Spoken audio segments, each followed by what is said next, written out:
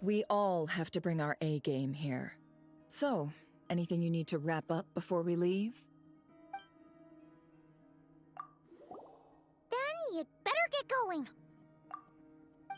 Very well.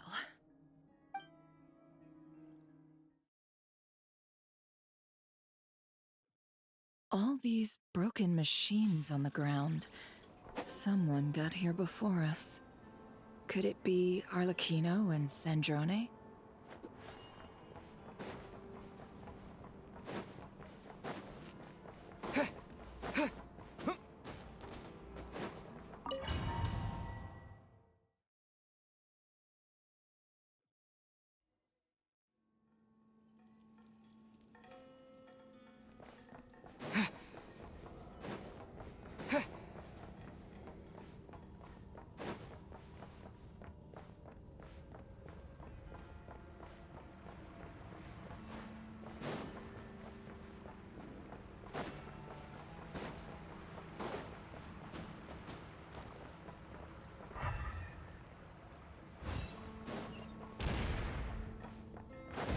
That's quite a welcome party.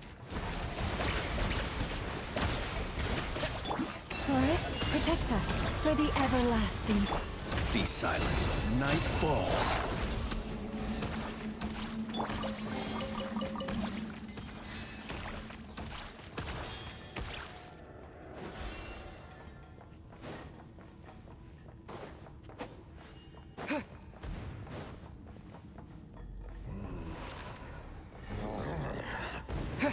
Water jet! It all adds up.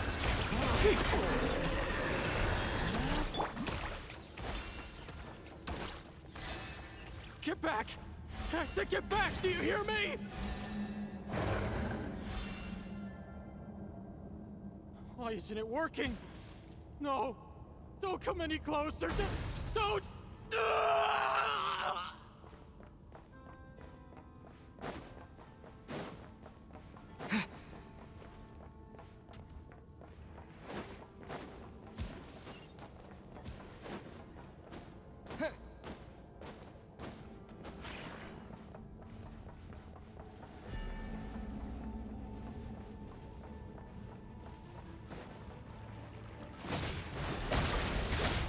Leave this place. Can't hide the truth. You poor souls. May your spirits find peace. Grab that key on the ground. We'll probably need it at some point.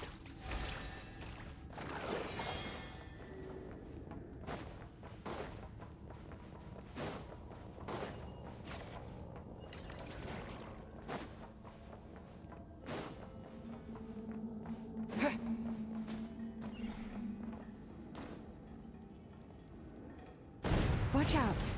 Ugh, there's no way through. Let's go around.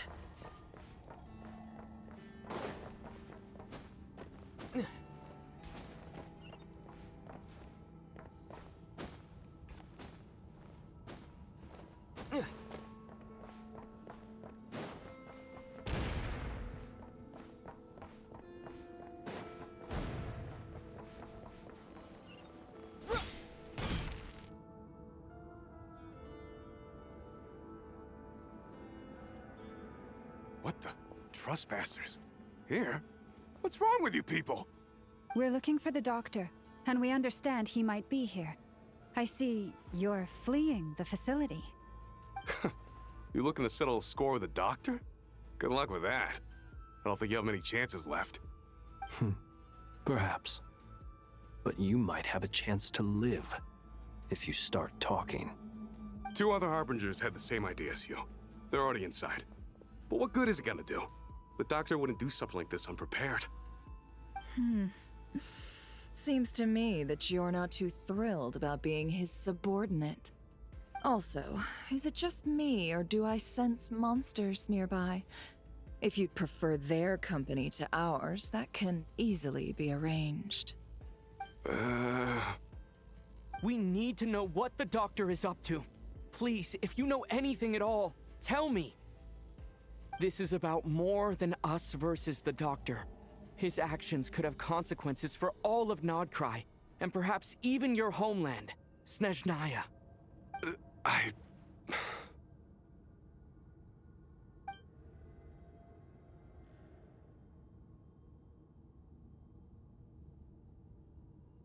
He's building something.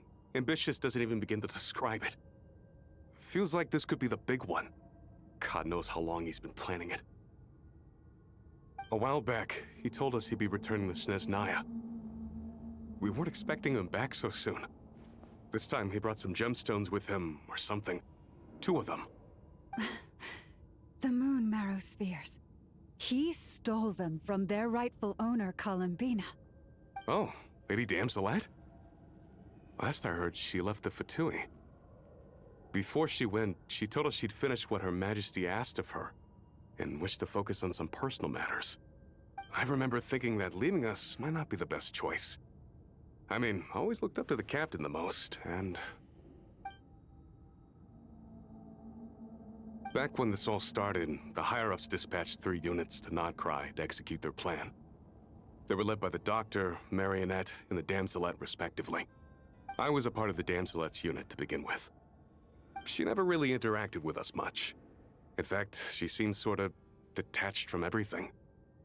Not because she was distracted, just felt like she was indifferent to the world around her. Like she had no stake in anything that happened.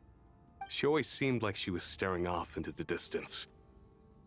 Almost as if she didn't see anything worth living for in the present, so she had to look further afield. That's right. She always used to stare up at the sky. The Doctor used to stand nearby and watch her.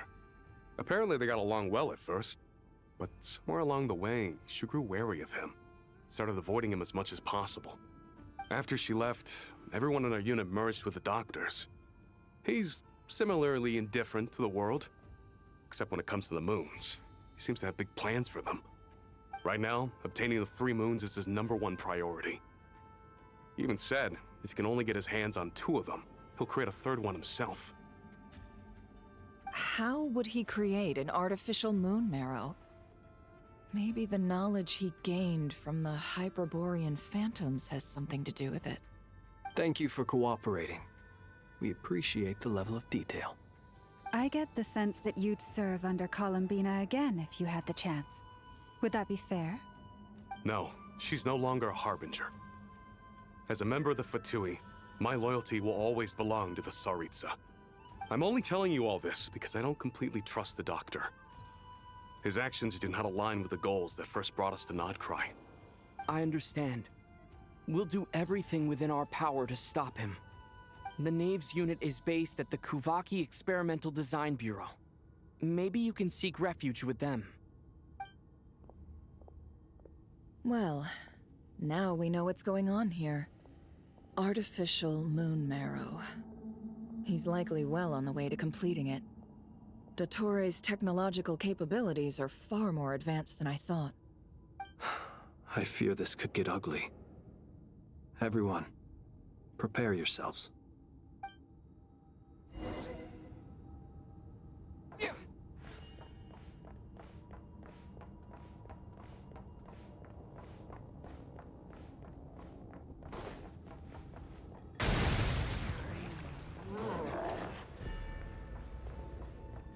Go! Yeah! By the frost moon of old. Observe. Night falls.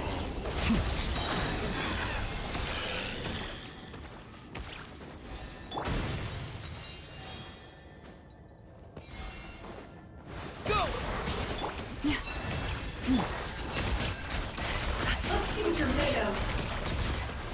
The mystery unravels.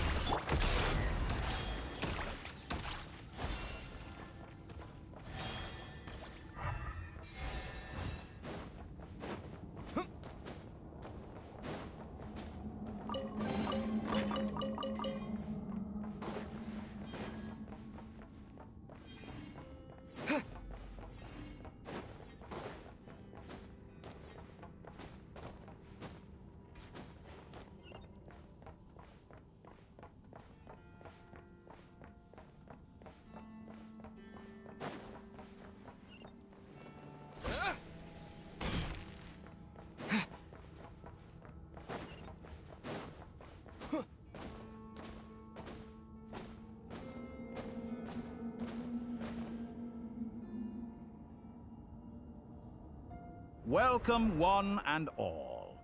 I've been expecting you. I hope my humble research facility is to your liking.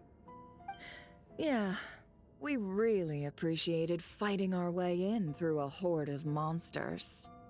The gall. You expect us to believe you've just been patiently waiting for us? Of course I have. Should I be worried about something? Everything seems to be going quite smoothly so far, and you've shown up right on schedule. First Sandrone and Arlecchino, now you. Ah, quite a surfeit of guests I've had today.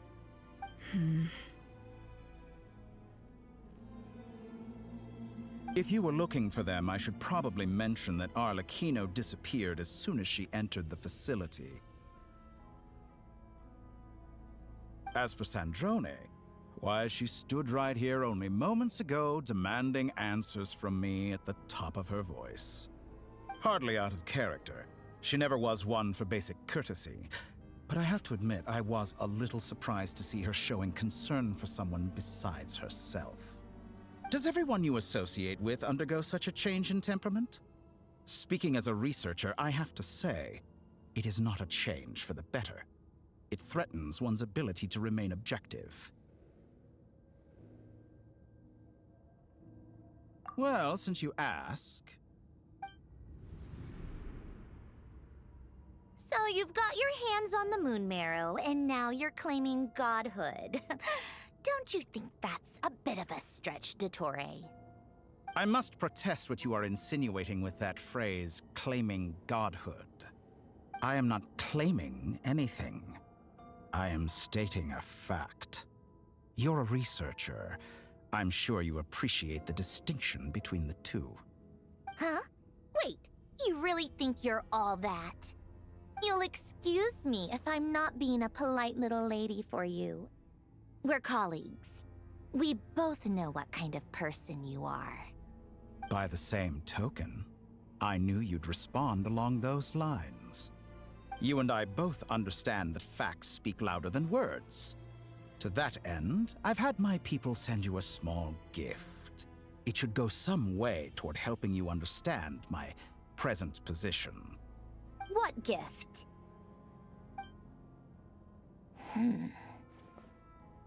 Where have all your troops gone? Who knows? Perhaps they are already marching toward a new world, following in the footsteps of an unknown god. As vulgar and arrogant as you may be, dear Sandrone, I have no intention of taking out my displeasure on your subordinates. They will enjoy equal rights to my own. You sent your people to the Experimental Design Bureau? That's the Tsaritsa's property. Yes, and I am very mindful of Her Majesty's instructions. But you know full well that they do not conflict with my present goals. In which case, all I'm doing is conducting another one of my experiments. Is there a problem with that? Now then, you have a judgment call to make. Am I simply lying to stall you? Or is it possible that every word I am saying is the truth? In which case, your subordinates really are in danger. So now you've turned on fellow Fatui soldiers. You're completely insane. I have set a new rule for myself. Each person gets one chance. Naturally, that includes you, Sandrone. If you wish to leave, I won't stop you. We are colleagues, after all. Scumbag!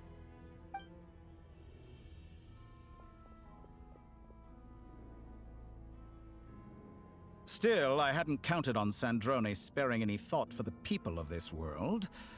Shame. I always found her self-centeredness to be one of her few better qualities. How can she ever hope to achieve greatness when she's so obsessed with protecting her little design bureau? It's more than a little disingenuous to speak of achieving greatness while taking hostages. Or does honor no longer mean anything to you? Honor? I have the marrow of 2 moons in my possession and will soon complete the construction of a 3rd. I will be the god of a new world. And you speak to me of honor? How charmingly naive. Those are sacred relics. You do not deserve them. In my view, many in this world do not deserve to be alive. And yet, I mercifully permit them to go on living, do I not? You'll come to regret your actions. Will I now? Let's see if you can make me.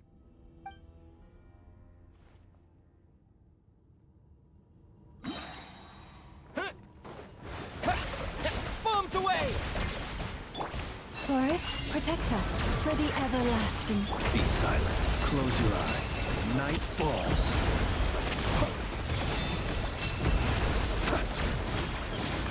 Be silent. To dust. Water jet! You poor lost. No more lies. Seek within. Target acquired. Let's see what you're made of. Is Water this jet! all it takes to tire? By the frost moon feel a of thing. old. How unfortunate.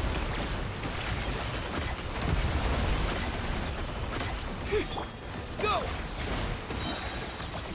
Arlecchino. Thanks for the assistance. Arlecchino. They see you as an ally. What a farce.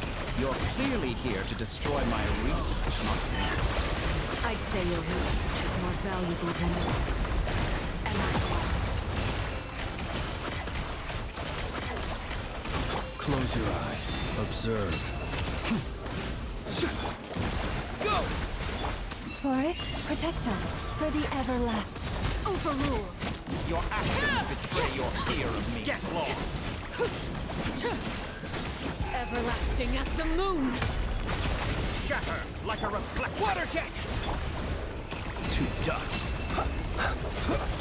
You poor lost land.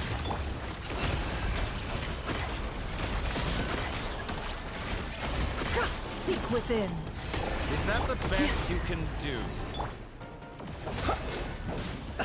Leave this place. By the frost moon. Water jet! Be silent. Observe. Playtime's over. The real experiment Close your eyes. begins Fear now. the dark. Observe. Night falls. Your actions betray your Bombs fear away! of me. An exact You poor practice. lost.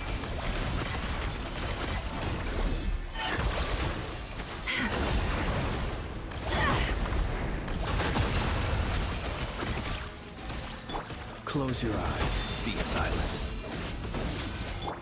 Water jet! Forest, protect. The Torah is too powerful with the artificial moon marrow in his arsenal. Fighting him is futile. Quickly.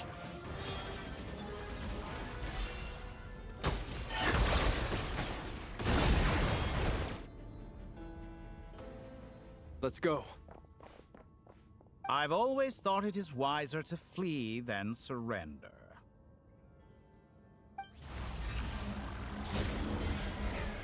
Watch out!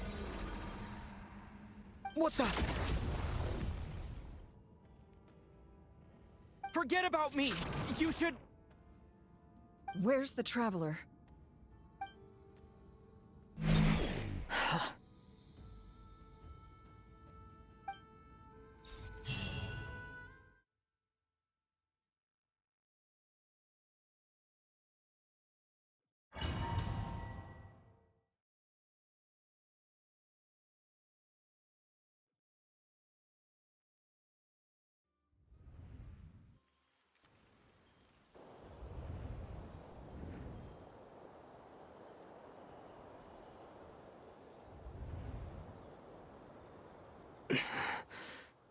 What just happened?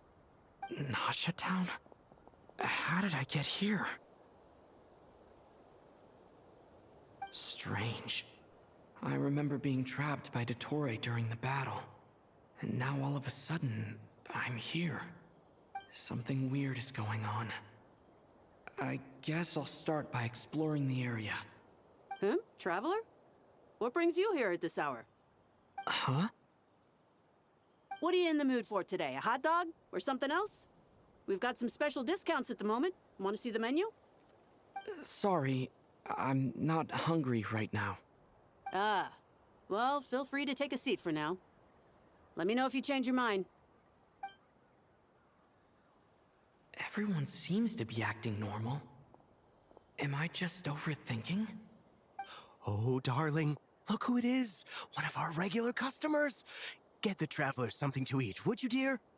Wait, why is he talking like that? Well, I'd love to, but can't serve a customer unless they order something. Anyway, I take it your business is wrapped up? Yes, thankfully. It was a long trip, and it's left me feeling pretty exhausted. But the upshot is, I won't have to leave again for a good while. We can have some quality time to ourselves.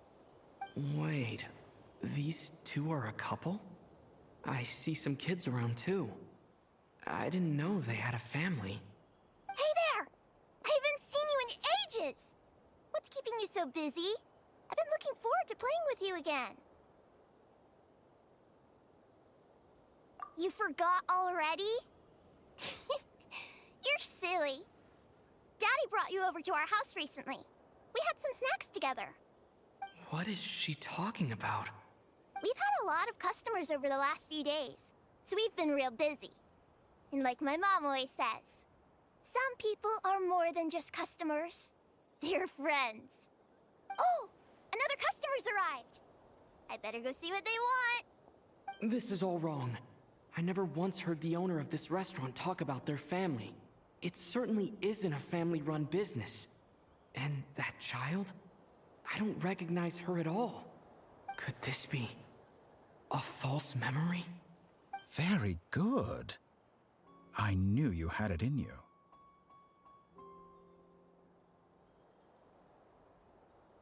Aren't you going to try the house special? When did he show up? No, none of this is real. You don't seem to like it here. That's fine. We can change venues.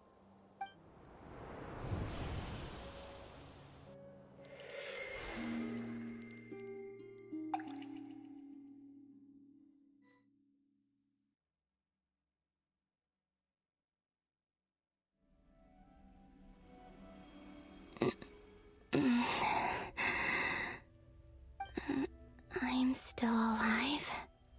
Where is this place?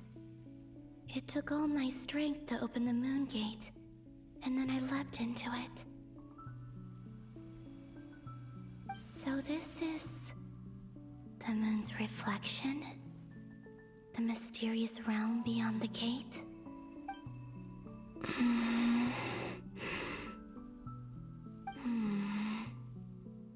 I can't sense anything. I guess I could try opening the gate once more.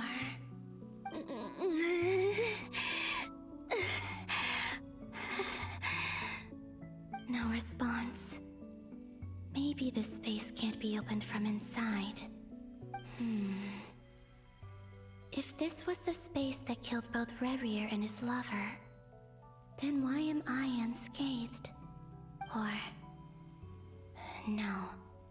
I'm not unscathed. Even the air here feels frozen in place. There is nothing here with which I can restore my power.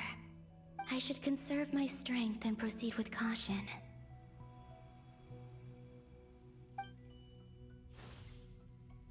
I don't believe Dotori's scheming will stop just because I escaped.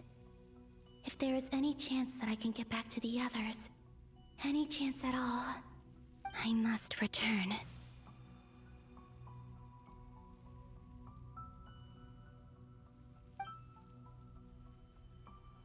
Emptiness. Silence. What is this place? Or maybe the real question is, what is it for?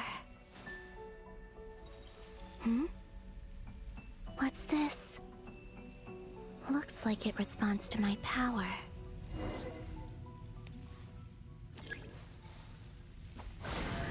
Golden. Like Kuvaki. Is it some sort of guide? And why does it feel so familiar? I might as well follow it.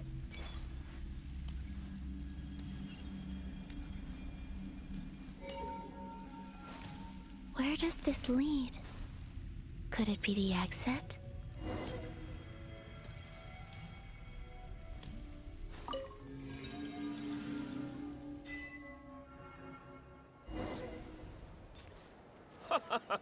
Welcome home, Moon Goddess. Is this Nasha Town? But isn't Moon Prayer Night over already?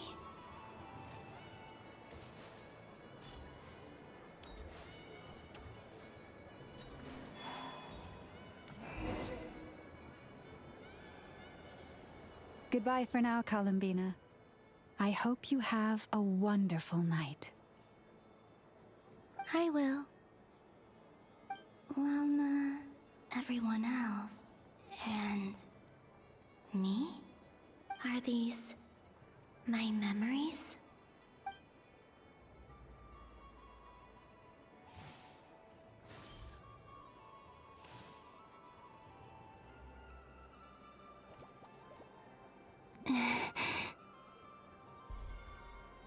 I can't touch them.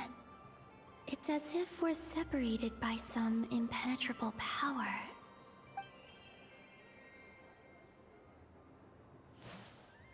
Over here! Over here!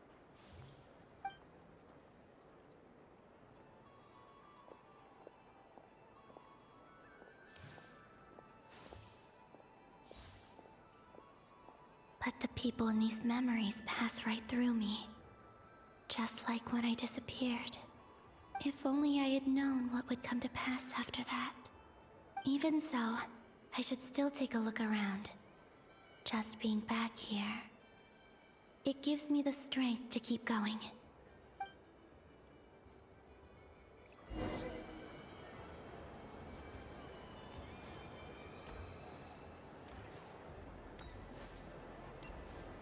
Welcome home, Moon Goddess. Oh, you're the genuine article. Alice was right.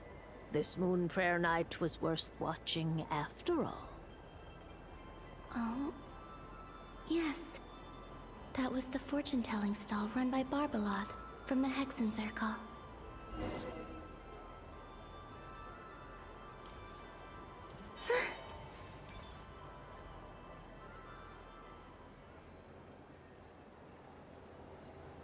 Please, draw the first lunar arcana.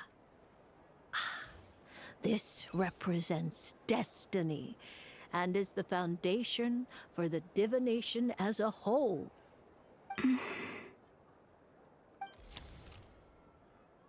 My destiny. I believe the card I drew was the moon. Now that I think about it, Barbeloth's divination was absolutely right. It's almost time to draw the last card. The one that represents the future.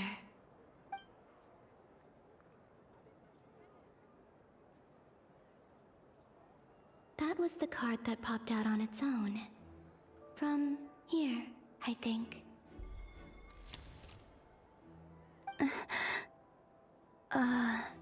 Kuvaki Pulse? What? Fascinating. I've never encountered this before in my role as a diviner. What's going on? Did that card leave the deck? Because of my influence? All I did was try to touch it, and then... Maybe this memory space is not untouchable after all. Are there weak points in the barrier? Or... is it possible that there's more to this space than my memories alone? This card is death. I need to get to the bottom of this. I'll try touching something else.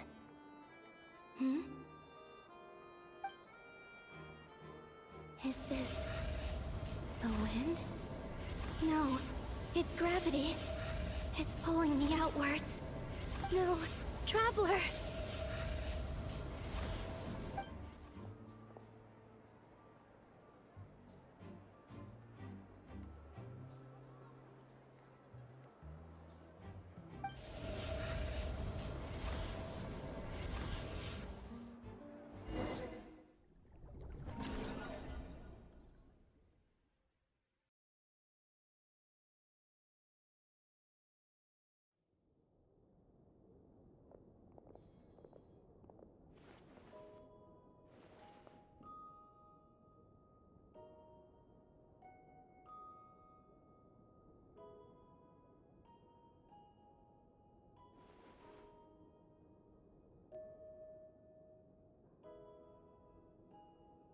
Paimon, listen to me. From the bottom of our hearts, we are so sorry. We completely understand how you must feel. The Traveler is trapped, and we all feel responsible for it. Don't say that! Paimon's not a little kid! You didn't leave him behind on purpose! There was nothing you could do! But... He's all alone in there! What if something happens to him? What are we gonna do then? We've barely spent any time apart since we met. Is he gonna... die? We must find a way to rescue him. We were all involved in the operation where he was captured, and we do not abandon our comrades. That being said, it won't be easy. Through conversation with the others on our return, we've arrived at a basic idea of what we're up against. Dottore lab has clearly been in operation for a lot longer than we realized. We found many monster samples stored there. In all likelihood, they were materials he used to research his latest technology. We also know that through his contact with the phantoms of Hyperborea, he gained knowledge about the moons and certain Hyperborean technologies. Using this knowledge, he then fashioned an artificial moon marrow to serve as a replacement for the frost moon beyond the sky. Unlike Columbina, Dottore is not being rejected by Tevat. And even with 2 of the 3 moon marrows, his power far exceeds all of ours combined. Once his 3rd moon marrow is complete, Dottore will have completely seized the authority of the 3 moons. Tevat's most primordial powers will then be in his grasp. Does that mean... I'm afraid so. No one could have predicted this level of insanity. Not even from Dottore. And unfortunately, his insanity is coupled with an intellect and ambition that not even his peers in the Fatui can match. This is dire. Sounds like the world is done for. The 3 moons' authority can influence the very fabric of time and space. I dare not imagine what a monster like him would do with that kind of power. The trouble's already begun, I'm afraid. On our way back, we discovered that part of Nodcry is being enveloped by an unknown energy. We cannot ascertain what is happening inside. I'm convinced this is Dottore's doing. Not that there's any way to prove it. The issue is, we have no idea what his intentions are. The only thing more frustrating than facing down evil is knowing that it will surely come, but not knowing when. The Doctor is guilty of numerous crimes in Mondstadt as well. One of our knights, well, former knights, his father was murdered by Dottore. His ideology and methodology are a danger to everything in his path, from individuals to entire nations. He does not feel guilt, even when he acts against his own people. He doesn't see them as his own people, that's why. People like him see everyone else as beneath them. Right. He views other people only in terms of how they can benefit him. That's the basis of all his social connections. Granted, he's hardly the only harbinger to pursue their own interests. We all do. And Her Majesty is gracious enough to permit it. Still, her mercy has its limits. Dottore's actions have gone beyond even what the Fatui could have imagined. Usurping divine authority to become a god. For a servant of the Tsaritsa, that goes beyond being disloyal. It's treason of the highest order. We can't expect him to heed the Tsaritsa's will once he gains the 3 moons' authority. Even we harbingers consider him the most self-interested among us. Poor Traveler. Of all the people to get caught by... We have to go save him right now! Please! We gotta find a way! Paimon, I promise you, we are with you all the way. I get how you feel. I do. But it's gonna take more than strong emotions to take down an enemy like Dottore. What we need now is more information. Right. We can't even guarantee he's still at his research center. Before we can think about mounting a rescue operation, we need to confirm the Traveler's location. I'll find a way. Paimon knows, but... scared. If anything happens to the Traveler, he might be the strongest person Paimon knows, but he's still human. He feels pain and bleeds just like anyone else. Then think things through before you stick your neck out. Unless you want to lose your head. Sandrone. Miss Sandrone, you're okay? Put the stuff over there, and be gentle with it. Am I okay? As you can see, I've had to move my whole livelihood out of the Experimental Design Bureau. It's been swallowed up by Dottoro's energy field. If I'd left it any longer, I probably would have gotten stuck there. Ugh, Dottore always goes a little loco when he finds a shiny new toy. Not that he'd ever admit that. But this time, he's gone full psycho.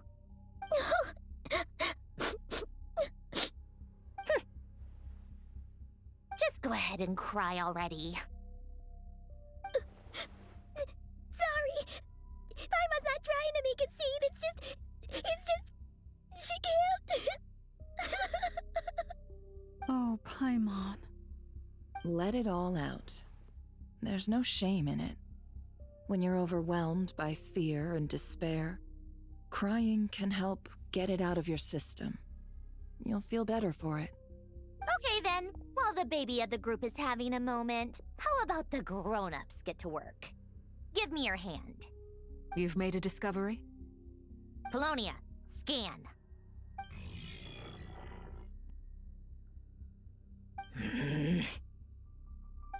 You, hand, now. Oh, I thought you'd never ask, my lady.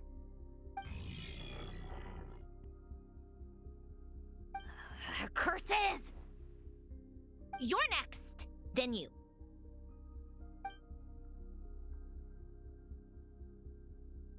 Dottore, you son of a... He's done something to us! Everyone who entered his research center has been implanted with some sort of curse. I don't feel anything unusual at the moment. Does that mean it hasn't activated yet? Is there a way to figure out its purpose and what might trigger it? My best guess is Dottore created it using the Moon Goddess's powers. 1 second, analyzing. Ugh! That friggin' maniac! So, what twisted game is he playing this time? The moment I analyzed the energy composition, some encrypted text appeared in my mind's eye. And when I deciphered it according to the Fatui standard encryption protocol, I got the following message. Feel free to run, or you will perish in nod cry. He's mocking us. Yep, he loves to toy with people. Only in this case, there might be more to it. But I didn't detect any murderous intent or malice either in the message or the curse's energy. As if this is him at his least malicious. Or perhaps all people are cowards in his eyes. Maybe he thinks the threat alone will be effective. What a despicable person. And he has the Traveler in his grasp. If I may, as unhinged as Dottore may be, he has always exercised great patience with the objects of his interest. I remember a comment he made when we first arrived in Nodcry. He said, "This world is, on the whole, an exceedingly dull place. But at least there are a few intriguing features, such as the gods, or the Traveler. Presumably, they interest him because they're unknown quantities. He wants to understand as much as he can about them." Agreed. The Traveler is Tevat's fourth descender. All Harbingers are aware of this. Since Dottore took such pains to capture the Traveler, he is unlikely to kill him right away. Okay, but we still have to do that rescue operation. Of course. I also think we need to read between the lines with Dottore's message. If he's encouraging us to run, that means we mustn't leave Nodcry under any circumstances. My guess is, his curse will only trigger if we leave.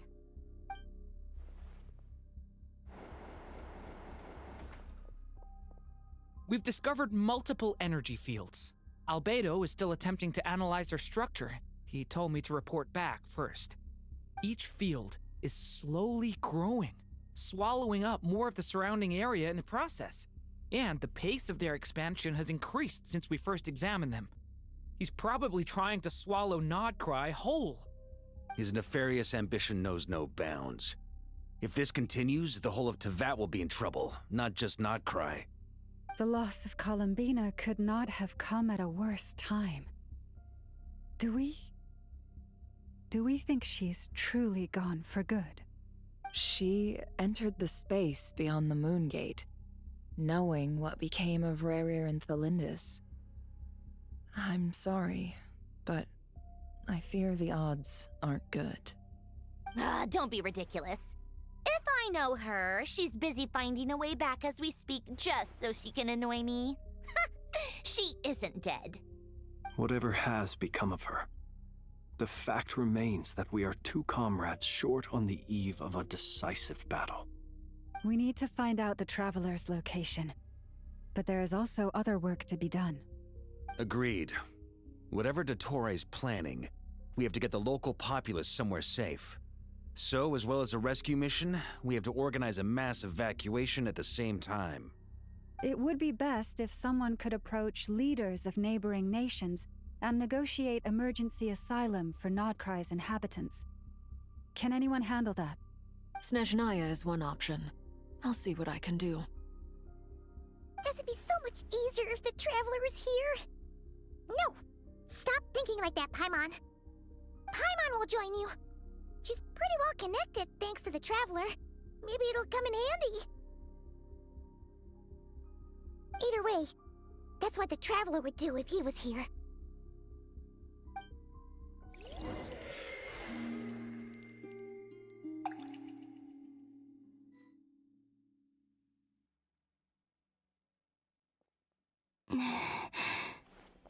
Back here again.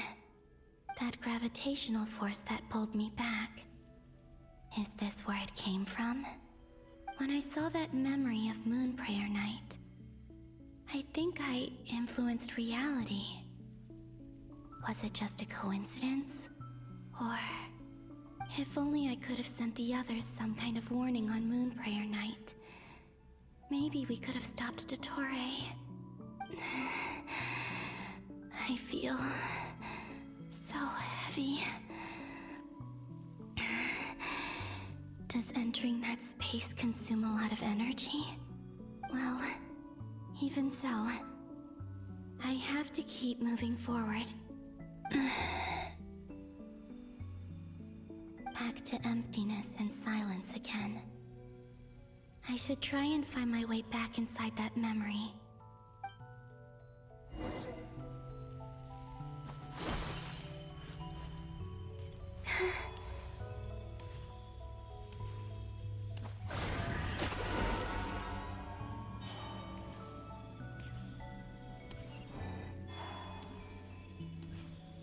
The entrance from last time isn't showing up. What am I missing?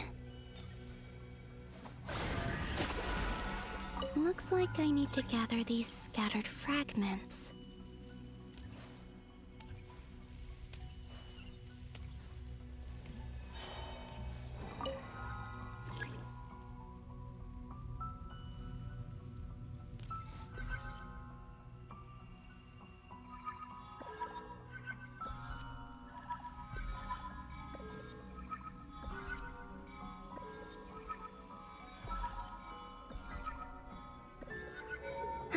It worked! Hopefully I can stay inside for a bit longer this time.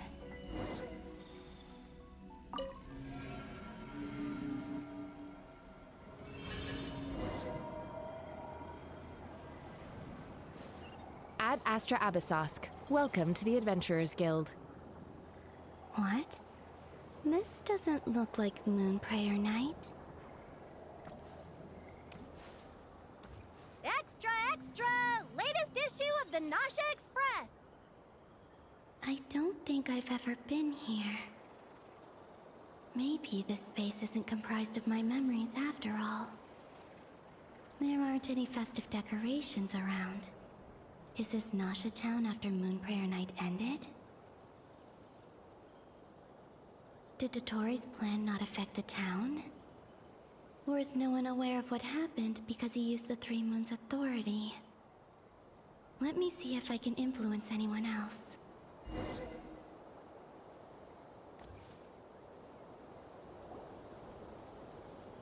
So, what do we do next? Wait, that voice. Paimon? The most important thing right now is to find that mage. Lauma the Traveler and Mr. Varga are here too. I'd better go pay the Fatui a visit. Traveler!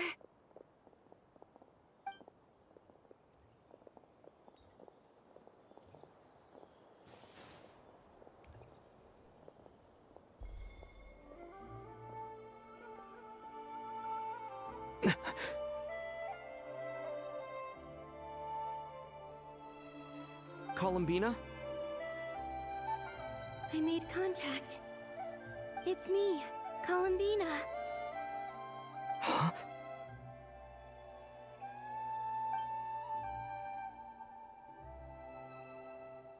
Traveler? Let's go! This is no time to be spacing out!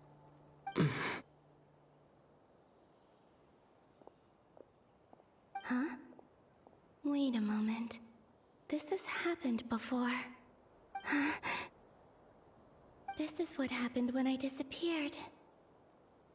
I stood right over there, thinking that no one would ever find me again. It was only when he called my name that I decided to follow them. But did he turn around because he sensed my touch just now? Is it really possible that from in here, I can change the past? If I keep following them, maybe... Huh? It's that gravity again.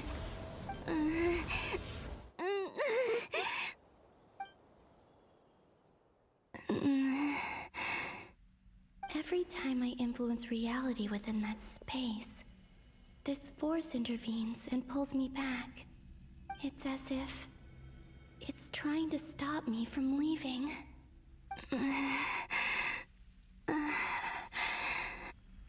I'm getting weaker and weaker.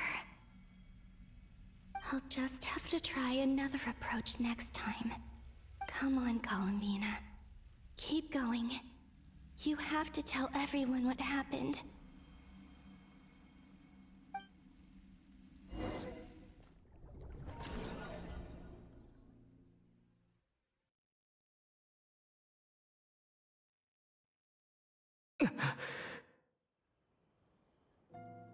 Suddenly, I've been plunged into darkness. Alone. It feels strange. As if something has grabbed hold of me. Is Dottore now powerful enough to interfere with space itself? Look at you, standing so still in total silence. I almost didn't recognize you. Hello there, traveler. He seems to be in a good mood. Wait, what's that behind him?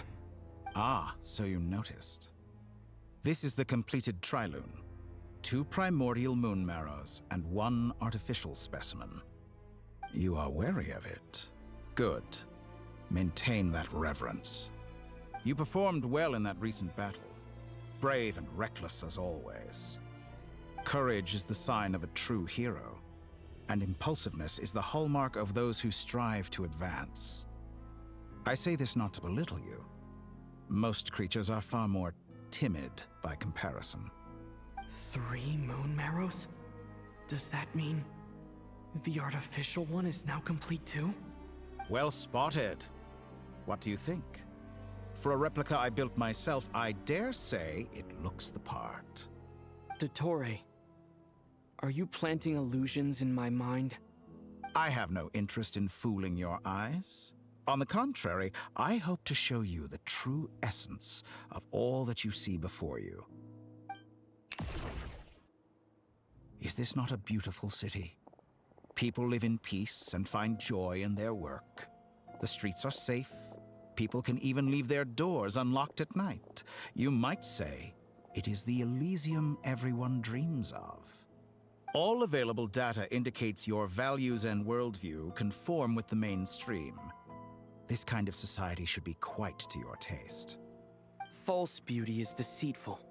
Lies are to no one's taste. I wonder, is it your moral standards that are too high? Or your expectations of reality? Answer me this. If someone existed in a sweet dream from the moment they were born, a dream in which they never once felt pain, which do you think they would consider superior? The dream or the reality? That's pure sophistry. It has nothing to do with your actions. As I suspected. You have yet to understand all of this for what it really is. What do you want from me? You sound impatient. Do you think the only reason I'm keeping you is because I want something from you? If it's not, then why haven't you killed me yet? No one can stop you if you're as powerful as a god. I'm delighted you recognize that fact. I believe we last squared off in Sumeru. Ah, the memories. How time flies. You and I have both grown. I'm not surprised that Arlecchino and Sandrone worked with you. You've always a way of slowly but surely ingratiating yourself with all levels of society. People laud you as a hero, but I suspect there's more to it than that. Oh, but to be clear, I don't say that to flatter you. Do you always give your opponent an appraisal before you deal the final blow? Call it a long-time habit. I'm a researcher, and one of my duties is to give an objective assessment of my subjects. But you misunderstand. We are not opponents. Not at this moment. I just want to talk. Think back to Tartaglia, Arlecchino, Capitano, Columbina, and now even Sandrone.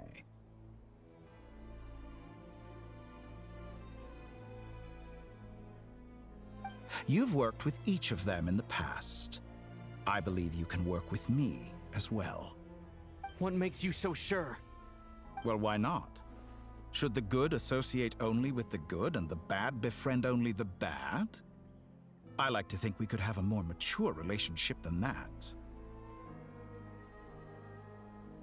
Surely you don't think all your relationships are grounded in friendship or shared ideals? People come together because it benefits them to do so. If you think of the people you admire, you must surely admit that they have provided some benefit to you. Morality, ambition, dreams. People have plenty of words to embellish the nature of their relationships. But once you break free from those ethical frameworks, you will see that the only thing connecting the two of you is mutual benefit. And that is what I'd like to talk to you about. We're finally getting into it. He's probably been planning to kidnap me for a long time now. But for what exactly? He has the authority of all three moons. I won't be able to gain the upper hand in a fight. Best if I pretend that I'm willing to negotiate for now. You say you're a god, but you also speak of mutual benefit. What could a god want that the three moons cannot provide? Excellent question. But before I answer, I would ask you the same thing. Gaining Columbina's allegiance was a rare and extraordinary feat. But the Moon Marrows are now in my hands, and I have the edge over her. For this artificial moon is not being rejected by Tevat. Her identity and lineage may have been a thing of glory in the old world, but they were also shackles that prevented her from ever integrating into Tevat. I, on the other hand, you may view me as a thief, but I have overcome that limitation. So what is it that the Three Moons cannot grant you? What stops you from negotiating with me to get what you want? I don't make deals with lying psychopaths. That's quite an accusation. Are you expecting me to get angry with you? Well, this is one aspect in which my personal growth has served me well. In the past, my less mature self might have been disappointed, perhaps even angry. over a small setback like this. Like when you and Lesser Lord Kusanali joined forces to oppose me, for example. But things are different now. Just as the rich do not quibble with the poor, I no longer find myself perturbed by these trivial affairs. Human relationships end with conflicts of emotions and interests. But relations between humans and gods are different. And ours is even more unique. I have ascended to the highest heights and laid claim to unprecedented horizons. And you were no ordinary person to begin with.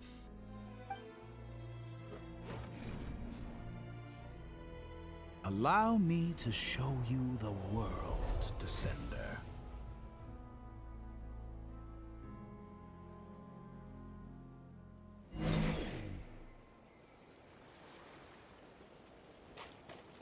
To stand, walk, jump, sit, and lie down.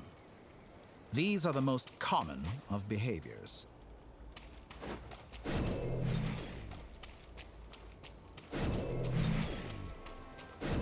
Have you ever wondered why we were born following such laws?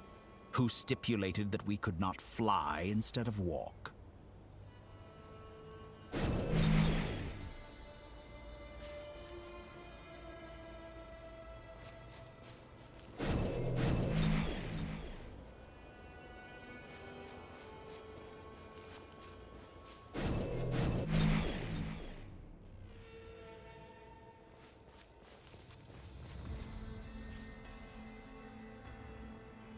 Someone of your talent and experience must surely know of the 4 great rulers who serve the heavenly principles.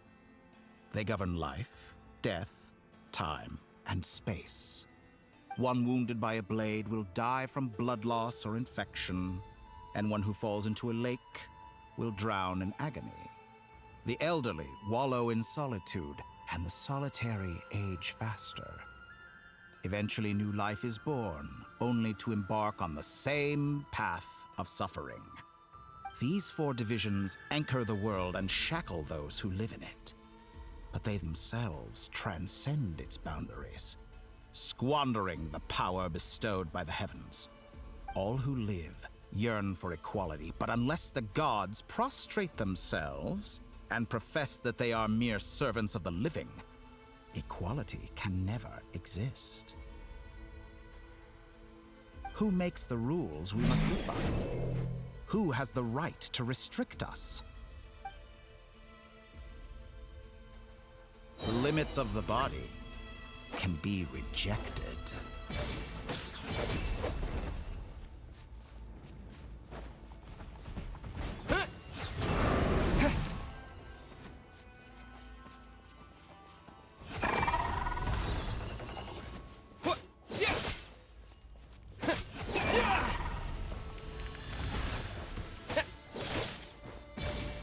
How does it feel to be among those with absolute power?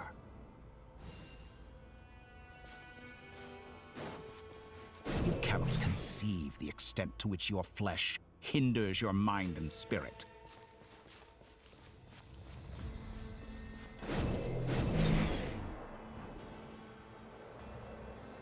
Only by discarding our useless, primitive eyes can we perceive a new world. How narrow-minded we all were in the past. Why should the final answer of the world not be the power that predates those of life, death, time, and space? The power of the Trilune. Through it, I have glimpsed new experimental possibilities. Nature suppressed, authority exiled, souls controlled.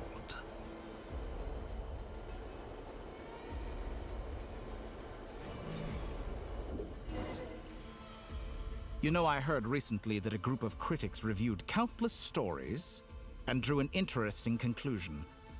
They found that it is more often than not the villains who strive tirelessly to push the boundaries of progress. In fact, long before this, someone voiced a similar idea in an academia editorial. I felt a great affinity with this perspective. I have never been afraid to step up and play the role of the villain. Fanatics are trampled down for their transgressions, and those who transcend are rebuked for their audacity. And so, the majority of creatures are too timid to follow my lead. But all sacrifices made during my experiments have been worthwhile, as you can now see. I can offer you something new, something unique, precisely because I am a villain. Think about it. We are eternally bound through mutual interest. Can you truly say you would never turn to malice if it could give you the life you dream of? After all, what value do perfection and purity really have? They are fragile and feeble things, utterly tedious. I say, better to be governed by a flawed humanity than a gnosis. The true seeker of knowledge is the villain who undergoes countless tribulations in pursuit of their goal. I'm sure many people have told you that you're different. Because I'm a descender? Exactly. Very clever. But what does that got to do with you? I do not conceal my wicked deeds, my selfish desires, or my greed. A true researcher must act as I do if they are to understand and speak of the truth. And yet, a knowledge seeker like myself will inevitably grow tired of studying Tevat beyond a point. You have traveled to all corners of the world and met many people. Along the way, there have been moments when you were misunderstood or even became a wanted criminal. And all the while, you have spent your days doing some of the most mundane jobs in the world. You fight and toil, claim minuscule rewards from my friend Pantalone, then you fight some more, winning some battles and losing others as your search goes on. And this cycle continues, with no end in sight. Surely you must sometimes grow weary of being stuck in this same loop day after day. We're completely different. I embrace everything that life throws at me. I am engaged in every step of my journey. How does that make us different? I too embrace what life brings, researching everything that interests me. Think of all the novel things I've managed to create, like the artificial moon marrow. Don't you see? As unique a specimen as she was, even Columbina is not irreplaceable. Take that back! She's gone because of your actions! I didn't say that to anger you.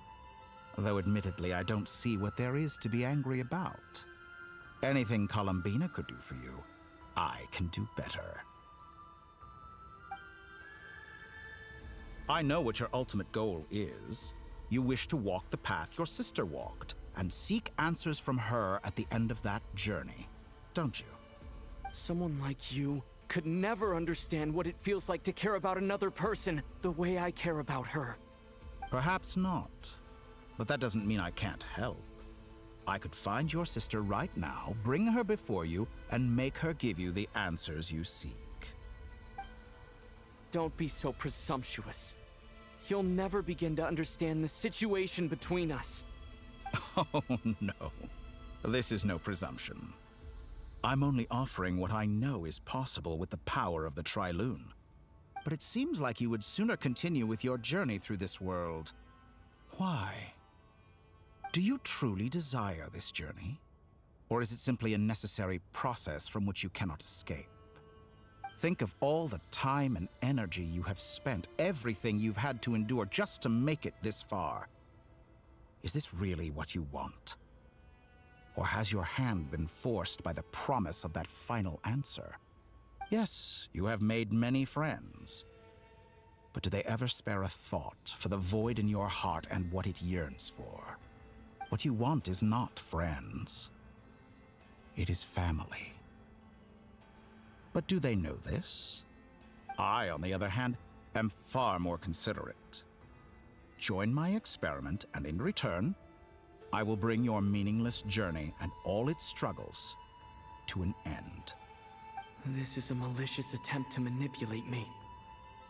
But at the same time, He's stating some very human truths.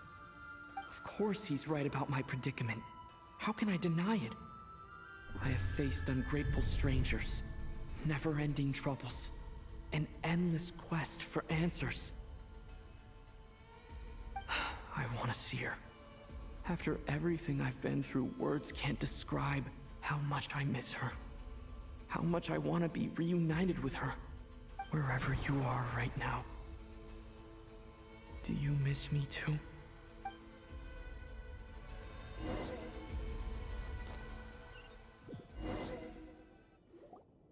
All right, everyone. Our next mission is clear. We need to contact all the major organizations, explain the situation to the public, and then begin the evacuation. The residents of Notcry are quite dispersed. The two most populated areas are the Southern Isles and Pyramida. Miss Lauma, I will leave Hisi Island and Nasha Town in your hands. I will liaise with the Fatui and Pyramida. Agreed. We will reach out to Natlan and Snezhnaya. Anyone found north of the Experimental Design Bureau should follow the Fatui to Snezhnaya. As for those dwelling south of that line, I will ask the Voynich Guild to help persuade them to leave. Then I, Mr. Varka, and the Frostmoon Scions will escort them to Natlan. The Voynich Guild has dealings with the Curatorium of Secrets. I will send them a letter vouching for your credibility. Yehoda, you should help Lauma. This is too big of a task for one person. My wish has come true. You're willingly lending me your most capable employee for the day. Well, good for you if all this only takes a day. Of course, if it takes any longer, I'll be charging a fee. Boss, wait! Don't I get a say in this? Oh, I'm sorry. Something to add, Yehoda? Well, no one's more important to me than you, boss. And remember how Lauma healed your eyes after that big battle? I think that's worth at least 2 or 3 days' work for the Frostmoon Scions. Are you completely incapable of acting in your own self-interest? Or do you simply devalue your own labor? Are you sure you don't want to come with us? Who will see to our other work if we're all busy evacuating residents? Sandrone insists that Columbina is still alive, and we have a traveler to rescue. There's much to be done. But boss, I'm just worried that... Well, Nefer, I'll link up with you once my tasks are complete. What makes you think I'd need you to do that? I'll need it. And considering the way you approach certain matters, I think you'll be better off with me present. That's quite enough. Just focus on your work first. I bet we're in for an uphill battle here. But we can help out too. Inefa and I are gonna help Nasha Town's residents carry their stuff. Loading schedule. Store essential local research data and technology samples, then escort the people to Natlan. Understood. I will execute this to the best of my abilities. Great stuff. Thank you, ladies. I've contacted the Lightkeepers. A colleague of mine will join us shortly. I will persuade them to conduct a thorough search of the region to ensure that no civilians get left behind. As for me, I guess I'll be making an early return to Sumeru. I think it's important that someone informs the Dendro Archon of what's going on in Notcry. Roger that. Someone should inform Mondstadt, too. Mr. Duran, can I trust you to handle that? I think you fly faster than any of us can run. As an added incentive, get there fast enough and I'll see about getting your gliding exam waived. Really? Ha! Mission accepted, sir. I intend to stay behind and help Miss Sandrone with her research. She has some alchemy-related questions that she'd like me to explore. She recognizes your expertise, then. I wish you a fruitful collaboration. Thank you. In truth, I was surprised to hear her express an interest in subject matter outside of machines. I believe she has been investigating some Fontanian technology recently. She made a point of bringing the relevant materials with her when she left the Experimental Design Bureau. She's sorting through everything in her room as we speak. I should mention that we have one other friend who isn't present. He hasn't made his position in all of this clear. But if we know anything about him, he's likely investigating on his own. Paimon's been very quiet today. But I know how close she and the Traveler are with the Natlanese. She should come with us to the border. Okay. Paimon will do her best. Make sure to heed Sandrone's warning. Many of us have been cursed by Dottore. As such, under no circumstances should anyone cross national borders. Remain within Nodcry. That aside, personally I have faith in Columbina. Things look grim, sure, but who knows how it'll play out. Same goes for rescuing the Traveler. Both of them are important allies and friends. We'll be counting on you to gather intel on them, Miss Nefer. Oh, wonderful. You're all here.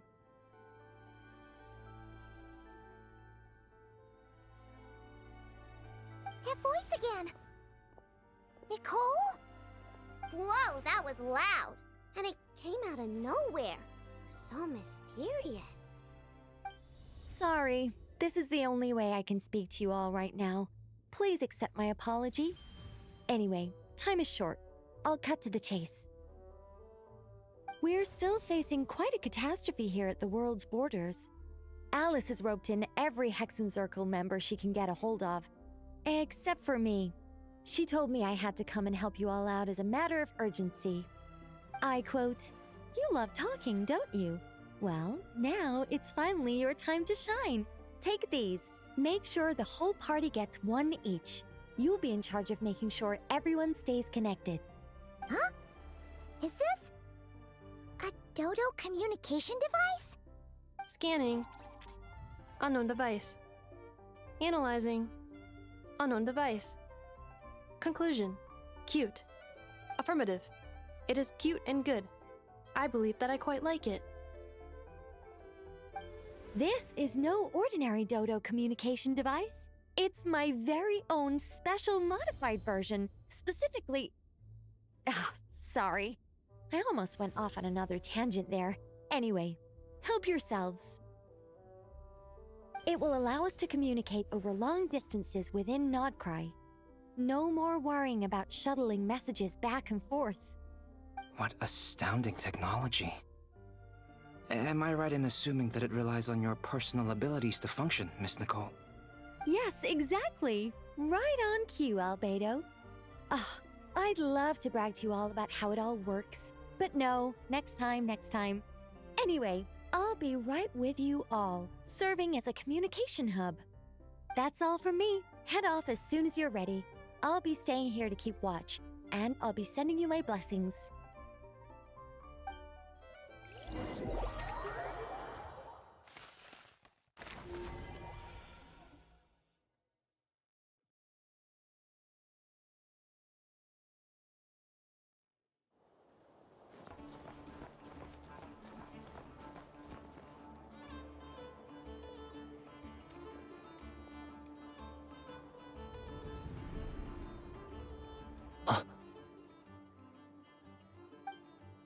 Ah, Sir Flint. Perfect timing. I just arrived myself. You are most considerate, Master Ilua.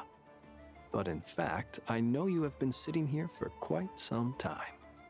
If you saw me, why didn't you say something?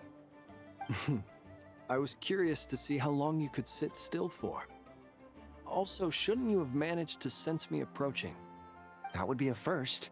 You always seem to appear out of thin air without making a peep. Also, how many times do I have to tell you not to address me as master? I don't qualify. I beg to differ. Why should a young man so well-versed in social graces as yourself not be worthy of that title? Please, Lord Flint's... Sir Flint's. I'm begging you, don't flatter me into complacency like you do with everyone else. You understand me better than most. My newest acquaintances tell me I love complimenting others. What do you think? I think they don't understand why you do it. You just love puffing people up till they're a big, happy ball of hot air that floats away into the sky. In all sincerity, I can only hope that they bring good tidings when they come back down to Earth. Is the situation that bad? We just held a strategy meeting. Let me fill you in.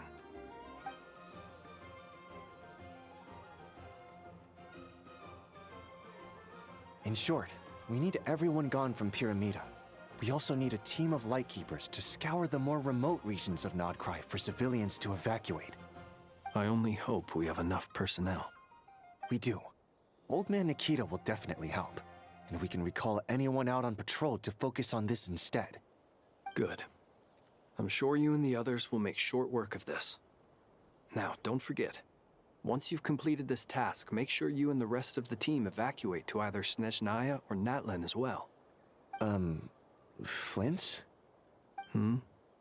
If you've got something to say, Master Ilua, why not guess what I'm thinking right now? You mentioned that you have something else to deal with later. How difficult is it going to be? I doubt it will be easy. I know you're a Lightkeeper, and it's your duty to protect others in times of crisis. But I have a feeling that you'll be walking into grave danger. However bad things have gotten in the past, Nodcry has never faced a mass evacuation before. But from the sounds of it, you don't intend to come with us. I don't mean to pry, and it's probably none of my business. But whatever it is you're intending, you don't have to go through with it, you know. I've been afflicted with some sort of curse, and I'm told it may well trigger if I set foot outside of Nodcry. As such, I cannot leave. I have to act, if for no other reason than to fight this curse. What? No. Why? Why would anyone want to curse you? There are plenty of people out there willing to trample over others in pursuit of their own goals. Frankly, Sir Flint, I am furious. You're making light of what is an incredibly serious situation. Indeed I am. And? And what? I told you, I'm furious about this. Nothing I can do about it, I'm afraid. Things happen, and we just have to deal with them. If you find yourself feeling angry, perhaps start by drinking a big glass of water. Hey, you mean you're completely unmoved by my anger? I'm devastated. Then allow me to express my sincerest regret. Come by the lighthouse sometime. We'll catch ourselves a few fish, have a little barbecue, play some cards, and bask in the sun.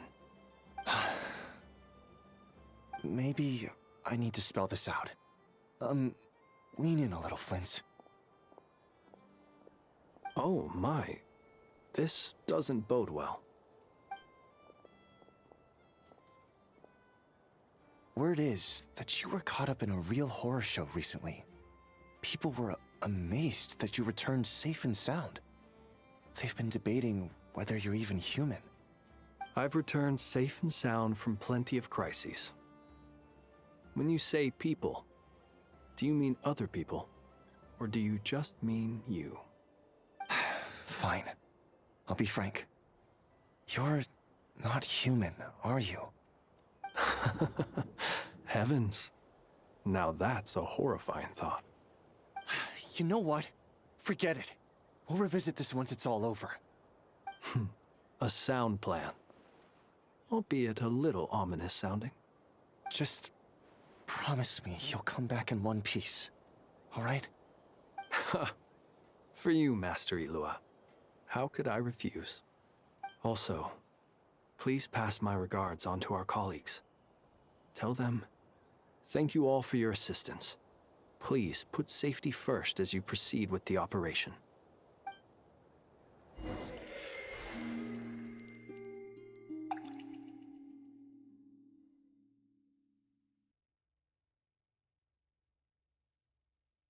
I have to keep searching for a path toward reality.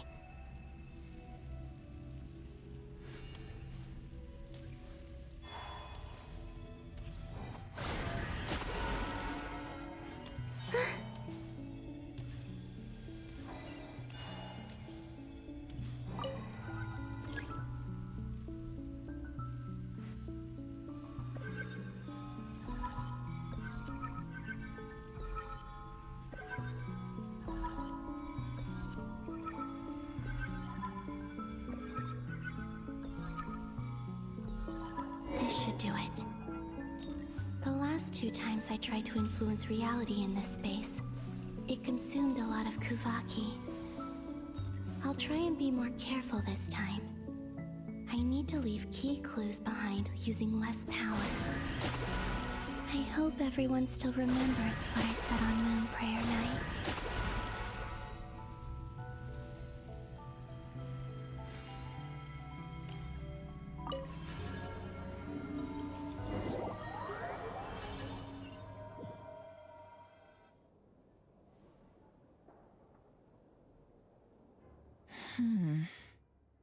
Nothing here either.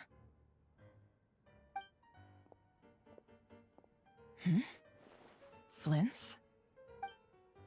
Ah, Miss Nefer. What are you doing here?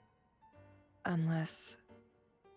I just spoke with Itlua about arrangements for the search and came for a walk nearby. As for you, why would... Huh.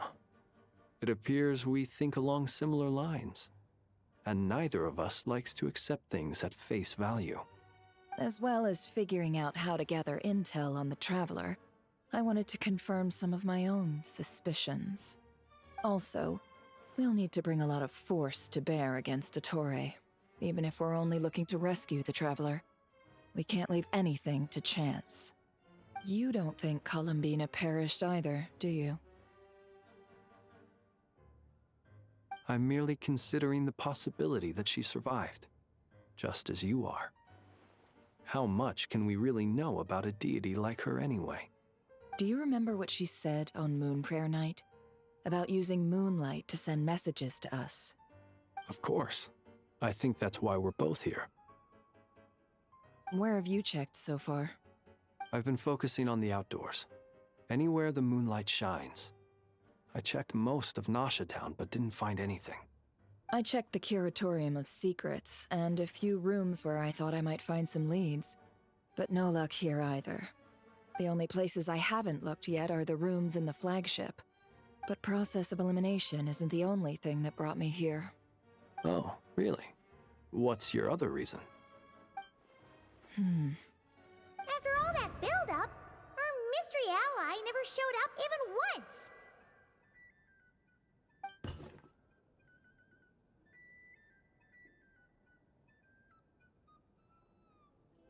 Huh? Am I imagining things?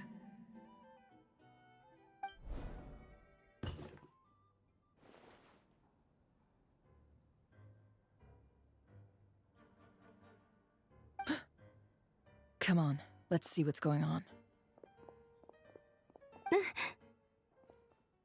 Oh no. I knocked over a vase as soon as I came in. It must have been caused by a Kuvaki fluctuation when I entered the space. Although, it seems like I'm not about to be pulled away this time. It looks like as long as I'm careful with my actions, it doesn't count as influencing reality. Anyway, is this the flagship? The Traveler mentioned that's where he was staying. I only went into the lobby last time, so I've never actually been here before. How does this space work?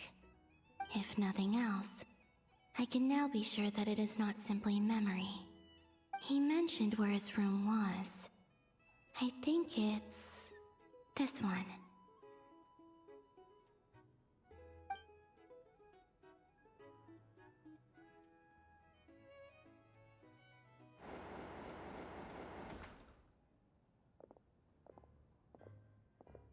The door is closed.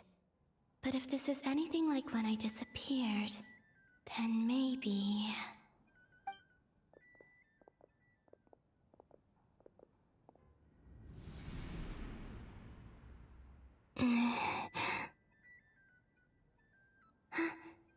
I'm in. He and Paimon aren't here at the moment. I hope he's okay. I wonder what happened to him after that battle with Dottore. Best not to dwell on that for now. I need to try and leave them some clues.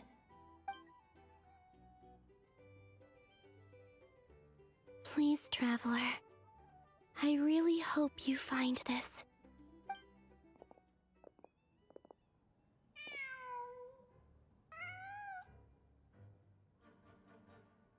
Huh. Just a cat. Nothing else here strikes me as noteworthy. Didn't you stay here for a couple of nights once? Before Rerir showed himself, yes. It's also where the Traveler and I first met. Did you notice anything unusual during your stay? I remember thinking how much noisier the flagship is at night compared to the graveyard. Other than that, no. The Traveler and Paimon were most congenial neighbors. This is where they've been staying, yes? Over here? That's right. I wouldn't usually condone breaking and entering, but we can make it up to them later. Focus now. I have to write a message on the wall using Kuvaki, just like I said on Moon Prayer Night. Simply open your windows on nights when the moon shines bright, and the moonlight will naturally flow towards the words I have written. Here goes. I'll need to carefully control my strength.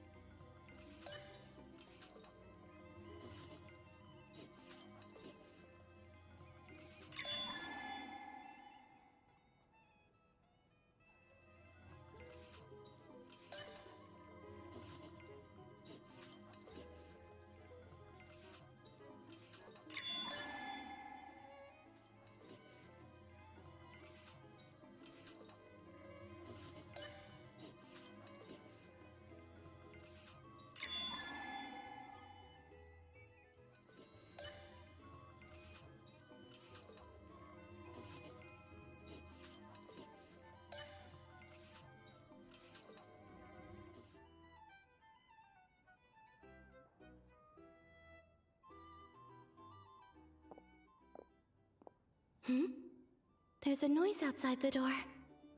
Is he back?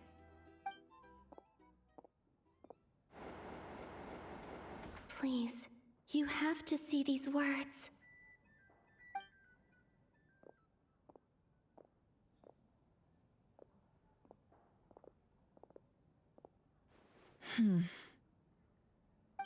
Well, do you sense anything?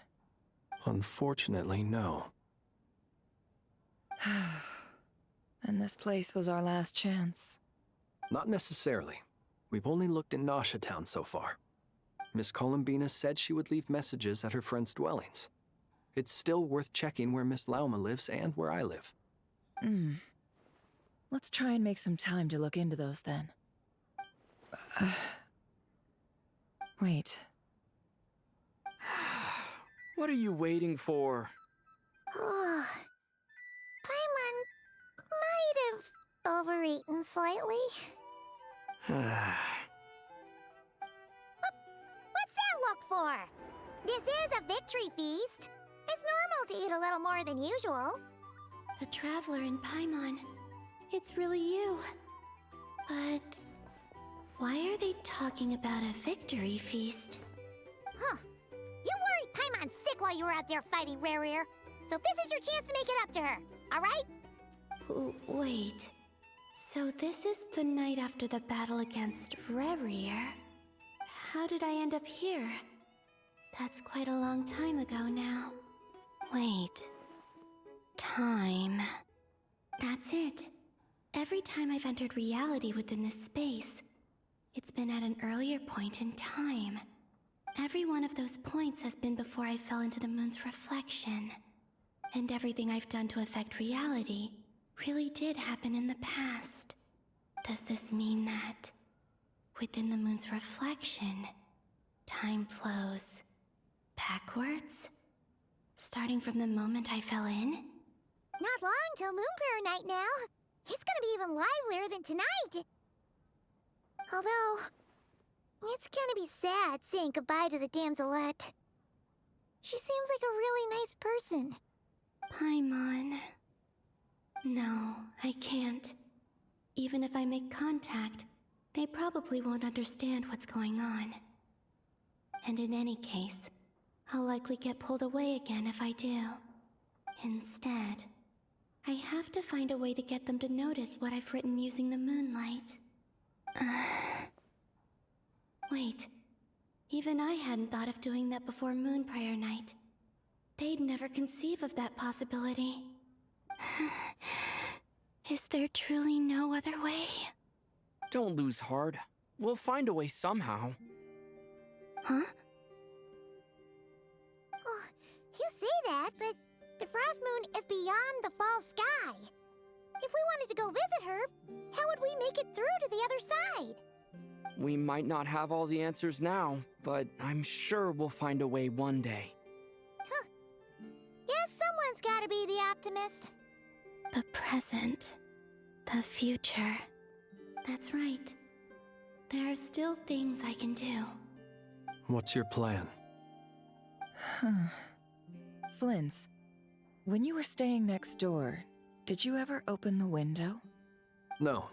The rooms here are dark and damp, and there's such a buildup of dust on the windows that the moonlight can't even get in. I didn't think it was worth the trouble. The moonlight? I think I see where you're going. One moment. I'll see if the owner is available. Don't bother. Time is of the essence.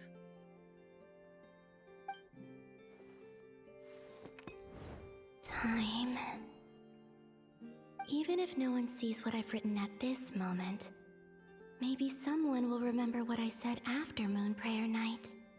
I need to write down as much information as I can. And maybe one day...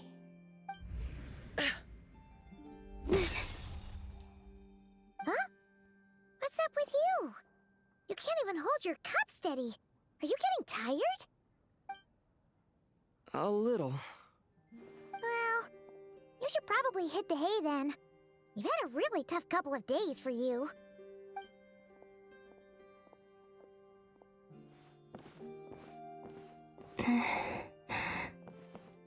You truly have.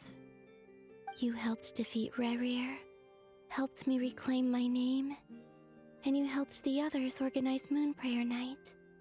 Wherever you are right now, I'm sure you're still fighting against the injustices of fate. This is all I can leave for them. How I wish I could stay here. But it's time for me to go. I hope to see you again in the next time. And if the opportunity presents itself. I will surely return to your side. Huh. Columbina. She's alive. Not only that, but she's left us an entire wall's worth of clues. She even wrote down what would happen on Moon Prayer Night. It's just a shame we found it too late. I am here. Time in this place flows backwards. I am constantly moving forward. It sounds like she's found a way to influence the past using Kuvaki. But her future is our past. So, these words have been here ever since we defeated the Reikir of Solnari. We just never discovered them. Which came first, the chicken or the egg? Do you ever mull over questions like that? Only when I'm in a good mood, and at leisure. Well, I never do. Everything that has happened already belongs to the realm of fact. As a business person, and especially an intel broker, what I do is extrapolate from those facts to try and read the future. An admirable philosophy. It's a means of survival. Let's go. We have a wall's worth of clues to share with the others.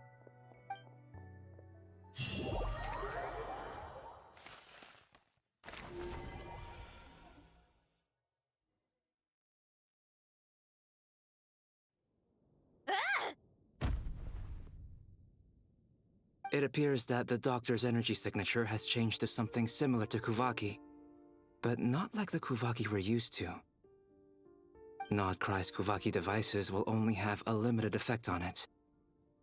I can see why you've chosen to place your hopes in alchemy instead. Also, I must say these books are rather profound. My subordinates just shipped them in from Fontaine. Some of them are from the Narcissenkreuz Ordo. Some are incident reports from Petrichor, and then there's a few test reports for these junk machines. Additionally, after some further scanning, I've discovered something extremely annoying. What's that? Tevat's skies contain multiple moons. A long time ago, when I did my first scan, I detected 3, just as the legends say. But when I checked again just now, I detected 4 moons. So there's one extra? Yeah. Originally, I thought that if I could still find 3 moons, that would at least mean Columbina's still alive. But then it occurred to me that apart from the Frost Moon, Tevat's moons are just husks. And husks surely shouldn't show up in the scan, since they're not alive. It's weird, isn't it? If we can't even distinguish between a dead and a living moon, how are we supposed to know whether a moon goddess is still alive? Or does this mean that the moon marrows are equivalent to the moons themselves? It's certainly possible. In which case, the 4th moon you detected may be Dottore artificial creation. So he wasn't bluffing. He really built his own moon marrow. Ugh! I'm so mad right now! It's easy to get overwhelmed when you have too much on your plate. Maybe you need to relax. Perhaps try going for a walk. Or simply take a few deep breaths.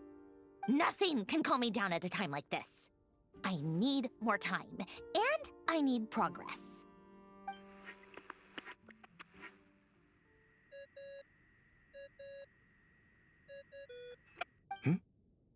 It's Mr. Flynn's. I really hate that ringing tone. Ugh. First the 4 orthants of the Narcissenkreuz, then moon marrows. Now what? Oh, sorry if we're disturbing you. Might I ask what's troubling you? What do you want? We're busy. Are you still at the Curatorium of Secrets? Yeah. Look, everyone else is still out, so there's no hurry. Plus, I'm busy, so I would appreciate if you gave me some space. Even though we have crucial intel to share? Fine, I'm listening. Do you intend to share it via the Dodo communication device? Ordinarily I would, but this is a unique situation. I think it's best that we discuss it in person. See you at the Curatorium.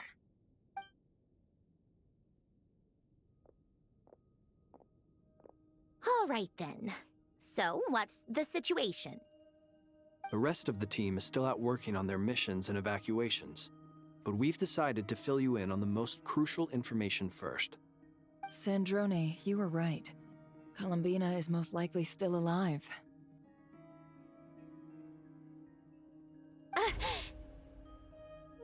That's the best news we've received in a while, by a long way.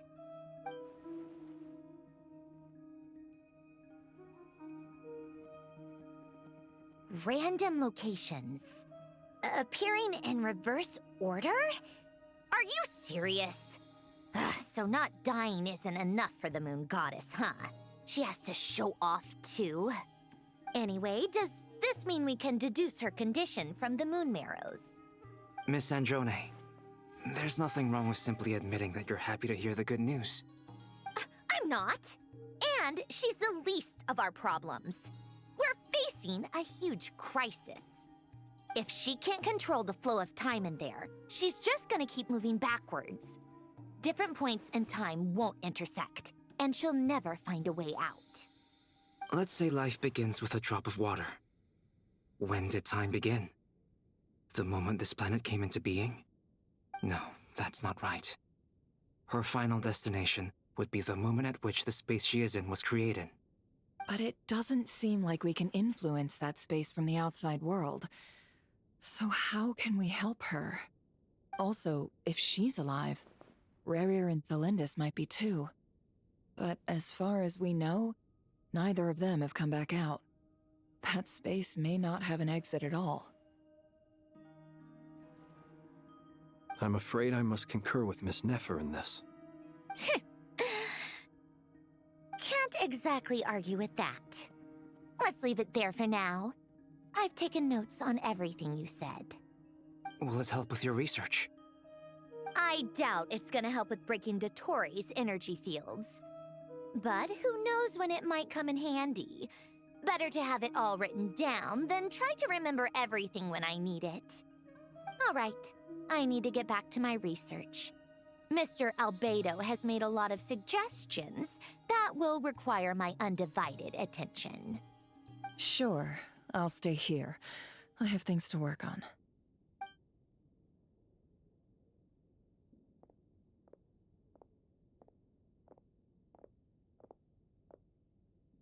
Paimon, are you there? Oh, right. She went with Varka to Natlan, didn't she? Good thing we've moved her and the Traveler's luggage in here. Speaking of the Traveler, where could they be? There's a note from Paimon. Paimon here. Not in at the moment, but if anyone needs to borrow her stuff or the Travelers, go ahead and help yourself. Paimon won't be mad. Also, Traveler, if you get back before Paimon, make sure to get some rest. Paimon misses you a lot, but put your health first, all right? How sweet. Well, since you offered, Paimon, don't mind if I do. This is the Traveler and Paimon's luggage. All the items they use day to day are here. It's well organized. I wonder which of them is responsible for that. What do we have here?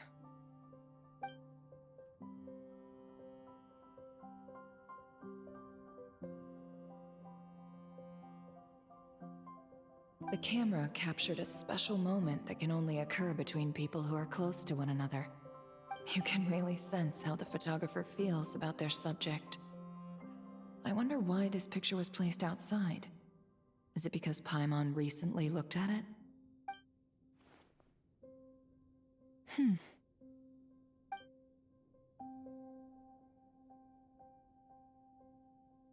This must belong to the Traveler. Perfect. I'll use this. Hang in there. We'll find you.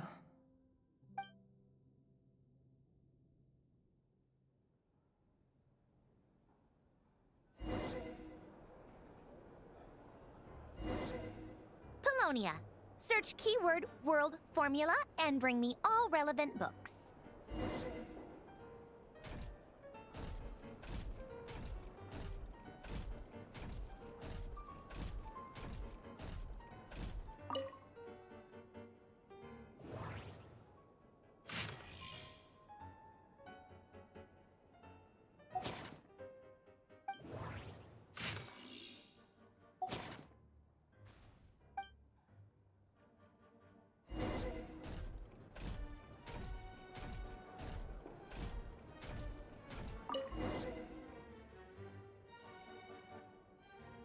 Let's see. This one is Ontonki's sermon dictation concerning the apocalypse.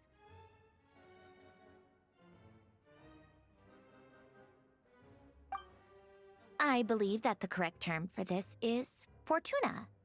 This was an ancient Romorian technology, a wisdom unparalleled. I never imagined that Romorian ideas would be so similar to the diagram I have named, the world formula. This is strong evidence that human civilization should gradually shed possibilities as it continues to explore and evolve. The end of humankind may well be upon us right now. The sparks of civilization shall run out, unless we consider introducing variables from outside the system. Variables. Surely that can only mean one thing. Descenders?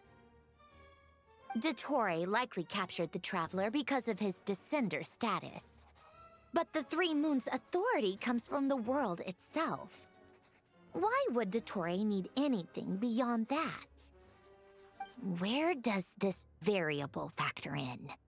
The world formula calculates the fate of an entire world. Introducing a variable would therefore give us...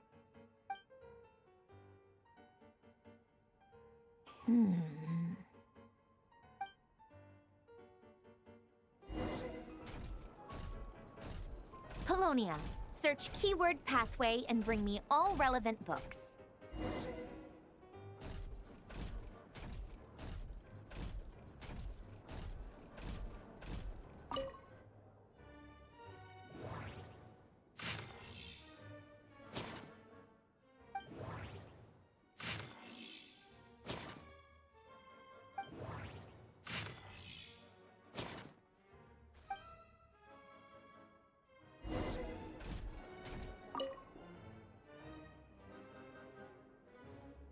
Otonki Sermon Dictation. Explications on the Chemical Marriage. These titles are pretty esoteric. Observe and compute the pathway displayed in the guidance diagram. Deconstructing and reversing its effects could generate potential ideas. So, it's one of Renee's draft lectures. Deconstructing the pathway. I suppose that could lead to a breakthrough.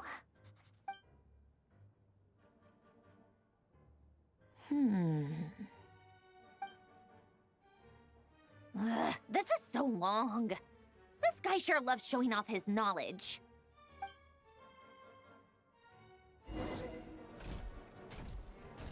Polonia, search keyword tree model and bring me all relevant books.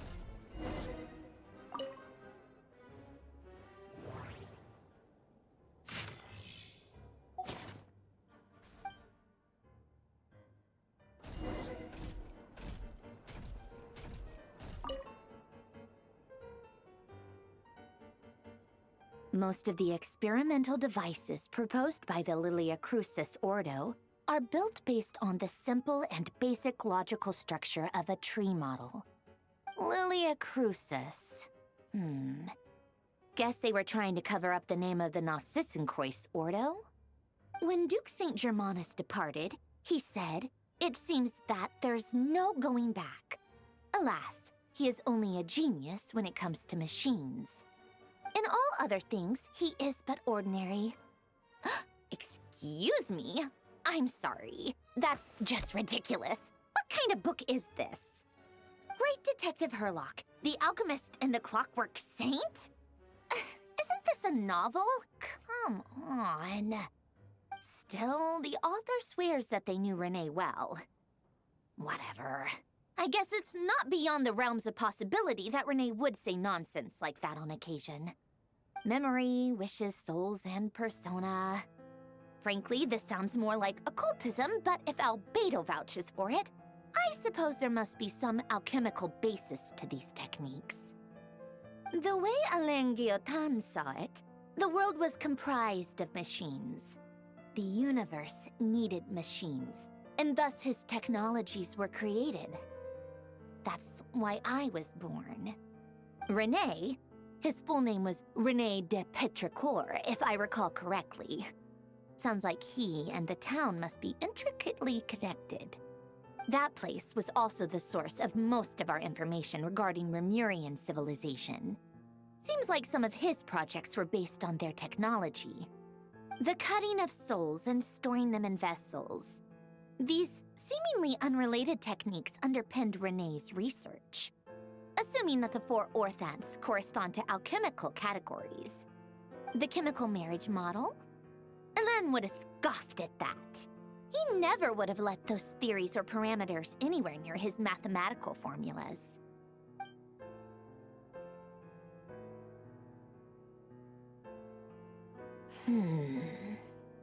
What was Alain's view on René? I know he mentioned the name, albeit very rarely. Oh, now I remember. Alain's old notes are here too. They mentioned René once. Renee seemed most out of sorts when he spoke to me. A lack of sweet foods has dulled his mind, I should think. Either way, his words are not to be believed. Yep, that sounds like Hélène. My subordinates actually did a half-decent job digging out all these materials. Makes a change. Good for them. Some of Hélène's old files are completely consistent with these records. He must have gotten them from the Tower of Gestalt. I never knew he got his hands on Renee's records that early. Heh, he may have kept them, but he never even attempted to use them. Didn't believe a word they said. Come to think of it, Renee's world formula was filled with calculations of constants. That shows he believed that the fate of the world to be predetermined. As for Hélène... it's been too long. I forget what he said. What would he have said? A guy like him, fervent believer in machines, but not headstrong enough. The world can be changed. It is worth persevering. Yes, that's how he used to think at least. He created that procedure to save this world. Yet the scale of the world's fate proved too enormous. The result was beyond his ability to calculate. He died having never seen the outcome. And there I was, left behind in the ashes of his dreams. Did you really never take a close look at Renee's research? Or did you read it but deem his philosophy incompatible with your model? The very thought of trying to incorporate his ideas probably made you feel sick to the stomach. Well, don't worry, because there's a whole new category of lunatic in town. Next to Dottore, every other madman looks sane. You once asked me what I wished for. Should have asked him instead. He's the one pining for things you'd sooner die than witness.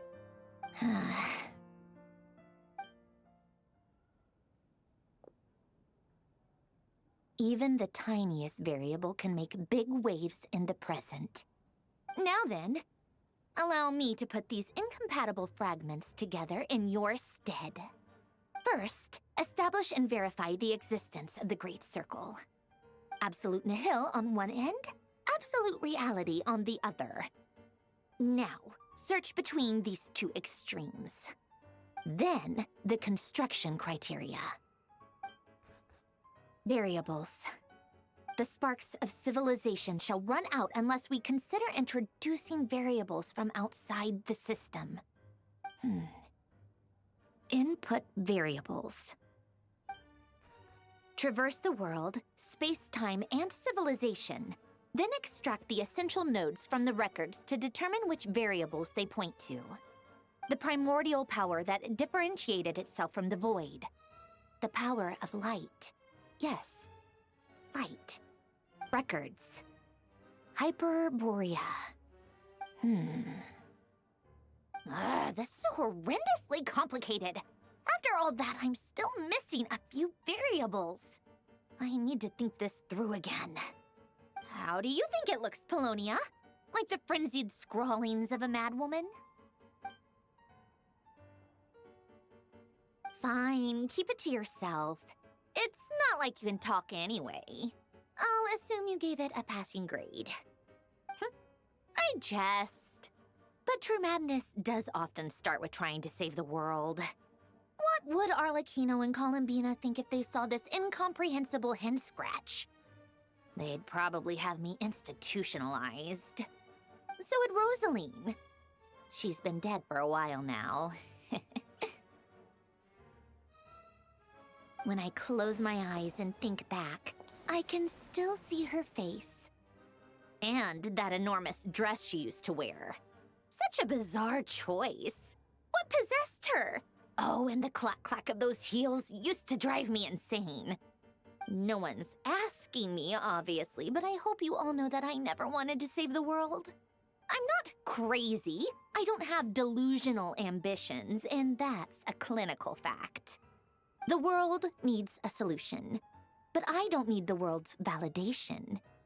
It's the world begging me for answers, not the other way around.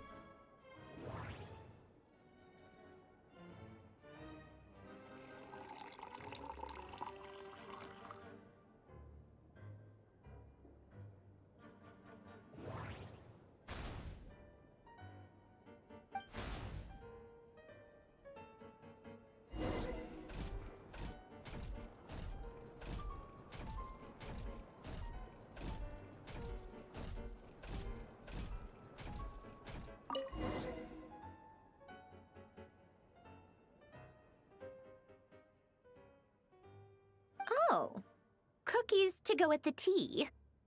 Let's see. They must be from that person who brought those documents. I see they're from Hotel de Boer. Something's written on the box. We are proud to present this homage to the Fortress of Meropede's fun-filled mill collection system. Fortune cookies! Have a lucky start to your day. Sounds like a dumb gimmick to me. Be early to bed and early to rise. Get plenty of sun and drink plenty of water. Then things will surely go well for you. What? Are you kidding me? Somehow I doubt that an early night and a glass of water is magically gonna save a world on the brink of existential peril.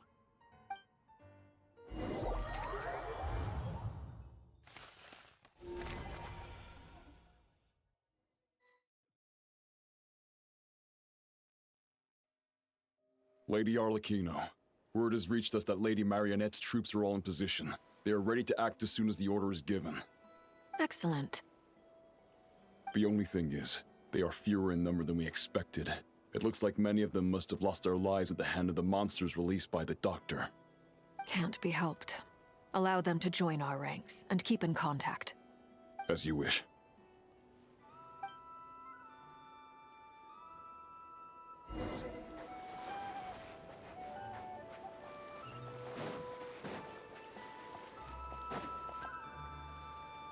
It's been a while, Arlecchino. You look well.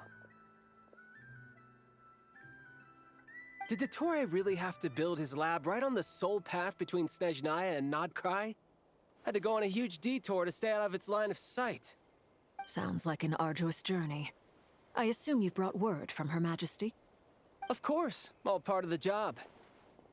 Firstly, the Tsaritsa has authorized Fatui Internal Affairs to review Dottore's case.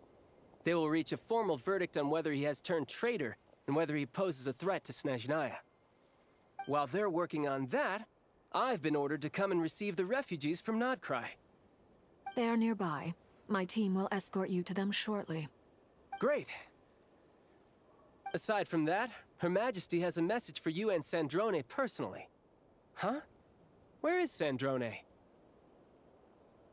She stayed behind to work since I was making the trip anyway. It seemed sensible to have one person on standby at base while the other came out to meet you. All right, guess that's just how she rolls. In that case, tell her that the Tsaritsa's decree this time is pretty awesome sounding. I think she'll like this one. Still, I wonder what... Wait, what's that? Did one of our troops turn into a monster? Take him out.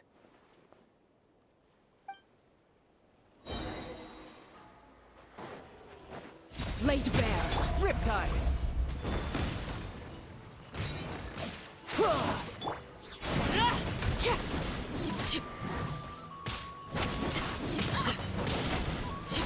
You've gotten stronger, Arlecchino. Nice. Stop that right now. I appreciate the praise, but I am not fighting you today. I knew it.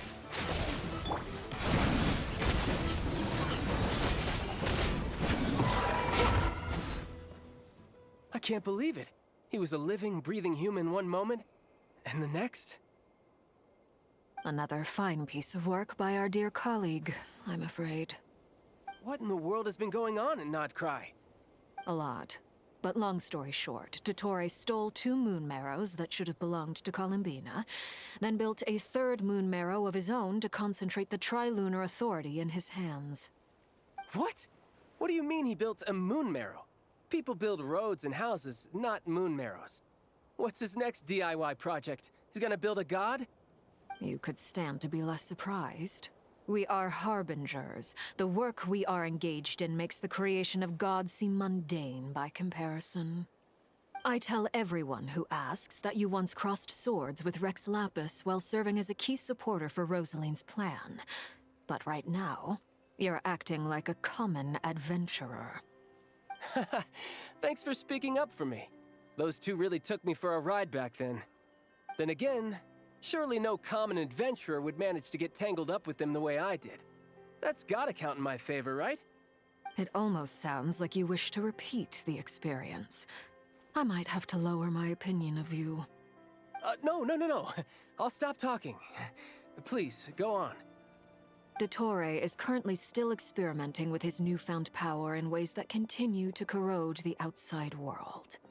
As for the human mutation, I believe this is simply a consequence of his experiments, and not a strategic move. That radiant beast was once a subordinate of Sandrone's. I suspect he was only allowed to live so that he could become an experimental subject. Also, those of us who fought Dottore have been afflicted with a curse. As such, I cannot leave Nodcry. This is so much worse than I thought. No wonder Her Majesty's decree is so extreme. While these exceptional circumstances persist, the Harbingers are hereby authorized to use unilateral executive powers. Should Dottore pose a threat, Arlecchino and Sandrone are permitted to eliminate him. My thanks to Her Majesty. I will pass these good tidings on to Sandrone. Her Majesty has also declared that she will refrain from launching an attack on the now evacuated Nodcry due to the presence of unretrieved research material. A wise decision. By the way, how's my old partner doing? I'm assuming they're with you? Partner? You mean the Traveler? I'm afraid I have bad news. He was captured after our failed assault in Dottore's lab. His whereabouts are currently unknown. What? Why? Since when does Dottore have a bone to pick with him? That is indeed the question. I'm not sure he does. He must have some other goal in mind. This won't do. I have to rescue him. You can't. We have no idea where the Traveler is. What am I supposed to do then? Stand here twiddling my thumbs? Sandrone is working on it. The best thing you can do right now is complete your mission. Fine. I guess I'll leave this to you then. One last thing. Tell the Rooster to get the message out to the gods and citizens of every nation in Tevat. Beware. An uncontrollable pollution is spreading forth from Nodcry. The source of that pollution is a madman drunk on the success of his experiments. The Fatui and our allies will endeavor to contain the threat. However, if Nodcry falls, things are likely to escalate. Considering Dottore is one of our own, all Fatui stationed in Nodcry consider it our duty to stay and fight him to the bitter end. Whatever the cost. Hey, don't be too pessimistic. If it comes to it, I'm sure Her Majesty won't stand by and do nothing. I hope you're right.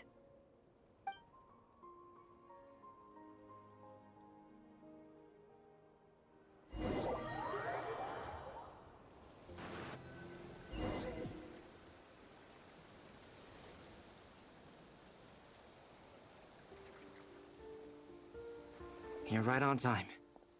Thanks. Hey, do you think I'll get that gliding exam exemption? I made sure I was on my best behavior in Mondstadt. I landed well outside the city and walked in through the gates. I'll help you apply, don't worry. For now, let's see what we have here. What are the doctor's energy fields even made from? The usual attract and repel principles that govern Kuvaki don't seem to apply to them. They are very mysterious. But ultimately, they appear to be comprised of energies from the three realms. Thanks to research by Master in the Hexen Circle, we know that Tevat's 7 elements are derived from the more primordial power of the Light Realm, which is antagonistic with the power of the Void Realm. Since you have the power of the Dragon Durin within you, I'm sure you can already tell that this energy field contains no abyssal energy. That's true. It's not abyssal energy. It's something pure, wild, and untamed. I've been thinking about something. Do you still remember the device that Dory supplied from the Academia when you and Miss Columbina fought Rarier? That was one of the most marvelous feats of ingenuity I've ever seen. The design, the craftsmanship, the material selection. I couldn't fault any of it. Not to mention the operating principles. Surely the most ingenious feature of all. Dory didn't go into detail on how it functions, but I have a working theory. The clue was that Miss Columbina was somehow able to use the pyro energy that you provided, despite the fact that, as a moon goddess, she should only be able to use light realm energy in principle. Now, all elemental energy is, of course, derived from light realm energy to begin with. Hence, I suspect that the device works by restoring elemental energy to its original state. This presumes a theoretical model of the seven elements akin to that of light refracted through a prism. Perhaps it is no mere analogy. Maybe there is indeed a prism in this model. I almost wonder if the idea for the device was conceived based on direct observations of said prism. It would explain how such an ironclad design concept was achieved. It is at once a masterwork of engineering and a groundbreaking application of the Academia's latest elemental theories. I suspect only Lesser Lord Kusanali herself could have devised such an ambitious technology. But back to the energy field before us. If this is pure light realm energy, its relation to elemental energy is one of integration versus division. Or you could say that the former contains the latter. Could this mean that elemental energy can dilute the power of the light realm? Should we give it a try? We should.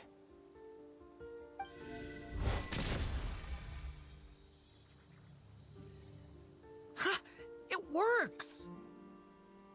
Clear signs of disruption were detected at the periphery of the energy field. This indicates that elemental energy can disturb or even negate the field. Now you try. All right, here goes. It's working! Switch to abyssal energy and attack again. No surprises there. Abyssal power drains the energy field to a significantly greater extent. I now feel confident in asserting that the energy field is indeed pure light realm energy, and that elemental energy can dilute it. But the energy field is huge. How much elemental energy will it take to neutralize it? We don't have to neutralize it completely. We can try other approaches. That's all for theory. Would you like to continue watching? So you knew I was here. Huh? When did you get here? A while ago. But Albedo sounded like he was working on his thesis defense back there. Back in Sumeru. You can end a person's whole career by interrupting them mid-speech. Very thoughtful of you. I'm truly touched. Could I ask you to lend me a hand? With what? A little test. Try using Animo to unleash a concentrated assault with circular blades, with the goal of breaking through at a singular point. Nice! This time it tore through the field. Tremendous. This is a major breakthrough. Should we go through? We probably shouldn't risk having mutually antagonistic energies in such close proximity. Durin, you stay here and watch the entrance. Hat Guy and I will go in to investigate. Sounds sensible to me. Keep your eyes peeled, Durin. Don't worry, I got this. You two be careful in there. Just give me the signal if you need help and I'll dive right in. What do you mean, signal? It's based on a new alchemical concoction I developed last month. When two bottles of it are smashed on the ground together, they emit a blinding burst of light. If it comes to that, remember to shield your eyes with your hat. Glad I asked. Thanks for the heads up.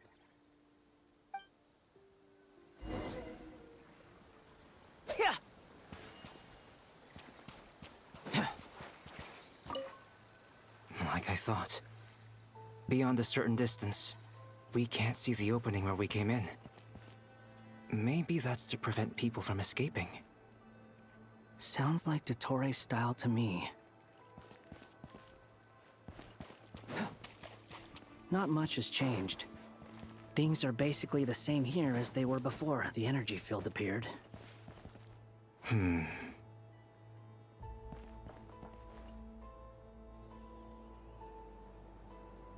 They have no heartbeats and they're not breathing. We can only assume they're dead. But there are no visible wounds. Also, there's an animal squatting next to each body. It's watching us. That's not an animal's gaze. What are you trying to tell us? Doesn't seem eager to talk. I guess maybe it's just an animal after all. Let's keep looking around.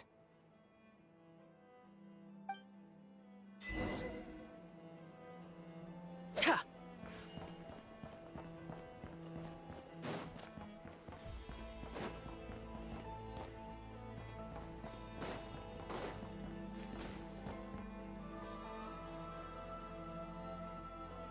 Same situation everywhere. Not a living soul in sight. Just countless bodies with animals standing watch over them. Well, I think we can safely rule out the possibility that they're all pets. Is skirting around the topic your way of showing consideration for other people's feelings? Just being cautious. I don't doubt that you can handle the truth.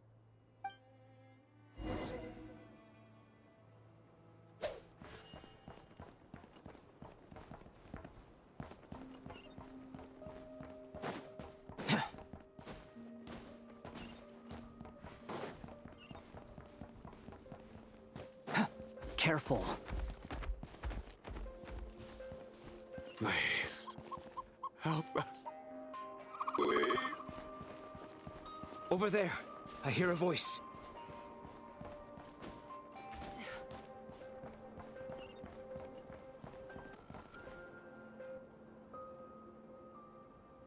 Please, help us. Please. What happened here? I don't know. Suddenly, everyone collapsed. Then my line of sight got lower. I still have some of my senses left. I gotta get out of here.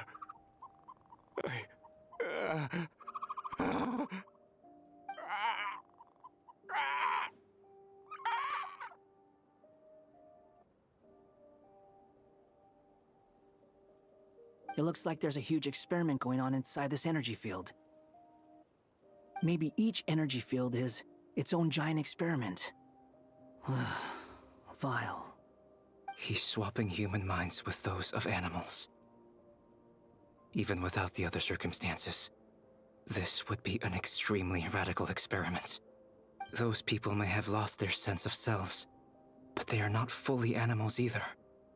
If they were, they would have left. But instead, their instincts are driving them to remain by their dead bodies.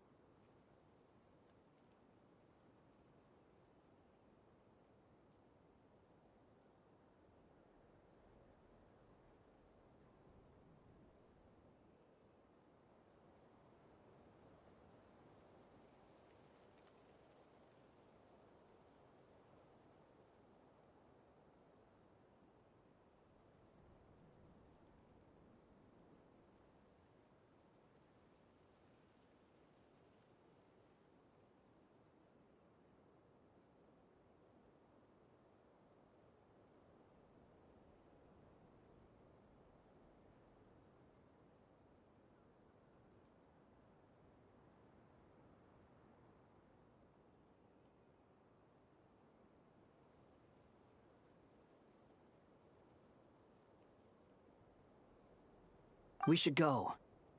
No sense in sticking around here longer than we need to. Agreed.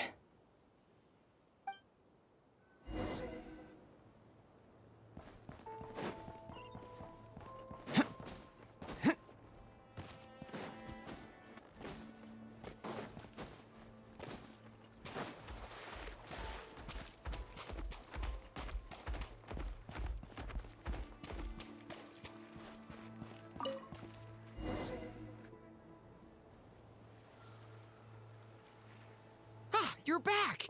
Everything okay? We saw some things that take a strong stomach. Otherwise, we're fine. We should share our findings with the others.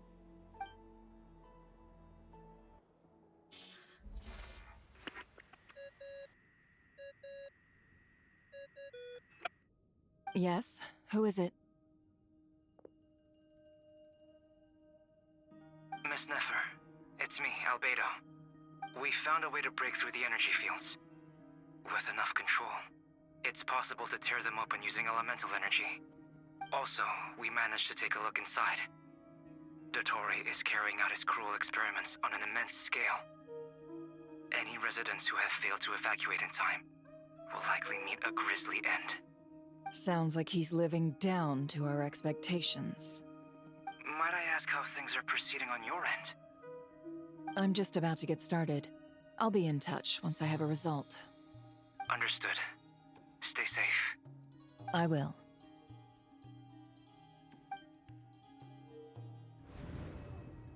Well, Nefer, I'll link up with you once my tasks are complete. What makes you think I'd need you to do that? I'll need it.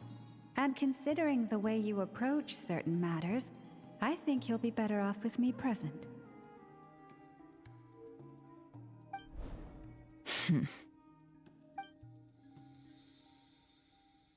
Let's begin. Entering simulation mode. A vast wasteland. Is this the Traveler's inner world? I was expecting something more vibrant, to be honest. Wait, someone's there. What are you looking at? In that case, I'll look at it with you.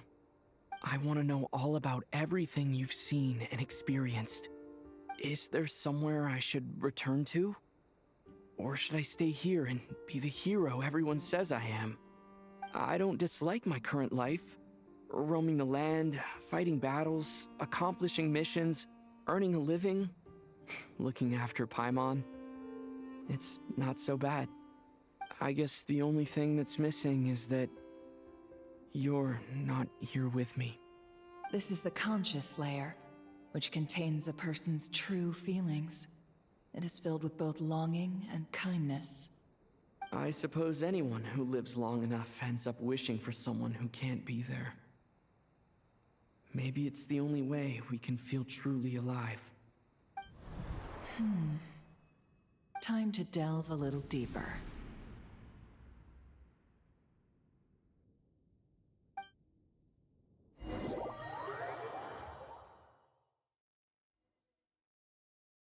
Nasha Town is hardly the optimal choice for a place to live, but it has character and a reasonable population density. What are you trying to say? Oh, don't be nervous. I was just thinking where might make a good starting point for your journey. Perhaps I should send you further afield. Conria, perhaps. Conria ceased to exist long ago. Once again, you fail to understand the possibilities that the Tri-Lune creates. Anything that has existed in the past, I can now recreate. You simply do not wish to see that happen. That might be because you miss your sibling and fear getting answers that you are not ready to learn. But this is not for me to judge. If we are to collaborate, we need to maintain an amicable relationship. In a moment, you will be able to... Oh no. What are you...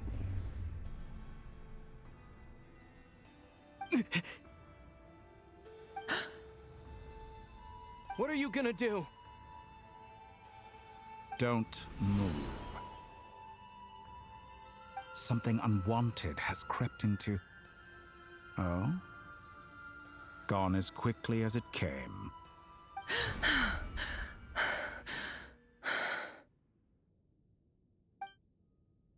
Did you save me? If I hadn't cut the connection, Dottore might have caught you from the other side and destroyed you. This was a good idea, but once is plenty. You were exceptionally brave. Excellent work. Thanks, but now's not the time for that.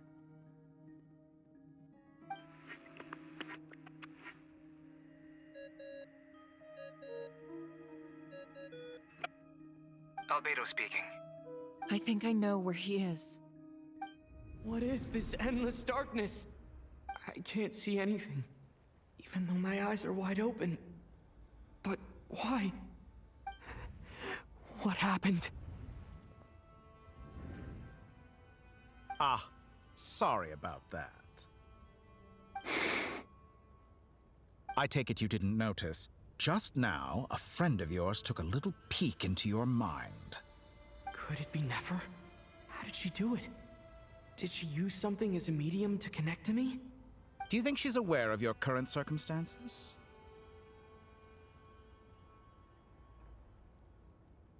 Oh dear.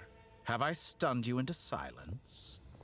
I only wanted to slow down your time a little so I could stop your intruder in her tracks. It would have been nice to capture the spy. I must say, I'm finding the ability to adjust the flow of time rather intriguing.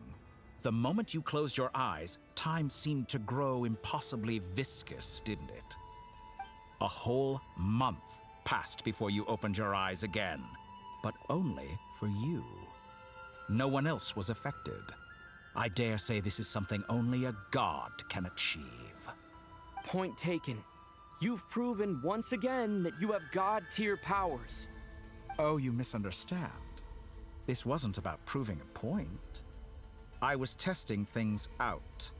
I find I learn best by doing, and I have to admit, time is not the easiest dimension to control. I only wanted to make you sleep for a short while, but it ended up lasting a whole month. Clearly some finesse is required to wield the authority over time as I wish. I hope you're not angry with me. It was only a month's discrepancy, nothing too serious. Had I been off by a year, a decade, or even a century, that would have been quite a different story.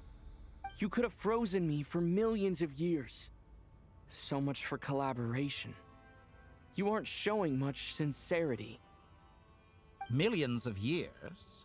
To what end? I wonder if you don't understand humans all that well.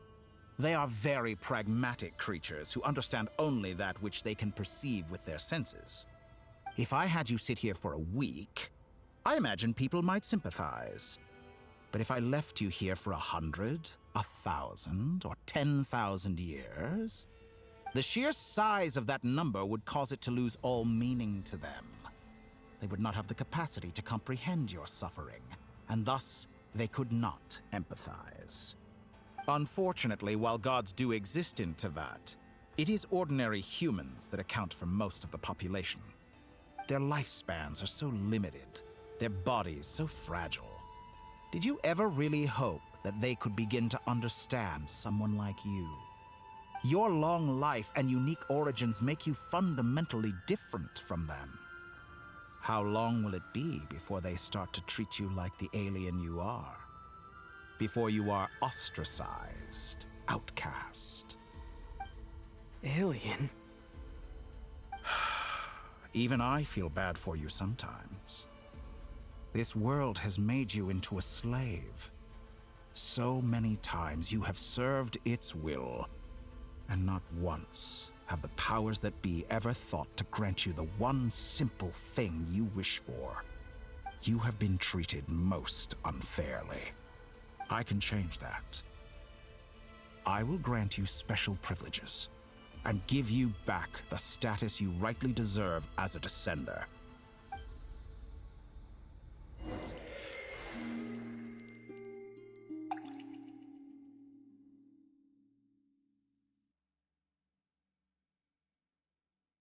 entered the past 3 times at this point, but I still have so many questions. For instance, beyond each point being further back in time than the last, what determines the specific locations at which I can make entry? So far, the common thread linking all 3 scenarios is that the Traveler has been present. But it's more than that. I know I sensed something familiar around him. What was it? I'll keep this question in mind as I carry on.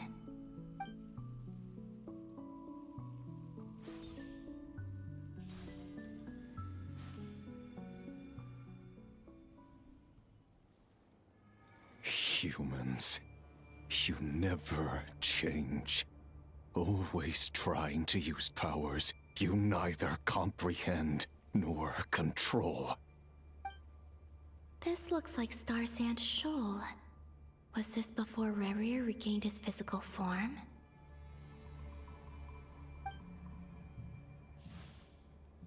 You've messed with the cannon again, huh? Sorry, but this round's not gonna go your way. The cannon. That's right.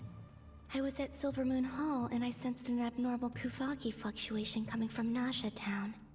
And right after that, came an ominous power emanating from Star Sand Shoal.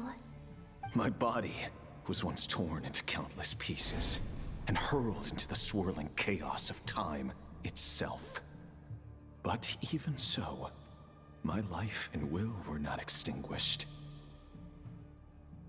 I wonder if I could try to prevent his resurrection. But how would I do it? What can I do, here and now? Traveler! Behind you! Look at that light!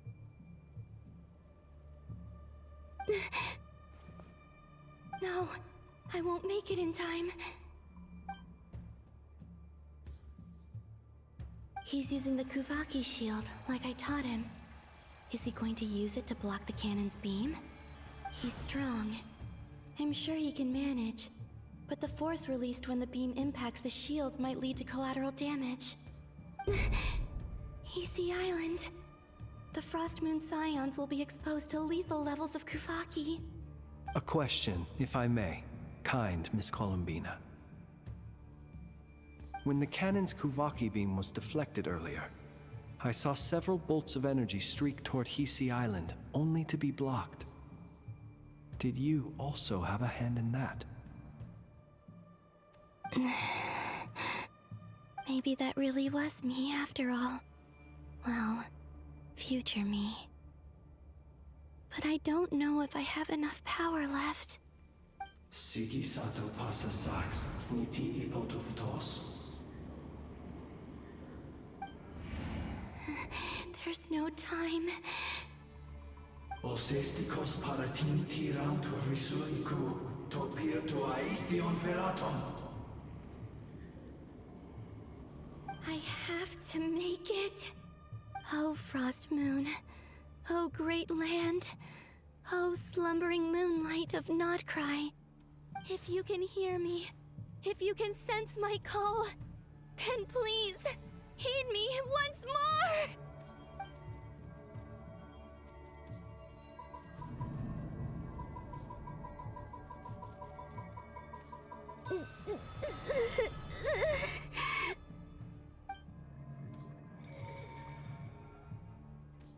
Did it work?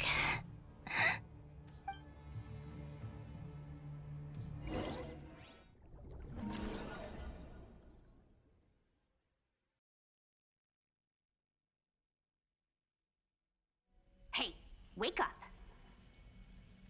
Hey, did you hear me? Columbina, I said wake up now! Oh, good morning, Sandrone. It's 3 in the afternoon, actually. And could you kindly not use my quarters as your personal nap room next time? But I feel so safe here. And your coffee, right? It's so bitter, but it smells lovely. like you were raised by wolves in a forest or something. What did you drink growing up? Grass tea? The Frost Moon Scions certainly led a more frugal existence than the Fatui. Then I'll bet you've never eaten one of these before. It smells delicious. That's because it's a Fontanian recipe. I had a little free time today, so I made a batch. Rosaline will be here shortly, but if you really can't wait, I guess you can go ahead and... Hey, at least let me finish before you start eating! Did the Frostmoon Scions not teach you basic table manners? Or did the rules not apply to you because you're the high and mighty moon goddess? These are so tasty. Of course they are. I made them. I was worried they might contain traces of machine oil. What?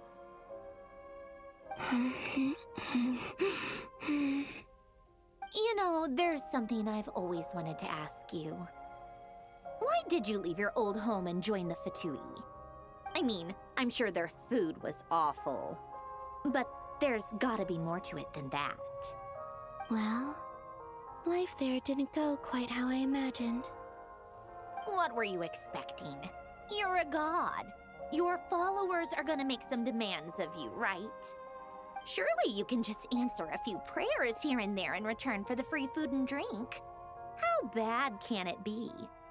Well, would you help other people just for free food and drink? The doctor told me that you were created by a great mechanic, Lord something Fisher. The Lord Artificer. Ugh, some people can't keep their mouths shut. Oh, Lord Artificer. And didn't he have something to do with the, narcissist? Narcissenkreuz Ordo. Yes, that was it. Narcissenkreuz Ordo. So, would you try to fulfill their wishes? You must be joking. I wouldn't go even if they paid me. I don't even know them. Exactly. Well, I felt the same way. I did not know the people who made demands of me. What do you know? We're on the same page for once.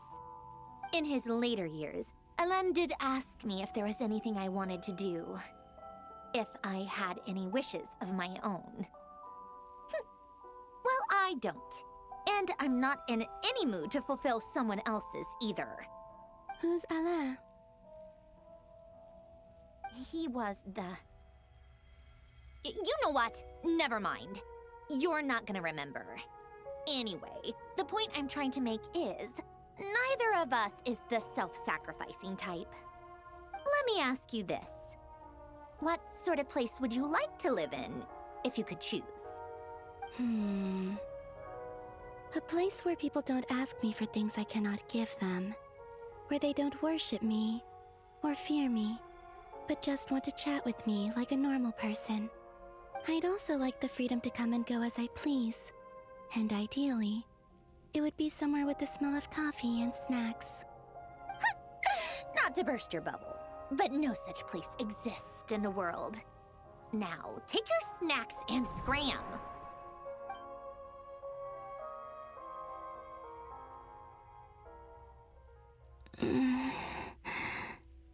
Did I pass out? Of course. I'm back here again. I dreamed of events from my past. Sandrone. Traveler. I miss you all so much. Back there. I guess I managed to harness all the Kuvaki energy on Hisi Island. But how did I do it? Time is flowing backwards here, and I can use that familiar power to enter the world of the past.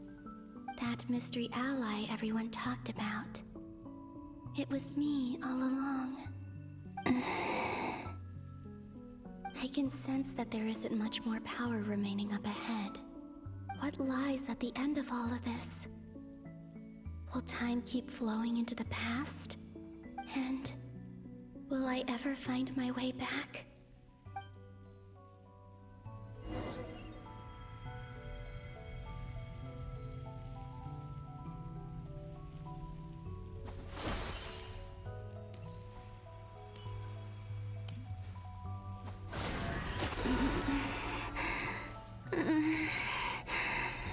It's getting harder and harder to use my power.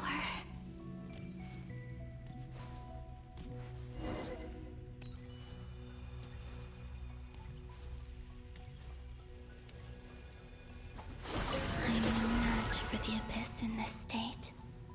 I need to avoid the contaminated fragments.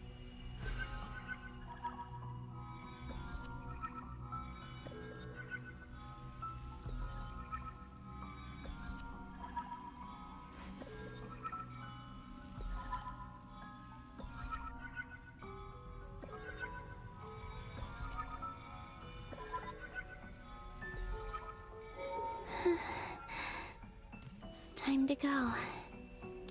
I wonder where I'll find myself this time.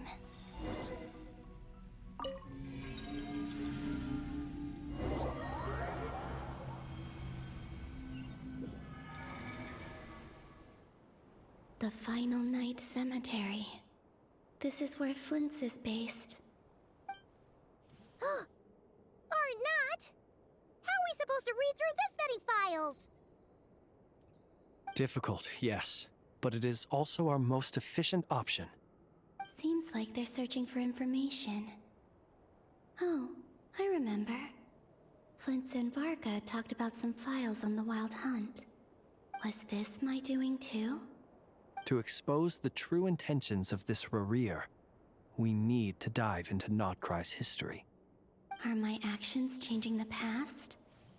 Or are they simply completing a process? Is all of this inevitable? Or am I the one making these decisions? If I choose not to help them now, will it change how things turn out? Hope we don't land on our heads then. They're my friends. I can't not help them.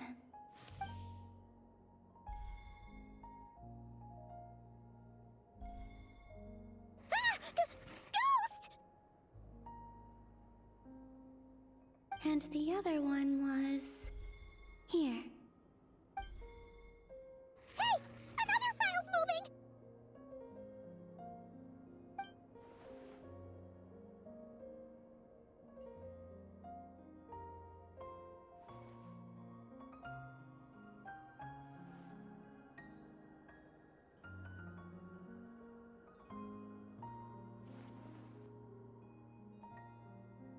That should do it.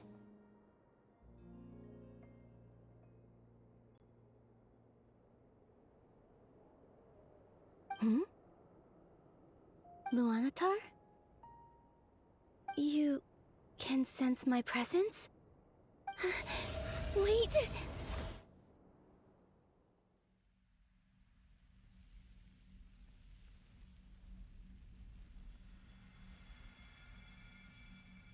Luanatar. So she's that familiar presence I've been sensing all along. She's always been by the Traveler's side. That explains why the Traveler has been there each time I've entered the past. But why Luanatar? Is it because she has a connection to me as the Moon Goddess's familiar? If so, why not any other Kuhenki? That's...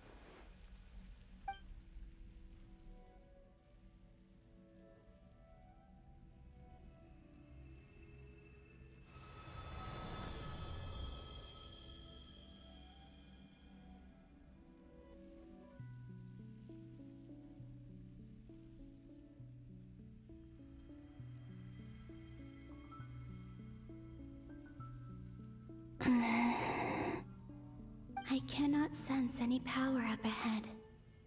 Just a void, stretching out into infinity. This is likely my final chance to enter the past. It's now or never. I have to find a way back.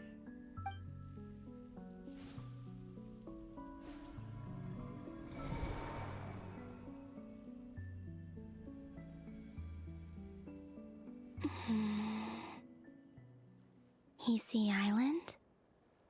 How far back in time is this? Where's Luanatar? I can't sense her presence this time.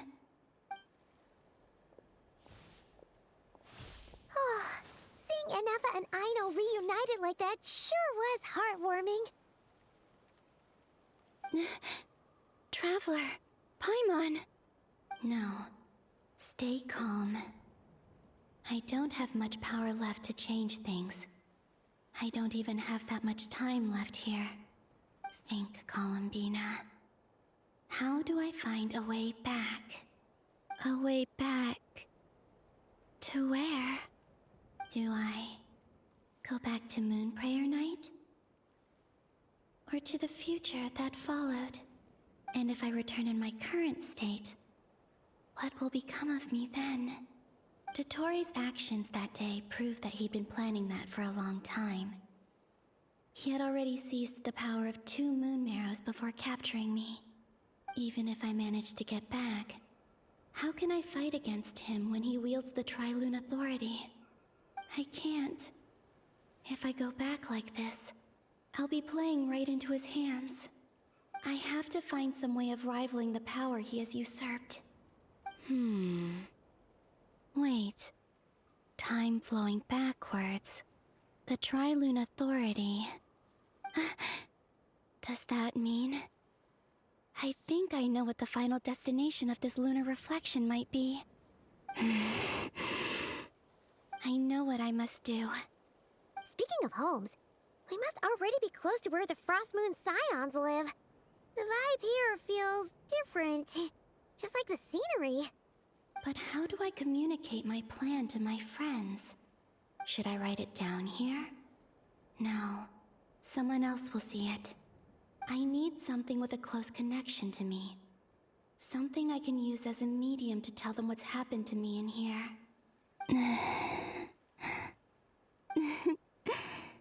Now it makes sense.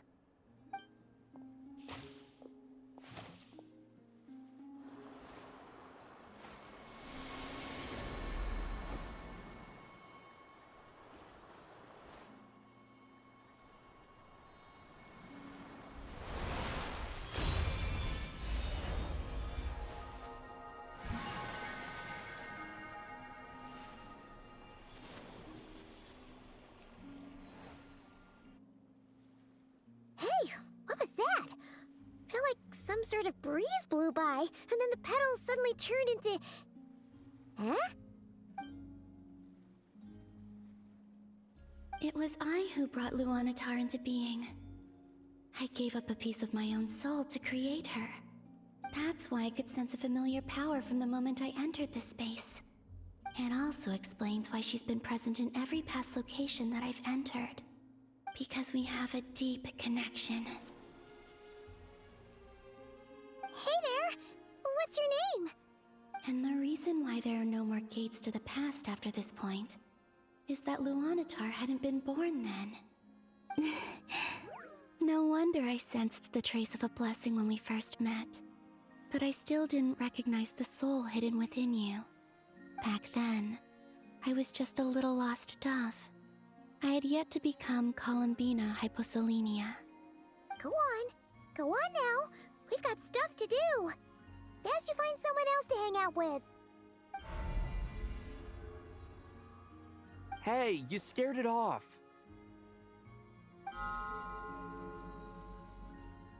I'll be counting on you. Remember to stay by the traveler's side, guide him, and help him in my stead. Oh, and bring him to the garden where the Moonprayer blossoms grow. There's a little lost dove there who will need his help.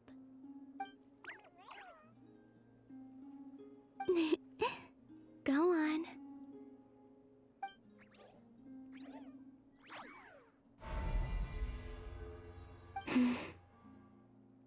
You too.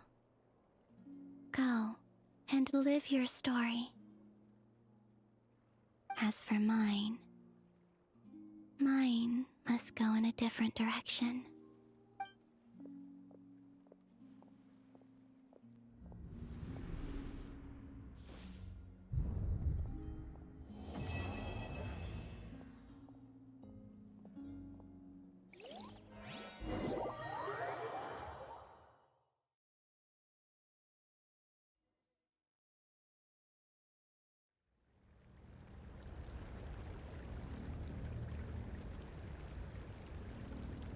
How would you like to experience the thrill of never being held accountable for your actions? You could crush people like ants without consequence, or tear off their heads or limbs as you please. Believe me, such a life is but one small step away. What point is he trying to make? Freedom? But the freedom to kill? To do evil and get away with it? Why would you offer me that? The creation of a world is the ultimate scientific experiment. I have taken my research to the highest level, where I shall be not just a god, but also a servant to many sacred spirits. I shall heed the truth and perform holy deeds. A god's laboratory is the perfect playground, but it needs the right occupant to explore its full potential. Mortals are found everywhere one looks.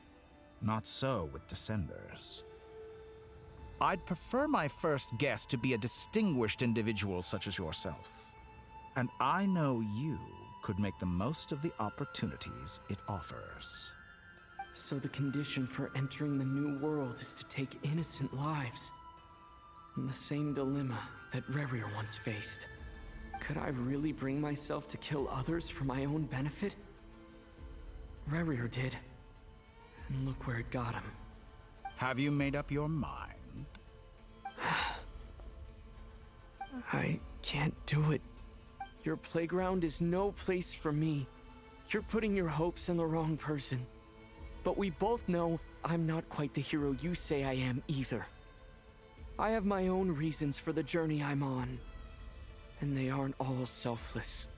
You've grown a lot since we last met, but there are still things you are unwilling to compromise on. This will only hinder you. Why don't I lower my requirements a little as a gesture of goodwill? I'll give you a little time to learn to be a less noble soul. That'll make things much easier for you. I really doubt I could live that sort of life. And yet you already sound less defiant than a moment ago. The benefits appeal to you because you can read the signs of the times. Why don't we return to my research facility? Your last visit was so rushed. There is much that I have yet to show you.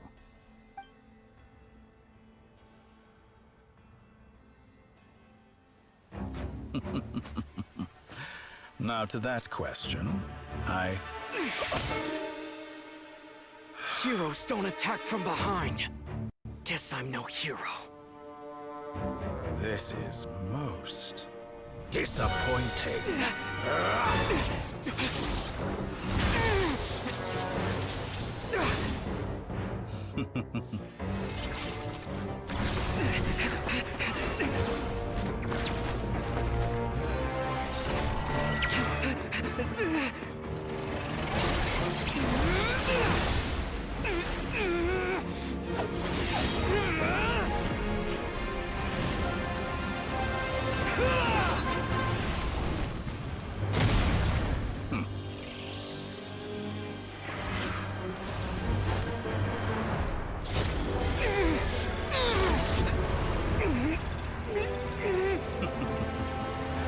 Now then.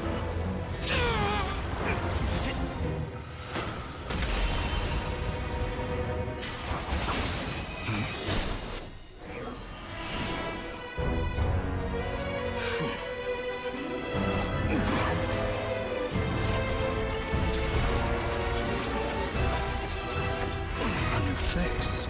Interesting.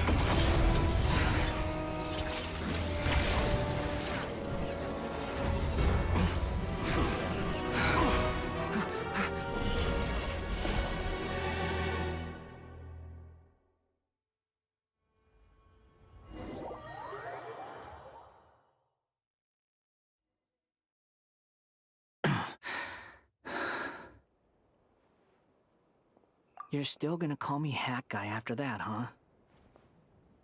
I didn't see anyone else in there who needed saving.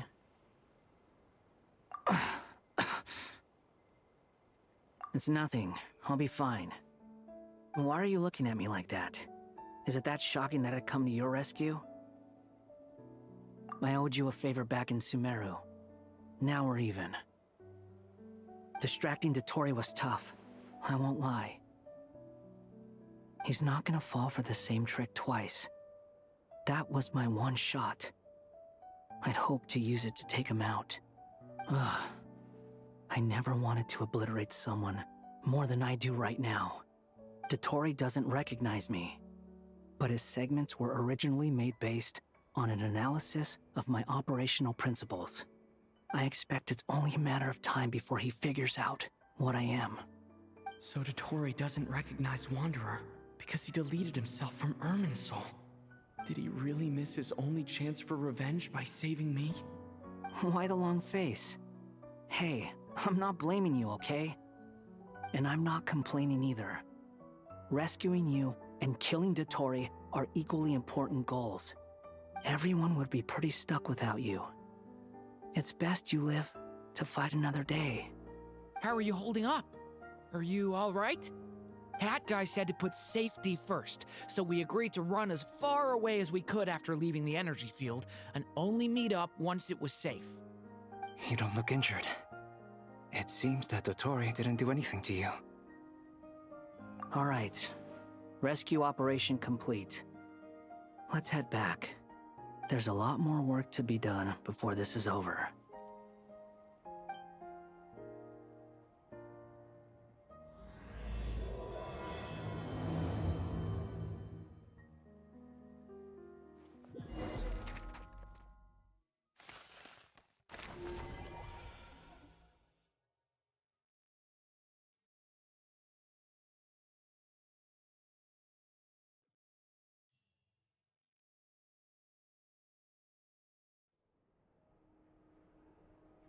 Understood.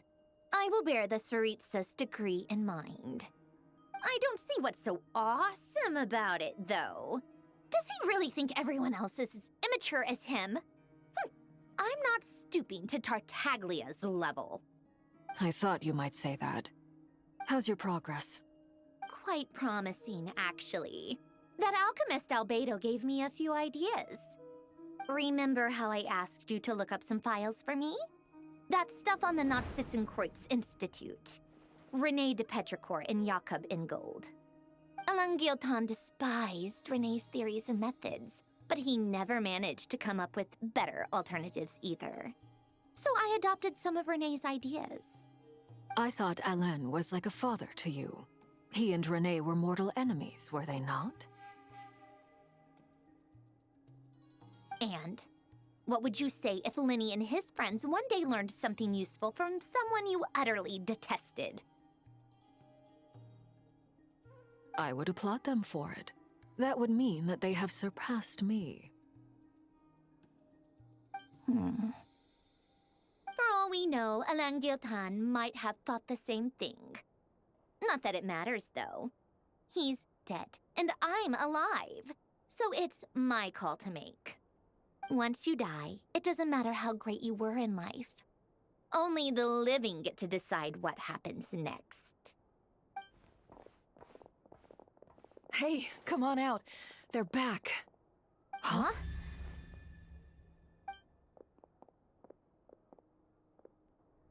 You're back? And your head's still screwed on?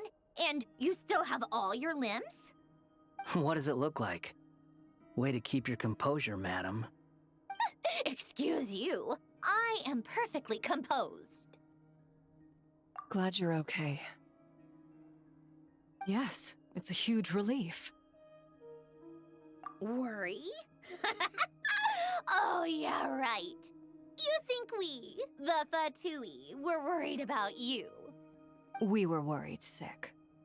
Hey! The Traveler and I were already friends. You are free to join this mission in whatever capacity you please. Much like your tea parties. It's a laugh a minute with you guys. I must say, I was quite surprised when Mr. Albedo told me he would need no additional aid. We discussed this on our way back as well. I am rarely so unequivocal, but in this case, we had full confidence in Hat Guy. He said he knew what he was doing. Albedo and I pretty much had to just wait outside on standby. Meanwhile, Hat Guy broke into the energy field and rescued the Traveler solo. You didn't have to mention that. Well, I'm thoroughly impressed. You are a force to be reckoned with, Hat Guy. Is he back? Is he really back? Traveler! It's really you! Oh, thank goodness! Paimon missed you so much! You can finally breathe easy, Paimon. It's great to have you back in one piece! Oh, Paimon's been having nightmares the whole time you were gone! Look at them. You know, once you reach my age, there's nothing better than watching a misty-eyed reunion between friends. It's nothing. Same goes when you get to my age, too. I bet Ino and Anefa would be tearing up as well if they were here.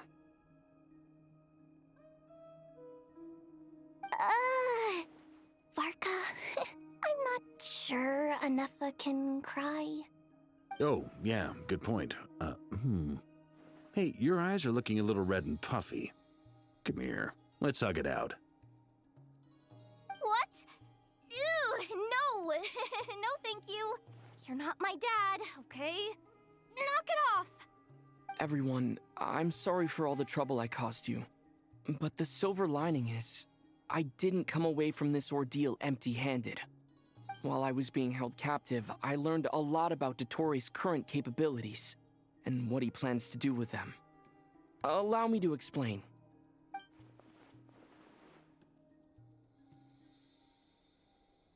The three moon goddesses were even more powerful than we imagined. No wonder Dottore believes himself to be equal to the gods, maybe even superior. Utter blasphemy. While everyone was gone, Nefer and I made an interesting discovery, and I believe Miss Sandrone has something to share too. Ma'am, perhaps you could do the honors?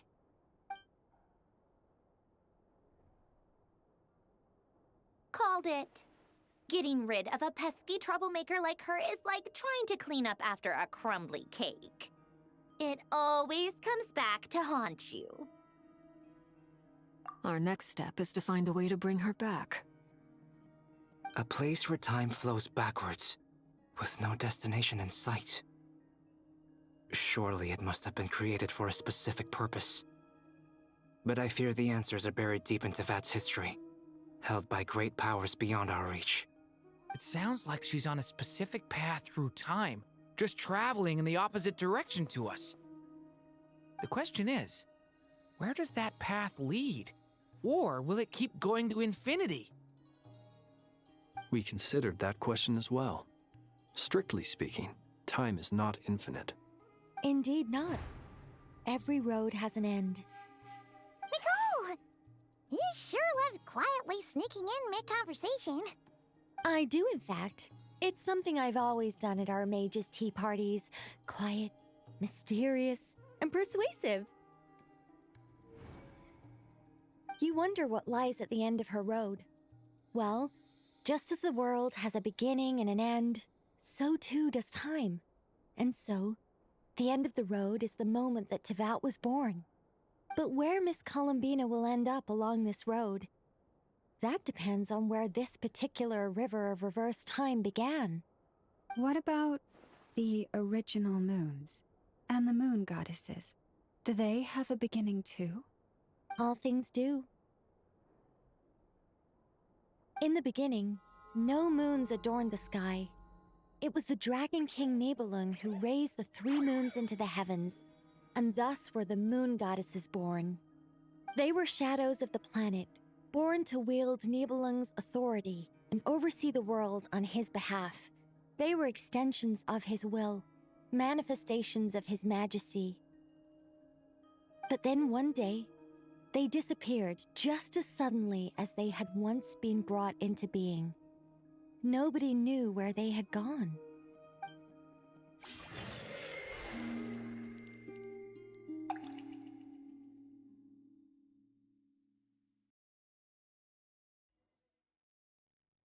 Like I thought, no more paths back to reality have emerged since. But how can I be sure that I'm going the right way without scenes from reality to keep me on track? I can't even be sure of how long I've been walking for. The further I travel, the less stable this space becomes. There are even moments where I can sense something that feels like abyssal energy. They can just materialize out of thin air. I have to keep my wits about me.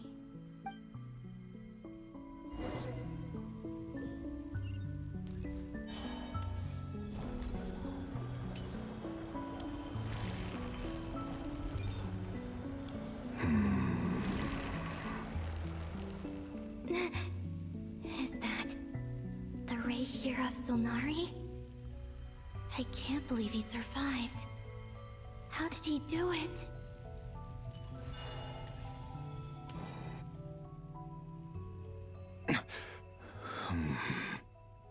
You are the Moon Goddess. But how? Please, there's no need. I'm not interested in fighting anymore. I find that a little difficult to believe. Yeah. Honestly, so do I. The way you used my own power against me was... It was a brilliant strategy. And then, in the final moment before I was thrown into this space, I got to see an old friend. Mr. Dainsleif. Right. It was so long ago now. But we were friends once. And when I first got here, I was filled with hatred, remorse, and rage. How I cursed and devoured. I tore everything here apart. I was consumed by the desire to leave this place and have my vengeance. But to no avail. This is a place with no exit. This is the second time I've entered this space. Though I have no memory of the first. I was torn to shreds the moment I entered. But this time I survived. It must be partly because of this new body. And partly because of all the Kuvaki I absorbed in Nodcry. Are you the source of the abyssal power in here? Not all of it. Some is from when I first arrived here and tried to destroy everything. But there was already a degree of abyssal power here, before I entered. And like a venomous snake baking in the merciless sun, it tried to slither into my shadow. Tried to? So, you rejected it? Yes. Because after that, the world suddenly became silent for a moment. What do you mean?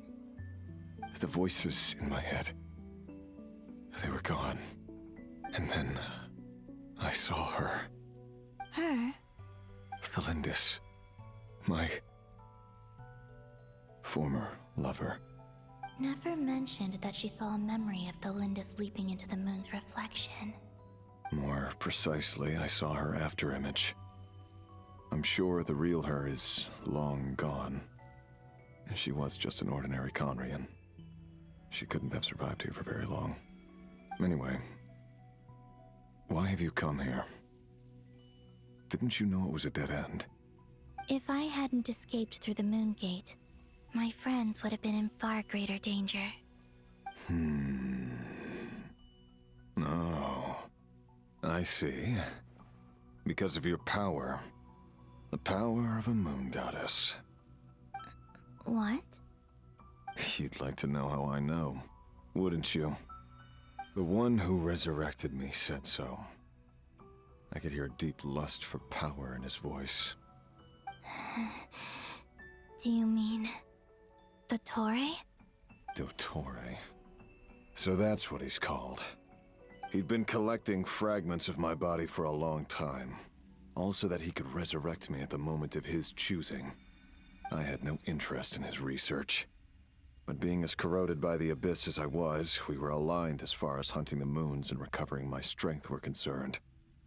So that's why the Wild Hunt suddenly became so active in Nodcry. When I left the Fatui in my weakened state, Dottore must have felt that his time had come. Moon Goddess, could I ask a favor of you? What? I know this is a lot to ask, especially from someone who tried to kill you. If you refuse, I won't fight it. But this is the only thing I desire now. Nothing else matters. What do you want? I'd like you to take a message to Thalindus for me. Tholindus? But...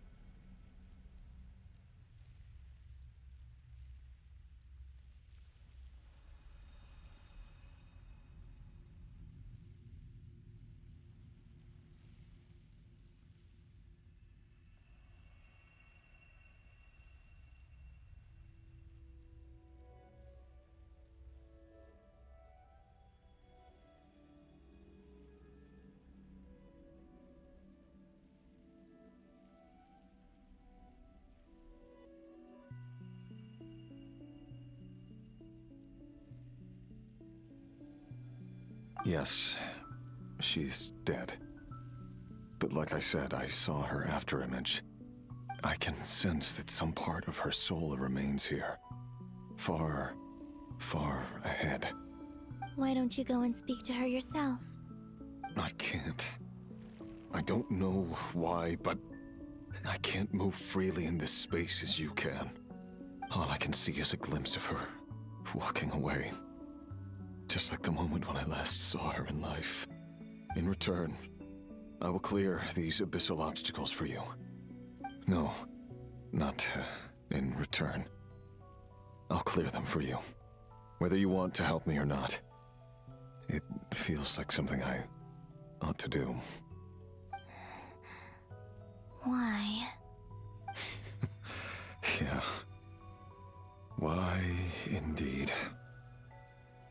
I've been asking myself that question a lot recently. Why did I do the things I did? I'm tired of it all. Tired of the person I became. People used me. And then I turned around and started using others. I hurt a lot of people. I think I grew tired of it long ago. But I wouldn't admit it to myself. And ultimately, that's how I ended up here. What do you wish to tell her? All of it. My past. My mistakes. Everything that happened after we were separated. Is it okay if I give her the abridged version? Yeah, I'm sure there's plenty you can skip over. Just tell her the important parts. Whatever you think that means. Like the part where you relentlessly tried to kill us? It's up to you. Love demands honesty. But my relationship with Thelindis was built on lies. We hid too much from each other. But after living my whole life in the shadows, I don't want to hide anything anymore. I will do my best. There.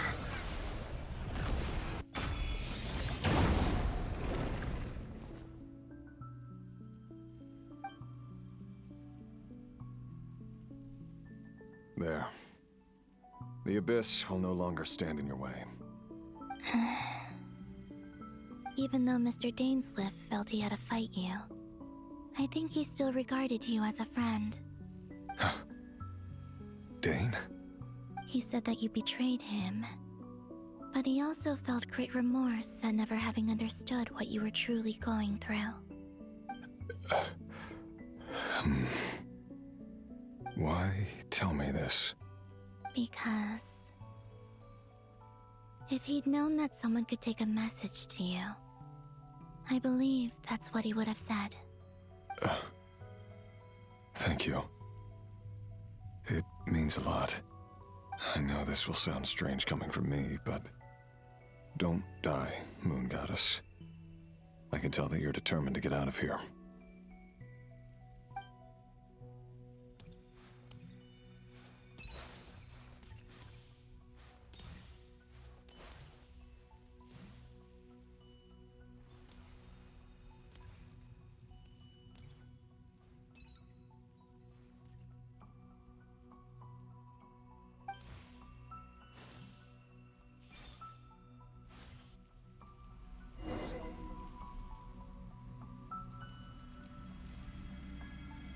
He kept his word. The Abyss is no longer obstructing my path.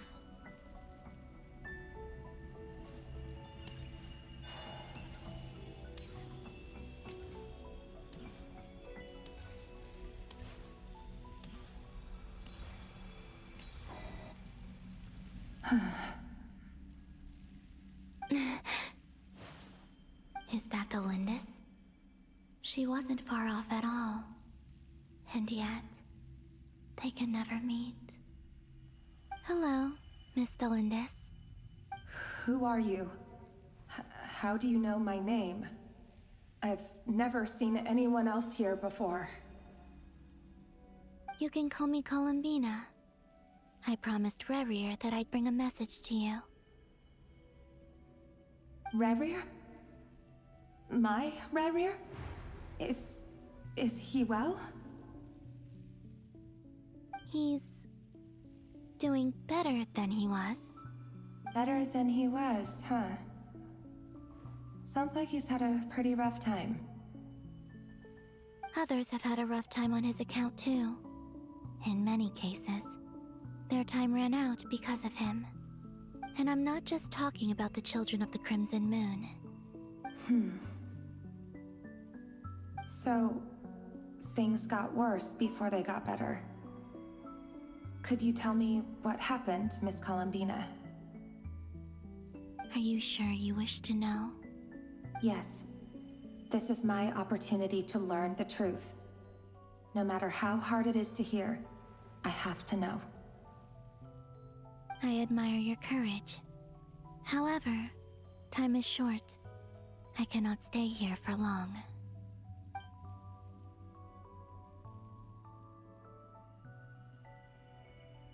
Rerir had seeds of hatred in his heart, and many people nursed them for their own ends. On some level, everything he did was to try and find a way to see you again. But in the end, he came to regret his mistakes. He wanted to apologize for hiding his past from you. Beyond that, he did not say specifically what it was he wished to convey to you, but I'm sure that you've always been on his mind. You are what has kept him going over all these years.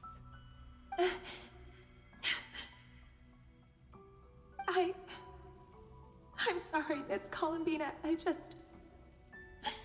is so upsetting. I'm not sure how to put my feelings into words. It's all right. I understand.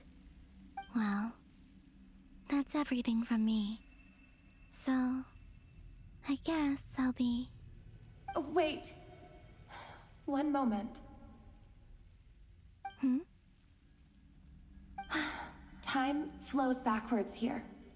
The road ahead only leads further and further into the past. I know. I intend to reach the end of that road. Without a moon marrow, without the three moons' power, you won't make it far. Wait, unless... Are you one of the moon goddesses? You could say that. I see. I often think to myself, if life is like a train ride, why haven't I reached the terminus? Where am I even going? And it's not just me, it's this whole place. Wherever it is, it seems like it's existed forever. It's such a mystery. Where is it going? I must seem so ridiculous. I can't answer these basic questions, and yet I jumped right in here without hesitating, only to be torn apart the moment I entered by powerful energy currents. Only my soul remains now. Thinking back, I was suddenly overcome with fear and terror in that moment. Perhaps I too became bewitched by the abyss. I may have been the leverage it needed to control Rerir. I used to be a researcher at the Universitas Magistrorum in Conria, researching the iridescent moon's marrow. Eventually, I came to the conclusion that time in here flows in reverse. Rerir was one of the Finster King's retainers. With me, he was in an impossible position.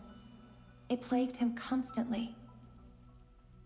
I wanted to help him escape his lot in life. I wanted him to be happy, so I thought I'd use this place to return to the past. At the time, I thought I could just go back to the day that the Finster King first found the princess. It was only after meeting the princess that the Finster King started going too far with his research into the abyss. That was the day all of our woes began. I thought I could stop the king from ever meeting her and solve everything. I couldn't kill the Vinster King himself, so I had to find another way to save Rayrir. That's why I wanted to go back, to kill the person who had brought new possibilities to our realm.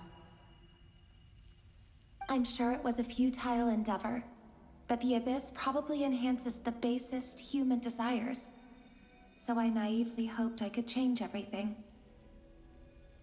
But I was simply too weak. Like a speck of dust against the whole universe. Look at me. I didn't even survive the journey here. Not physically, at least. I know I'm never getting out of here. But you're different. You can make it, and I want to help you. I owe you that much. How do you plan to help me? Have you noticed the golden energy that exists here? Based on my past research and my observations since coming here, I believe they carry you forward faster. I can share what I've learned, and help you understand the pattern in which this energy appears.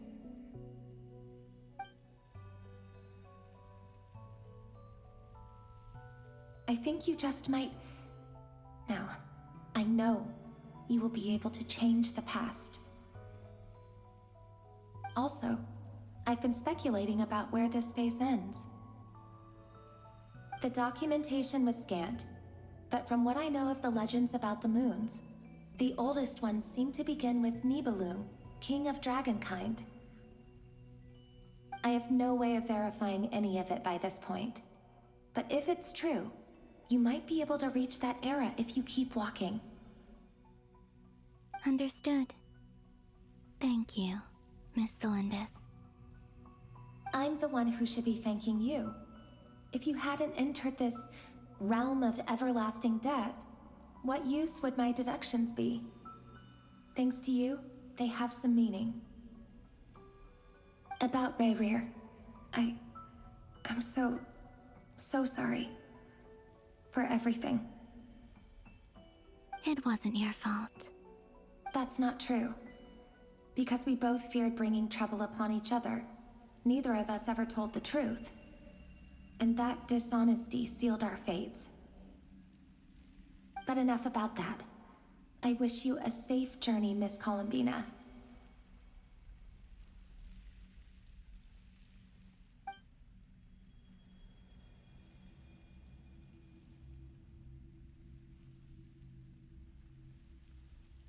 And may the outside world never have to experience pain like this again.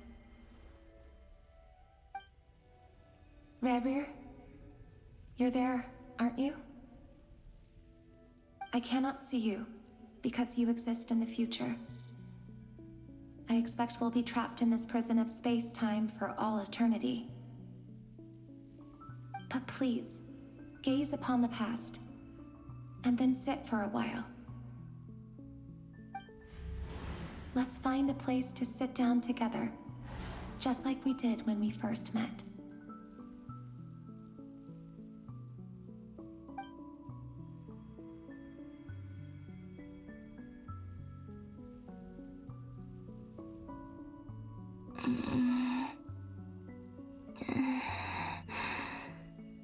How long have I been walking? How much further till I reach the end? Is there even an end to be found?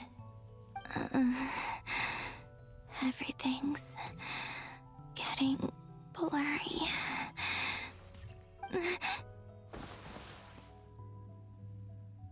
Huh? Are you all right, little sister? Have you come from the distant future?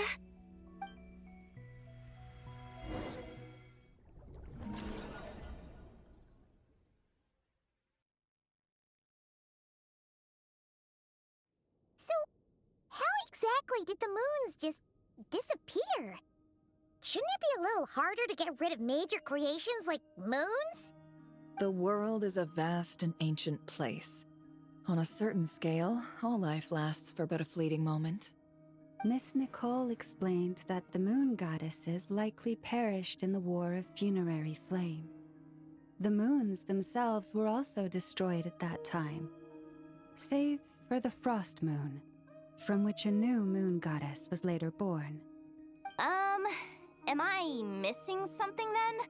'Cause the stories say that the moon goddesses were born on the moon, but doesn't Columbina say she was born in Nodcry? Huh. You're right. Why do their birthplaces differ? What's the difference between the two generations of moon goddesses? Also, remember what Sandrone said? Her scans detected 4 moons. In other words, 4 moon marrows. Technically, the result of the scan means that 4 moon marrows were detected and positively identified as moons in that moment. In other words, this piece of information alone isn't enough for us to know how Miss Columbina is doing right now. Yep. We have no way of staying up to date on whether she's dead or alive. She's on her own for now. But at least she's trying her best to get back to us. Yeah. She's a tough cookie. And a sore loser, too. We have to trust that she'll find a way. Because we really need her power. As much as it pains me to say it, we've got no chance of beating Dottore in a straight-up fight. He's much too powerful. It wouldn't even be close. That maniac is going to devour everything in his path until he reaches us.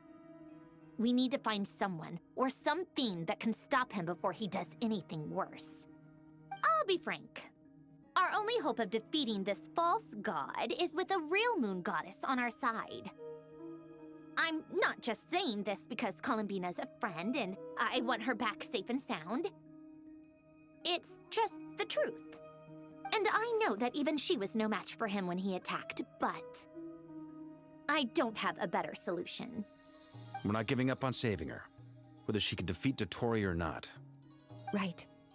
Don't worry, Miss Sandrone. We're all aligned on saving Columbina. No one's trying to argue that we can only justify saving our friend because it will help save the world. This is about multitasking. We want to save both.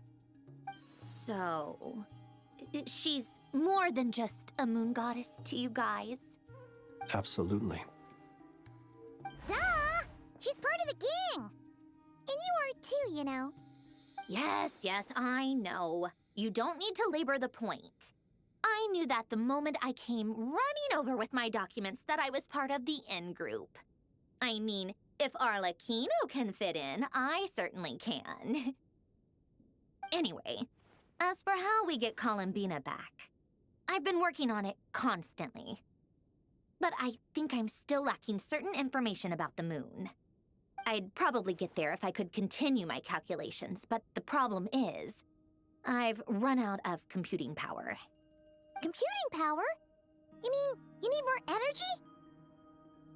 No, the issue isn't energy, it's processing power. There's so much data to get through that the whole process has just ground to a halt. That's a tricky problem. René de Petrichor of the Nazissenkreuz Ordo once foretold the fate of the world. But I don't know how he did it. My guess is that he used the primordial sea's power. However, that won't work for me. His methodology was vastly different from my own. What's worse, they're incompatible. And, to top it all off, we can't even leave Nodcry. Ugh, this is so annoying. If I'd known we'd run into a bottleneck like this... Well, no, the design bureau's a bust as well. Curse that Dottore! Couldn't have made this harder for me if he tried. Oh, what do we do then? How about we grab a bite to eat and take a break? Maybe something will come to mind after you've cleared your head. You don't get it, do you? I'm trying to calculate the fate of an entire world here. And I need accurate results, not big prophecies.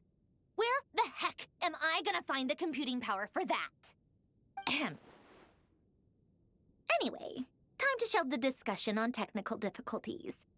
Being a killjoy isn't very ladylike, after all.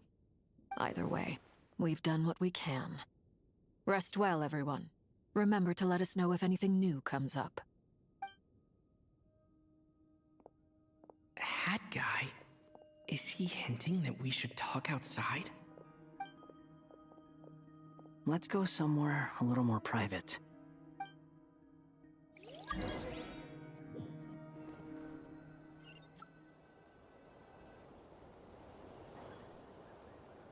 You know that Dory went back to Sumeru, right? Yeah, she mentioned she was planning to head back. Things aren't looking good for Nodcry. She's gone to spread the word so that Sumeru has a chance to prepare for the worst. From what I know of Dottore, there are two possible reasons why he hasn't made a move yet. One is that he's still working through some kinks in his new powers. The other is, he wants to see how we're going to react. He'll easily devour everything eventually, so I guess he's in no rush to make it happen. The first false god he made was me. Now it's his turn. Even though my records were erased from Irminsul, Dottore's ideas haven't changed one bit. He once told me that becoming a god was like turning yourself into a hungry wolf or giant serpent to devour the moon. Clearly, he began studying the moon goddess's powers long before he even tried making a god. He's always wanted to get his greedy hands on divine authority one way or another. And in the end, he devoured the moon where I failed. In the desert of Sumeru, there is a chessboard built by King Deshret, also known as Al-Ahmar. I don't know if it was a real game, or if he was just trying to challenge his servants and citizens in some way. But creating games and setting rules, gods do that as a matter of course. That's the kind of power Dottore craves.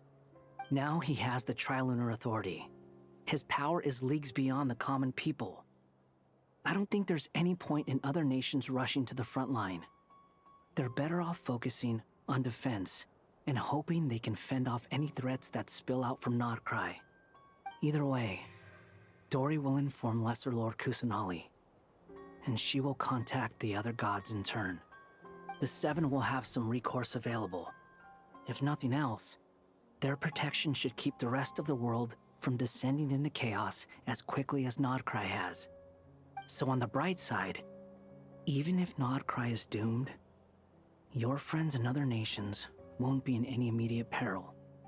That's good to know. But I'm not ready to give up on Nodcry yet. There's a word for people who refuse to let anything go. It's called being greedy. Maybe it sounds greedy to you, and probably naive too. But whatever you call it, that's what gives me the determination to keep fighting. Battles are fleeting, but the will to fight is a long-term commitment. Give up for even a moment, and your resolve will shatter. Why do you always feel the need to do the right thing? No one is born to be a savior. I mean, who's gonna criticize you if you fail or give up? Don't take this the wrong way, but Dottore said something similar to me. I guess the Fatui attracts people who don't believe in saviors. Not necessarily. It's less about belief for me. I just want to know how determined you really are. After all, I don't owe anything to anyone else here. Only you. You look kinda worried. If your arch-nemesis was about to achieve their ultimate goal, I think you might feel a little worried too. That's true. Dottore is about to become an omniscient, omnipotent deity. That's gotta be a bitter pill to swallow. Still, you're calmer than I expected. Obviously. I have to admit that my past self was a reckless fool who misunderstood not only the point of revenge, but how to achieve it. And as much as I want my vengeance, I know I'm not gonna get it by acting alone. If the world's taught me anything, it's to think before I act. Too bad it never taught me any other virtues, though. So, I am going to destroy Dottore, no matter what it takes. So, what's your plan? I'll get to that. First, tell me, what do you think of Sandrone? Just like Paimon said, She's a friend, part of the gang. How much do you trust her? This is a serious question. Think carefully before you answer.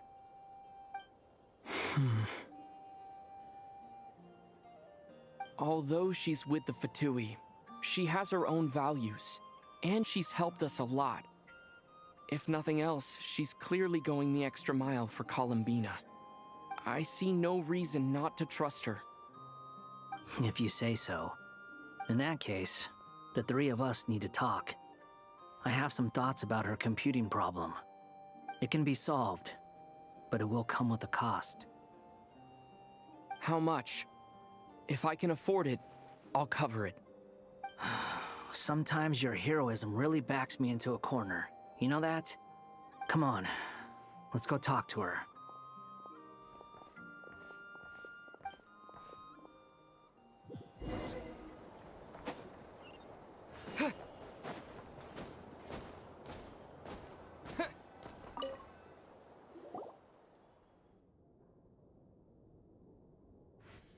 Miss Androne, Traveler. Hey there. Paimon's here too! She was just helping them sort through their things. How did your chat go? That was fast. The call only just ended. Well, you said it was urgent, so we got here as quickly as we could. Albedo, I have some alchemy questions for you. I see. Looks like my knowledge proved useful after all.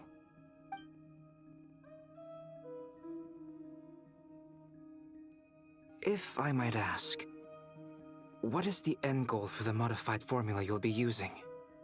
I needed to predict the future of the entire world.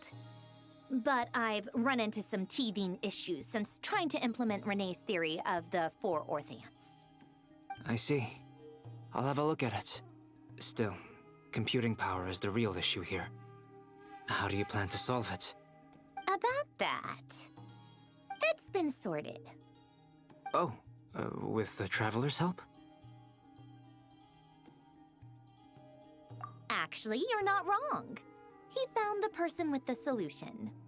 Was it Hat Guy? Yeah, it was him. Wow! Go Hat Guy!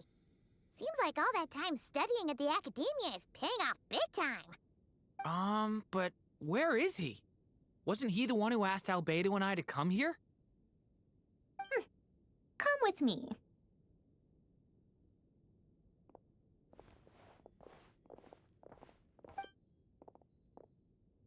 Hat Guy? What's happened to him? Hat Guy! Can you hear us? No response. I guess he's in hibernation. Hat Guy mentioned that he was a puppet. It seems that his functions are currently shut down. I presume this has something to do with the solution to your computing problem. That's right. He and the Traveler came to see me. Wait, what? You have a solution? Would you calm down? Why do you always react so hysterically to everything? Excuse me? How would you know? You shouldn't be so quick to judge complete strangers. It's very bad manners. Oh, please. It doesn't take that long to figure out that you have a temper. Where does a mere student get that kind of confidence? I've actually published more papers than you. Not that status counts for much. Even Paimon's applied for Academia admission. Huh? Are you serious? See? This is why I can't be bothered to explain myself. She recognizes no one's skills but her own. Okay, fine. I'll hear you out. So, tell me, how do you propose to solve my computing power problem? This world itself is constantly processing all kinds of information. If it's the world's future you're trying to calculate, you need a processing device that's designed to cope with that volume. Easier said than done. Only Irminsul can handle that kind of... Is that what you're suggesting? But surely we can't just plug my formula directly into the ley lines. You should be able to tell that I'm not human, right? Yeah, I noticed. The technology, though, seems pretty ancient. Very different from Fontaine's. It's a completely different system. Conrian, to be precise. I'm what they would have called a puppet. Puppets need an energy source and processing power. The artisans who built them sought out the materials most suited for that purpose. You? Do you mean... The Traveler and I have talked it over. He's willing to vouch for you. So, I'll allow you to borrow my core for your calculations. It was built using wood from a silver-white tree, which makes it a small part of Irminsul. Conrian technology and Irminsul wood. Who in the world could have built you? Are you sure about this? A puppet without its core will cease functioning completely. And if it's left in that state for too long, it might not recover. You could die if you do this. You do realize that, don't you? I can put 2 and 2 together, yes. No need to rub it in. I won't lie to you. This has never been done before. I cannot guarantee your safety. Doesn't matter. I'm prepared for the worst. Did you two actually talk this through? Is he... Are we really considering this? Yes, we discussed it. The bottom line is, he trusts me, and I trust you. Let's give it a shot, shall we? Honestly, I have no clue where this kid even came from. But for whatever reason, he lent me his core to use in my formula. I'm very close to finishing my calculations now, and the core is currently in use. So I'm sorry, but I can only show you a sketch right now. This is what the core looks like. A silver-white branch. It certainly matches the legends told about Irminsul. Is Hat Guy gonna be okay? He's not gonna die, right? Right? In theory, he should be fine. As long as we put his core back in time. Beyond that, all I can say is that I'll try my best to avoid risk and make sure the core doesn't sustain any damage. I think I know why you called us here now. Someone needs to watch over his body and make sure it's protected until the process completes. Correct. He said that the only ones he trusts here are you two, and the Traveler. And the Traveler will have other work to do. He will have our undivided attention. Aww, Hat Guy. On a more positive note, things are progressing steadily on my end. I'll call everyone in for a meeting once the results are out.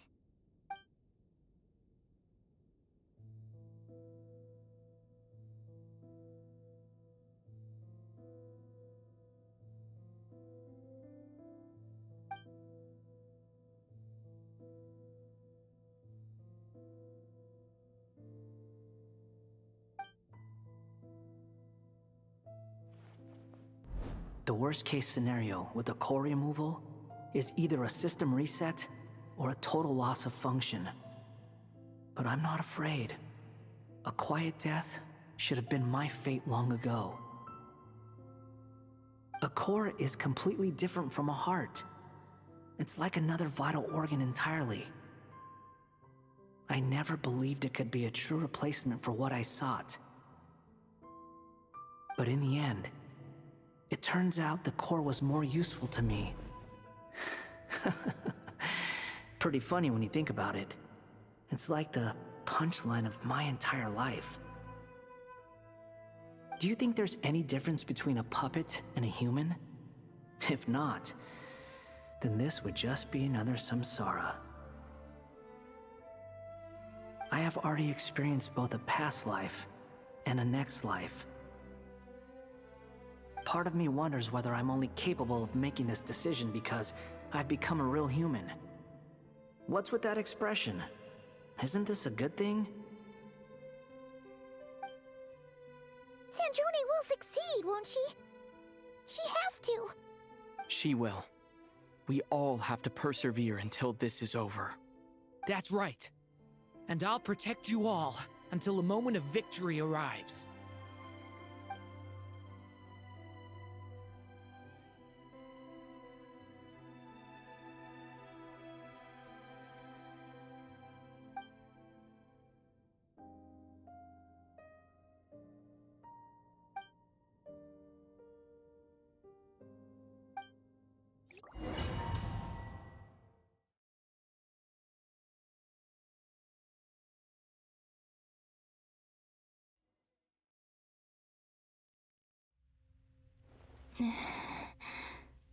Who are you? Call me Sonnet. You have the same power as Canon. Sonnet. So, you're the goddess of the iridescent moon? Oh, goodness. You recognize me? Well then, what's your name? Columbina. Columbina Hyposelenia. Hyposelenia. What a lovely name. Did you choose it yourself? It was a joint effort between me and my friends. Friends? You mean your friends in the heavens? Huh? Oh, sorry. You must be exhausted. I apologize. Hang in there. Let me introduce you to my older sisters. Do you mean the other two moon goddesses? Arya and Canon? Wow, you sure know a lot. Hey, does that mean that our story goes on into the future? Oh, I guess that wasn't the best question to ask. It's alright. We were prepared for that possibility. You could say we were too prepared. I can't even remember how long my sisters and I have been here by this point. When did you get here? How long has it been? I can't say for sure, but it feels like it's been forever. I see. Are you feeling alright? You look a little unwell. I can hold out a while longer.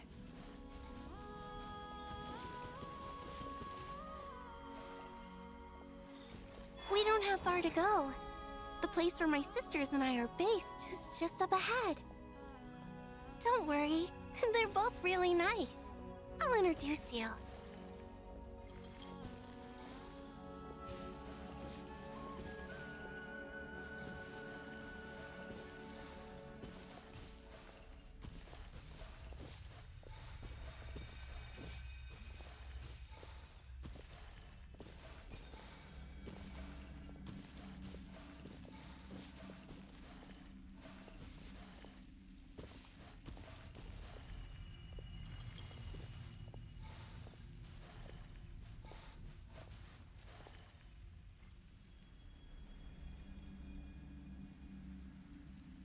Sisters! I'm back! And look who I've brought with me!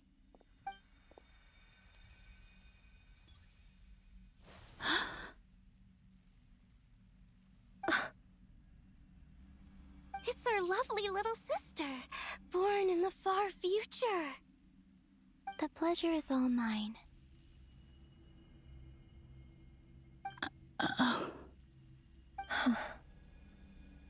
Allow me to introduce you to Columbina Hyposelenia.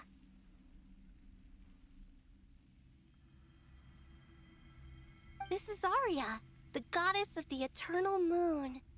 And this is Canon, goddess of the frost moon. Canon, don't you think Hyposelenia's power is similar to yours? Hello, Columbina. I apologize for our startled reaction just now. And please, forgive our little sister if she's been annoying you. She tends to talk a lot. It's fine. You seem shy. Don't worry, Columbina Hyposelenia. No one can hurt you here. Could you tell me where here is? Please. I must know.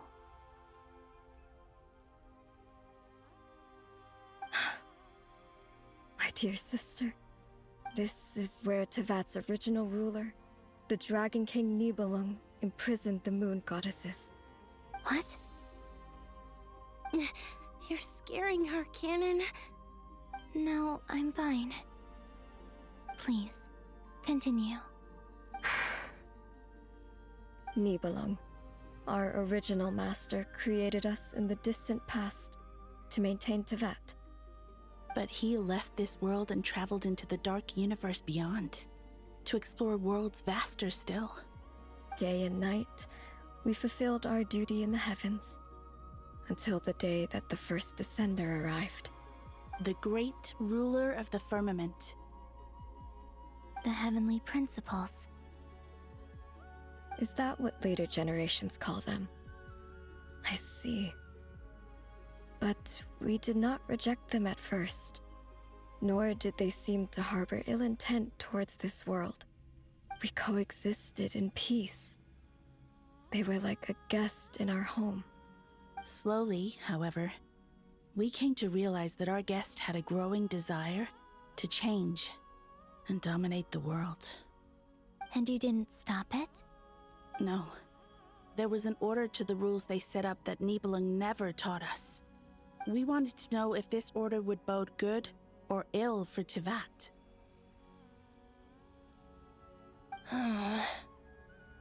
All right. Canon and I wanted to know. Sonnet was against it from the outset. Later, we discovered that this great ruler of the firmament bore an almost paranoid hostility toward the desire of certain life forms to seek power. Or perhaps they feared them.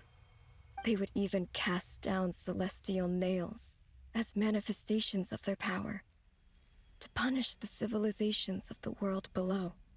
Only this was far beyond mere punishment. Right. Their rules brought order, but the price people paid for merely testing the limits of those rules was far too great. I did everything in my power to help the punished escape catastrophe, but still, too many lives were lost. The ancestors of the Frost Moon Scions were some of the ones you helped. But just when we had decided to take countermeasures, the Dragon King, Nibelung, returned. And so began the War of Funerary Flame. So, that's the name the world gave that war in the future. Well, who won in the end? As far as I know, the Heavenly Principles won, although it came at a great cost. They remained in Tevat, where they continue to rule to this day. And the world's original master, the Dragon King Nibelung, was destroyed. And what of the moons? Are there still 3 moons in Tevat's skies? You can tell us the truth, Columbina. We know we are but remnants of a bygone age. We are prepared for the answer. Only the Frost Moon remains. But it has been cast beyond the false firmament by the Heavenly Principles. The eternal and iridescent moons were both shattered during the war. So death finally came for us in the end. Sonnet. But you're still here, aren't you? A moon goddess cannot live without her moon, Columbina. She's right. That's why I began to disappear. Because the Frost Moon is cut off by the false sky. How much worse it would have been if it were outright destroyed. Our souls may endure within this lunar palace, but if our moons are destroyed, then we shall disappear the moment we depart from it. I'm sorry. There's no need to apologize to us, dear sister. If anything, we owe the world an apology. If only we'd decided to act sooner, rather than arguing amongst ourselves. all the more reason not to spend this time in regret and repentance. Instead, we should focus our efforts on how we might help our future sister. Sorry? Don't you see, Columbina, your story is not yet over. Is that not why you are here?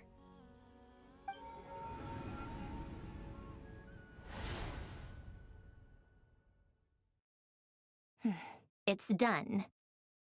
Initiate numerological array. Continue running primary process. Calculate the world's fate through extrapolation. And identify nodes of potential change. Secondary process, scan for moons. Still 4. The number of moon marrows hasn't changed. Wait, let me think. Is it possible that there's something I've been misunderstanding about the moons all along? Variables. Variables in the world. I know where potential variables within the world come from. So what about the moons? Are there any variables there? Like their life or death, for instance.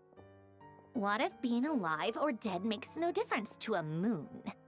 But that's so strange. Even immortal gods can die. Why would the moons alone be? Wait! Wait! I've got it! I've got it! If alive or dead is considered a variable, we might have had this wrong the whole time. No one ever said that a moon marrow equals a living moon. We just made that assumption ourselves. Initiate secondary process. Scan again. This time filtering out interfering perimeter, moon marrow. I don't care if they're natural or artificial. Get them out of my search results! Why? It says 3 moons still exist in Teyvat, even after excluding the moon marrows. But we know for a fact that 2 of them are dead. Redo the scan. Narrow the results to living moons and real moons. No, scrap that.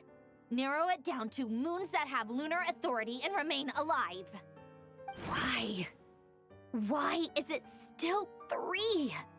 What is this, Columbina? Has the world lied to us? Or are you the one pulling the wool over our eyes?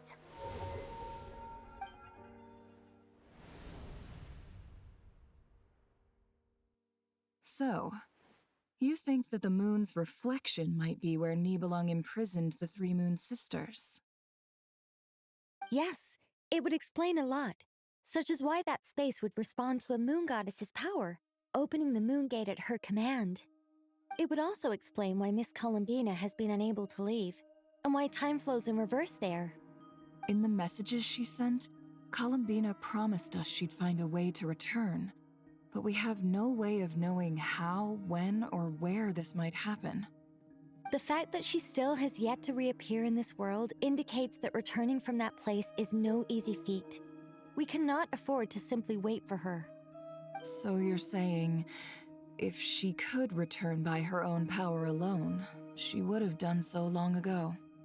Yes, she certainly wouldn't leave it to this late stage when it's so touch and go. I've been giving this some thought, and I've come to believe that Luana's harm might be an anchor that she left behind, as a sort of future waypoint. This could also explain why Luana's heart is always by the traveler's side. Sounds like a plausible theory.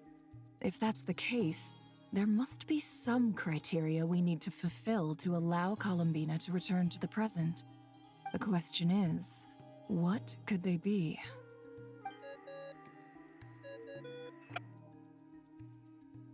Hello? Listen up! This is extremely important!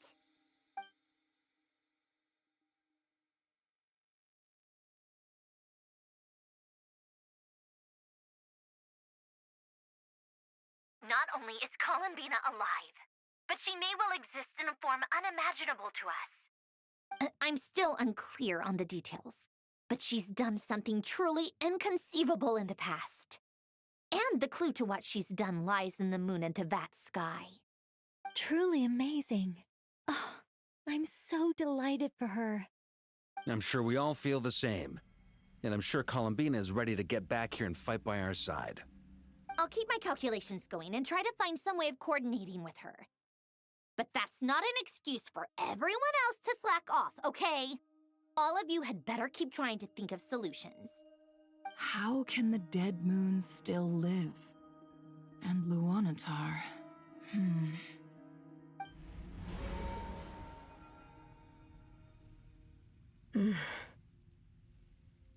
It's hard to believe that's what will happen in the distant future.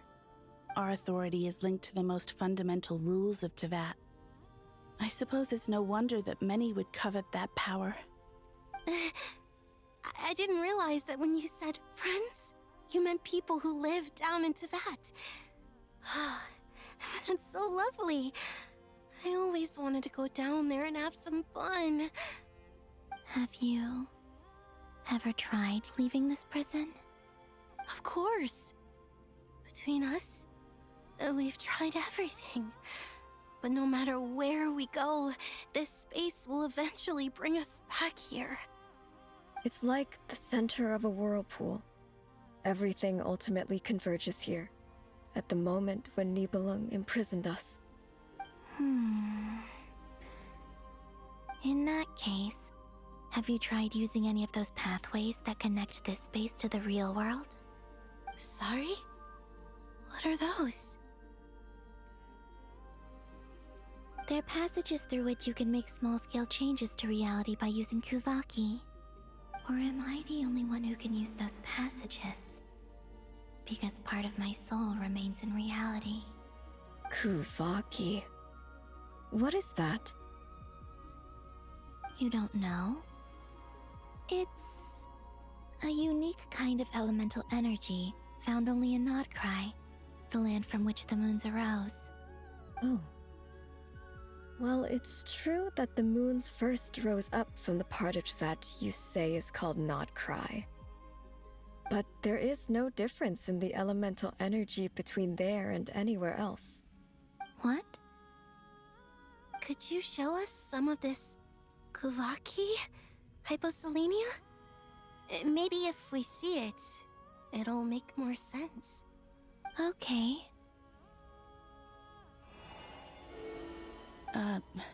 Isn't that just your power? What? But it's everywhere in Nodcry. In the air, in the land. Even the creatures who live there have adapted to its influence. How curious. This Kuvaki certainly did not exist anywhere in the world before we were imprisoned. Let alone influence living creatures. So, how exactly does it affect them anyway? Can they float in the air like us? This is so strange. Why would their reality differ so much from mine? Columbina, you're looking for more than just a way out of here, aren't you? Yes. If I am to help my friends, I will need tri-lunar authority on par with that of our foe. You mean... you'll need our power? This sounds extremely risky. The Three Moons' powers are not mutually compatible. Concentrating them into one goddess will be a very painful process. And if anything goes wrong, it could tear you to pieces. I know. But I'm willing to take that risk. Even so, let's say we successfully transfer our authority to you. How will you take it outside this prison? Nibelung constructed this realm specifically to prevent us from using our powers to interfere in his war. No moon goddess can leave this place alive. What if I don't leave alive?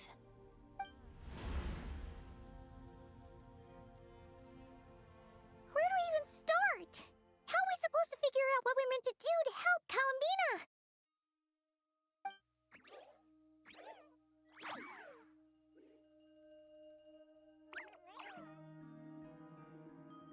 Columbina?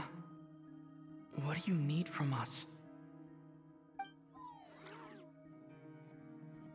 If she really got to the beginning of time in there, how do you think she'd leave us a message?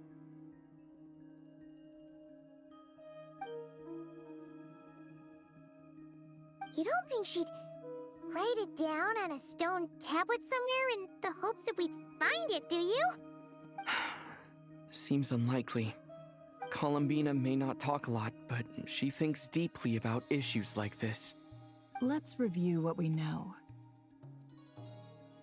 This is the Columbina who fought alongside us against the Rahyr of Solnari, and with whom we celebrated Moon Prayer Night. She knows our personalities, our ways of doing things, even our unique strengths and abilities. So, if she wanted to tell us something from a long, long time ago, what would she do? Oh.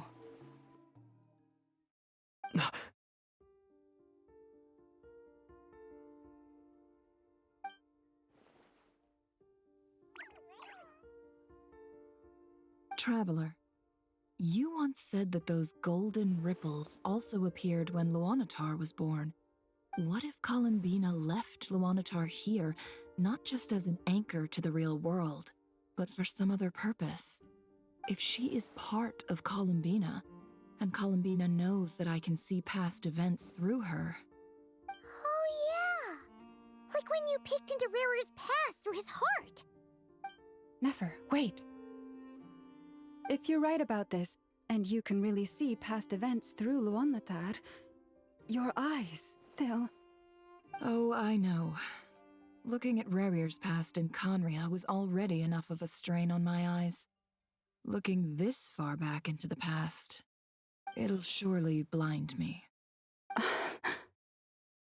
But it's our only chance. This is the only way. Boss. We spoke about this once, a long time ago. Do you remember what I said, Yehoda? The day I lose my sight, the Curatorium of Secrets will be yours to run. But... What's wrong? I'd be overjoyed if I were you. This day's come a lot earlier than either of us expected. I need to know you'll honor our agreement, Yehoda. Promise me. Yes, Boss Neff. I promise. Are you sure you don't want some time to think this through? What is there to think through? I should have gone blind after our battle with Rarier. Frankly, it's almost criminal that I got away with it for this long. Then at least let me take some precautions on your behalf. And if you really do lose your sight, I'll visit your office every day and make sure you're well looked after. Oh, please, anything but that. I was actually ready to go through with this. Are you trying to scare me into backing out? As if I could ever scare you. I'll assume you're just joking to calm your nerves. All right, enough chit-chat. Let's do this.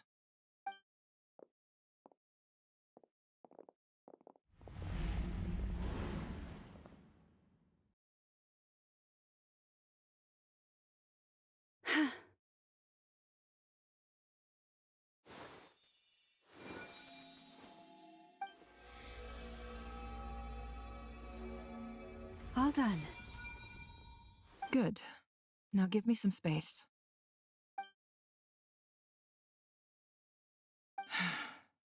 Come on then, little one. Show me what happened in the past.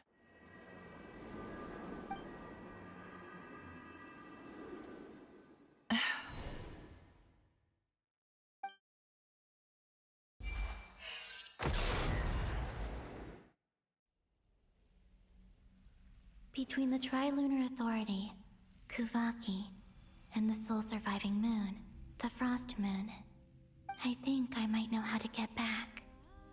But I will need my sister's help.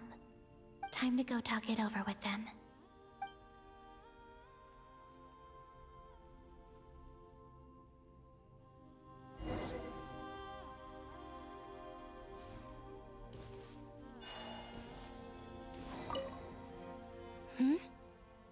Have you decided what to do? I hope it's not too dangerous. You really scared me when you said that thing about not leaving here alive. Come on, let's go find the other two.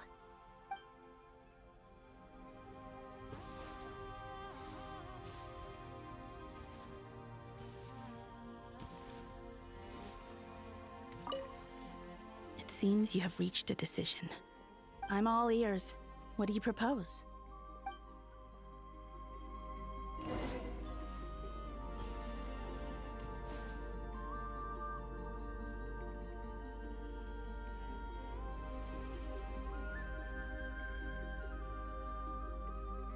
Have you figured it out, Columbina?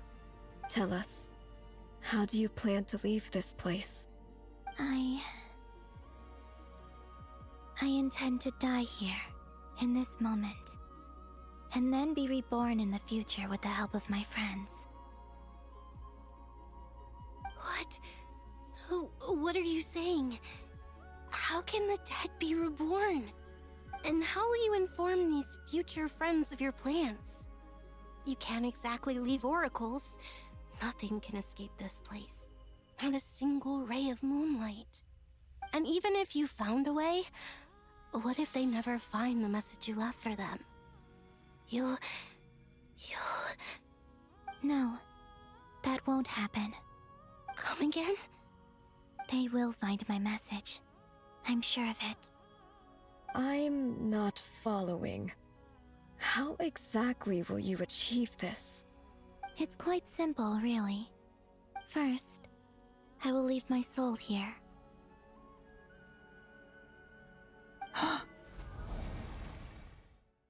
I see it. Your soul? You mean you're a divinity? Yes. I once left a portion of my soul in the future. One so small that this prison barely noticed anything. In this very moment, she can resonate with my soul across time. When the time comes, I believe that she can serve as an anchor to pull my soul from here back to the future reality. Just as gravity connects the world to the moon. Exactly. In the future, where I came from, the moon has been cast beyond the false sky, but I can still feel that it is there. In a similar way, I can feel a connection to the soul fragment I left behind even now. My friends can use it to detect my presence. But how do you just leave your soul here? Is that even possible? On my way here, I met an ordinary mortal who entered this place long before I did. Her body is long gone, but her soul remains. And before that, I encountered an old enemy whose entire soul survives here intact, while the power that once corrupted his body has faded away. So, perhaps this space is specifically designed to imprison divinity and authority, but not the physical body. Still, even if your body can escape, would it not just be a lifeless husk without the soul inside? Wait, is that what you meant when you said you wouldn't leave alive? Yes. I shall turn my body into moonlight and pour it over Nodcry. That power shall protect the land and quietly blend into it, awaiting my soul's return in the future. However, I cannot do this on my strength alone. I would need your help to do this, so I'm humbly asking for your assistance. Oh, dear sister, you need not be so formal. As I said before, we are but remnants of a bygone age. You, on the other hand, were born alone in that distant future, and you have walked a long and lonesome road since then. How could I bear to let your story end here in this dungeon? Don't forget, we are your sisters, your family.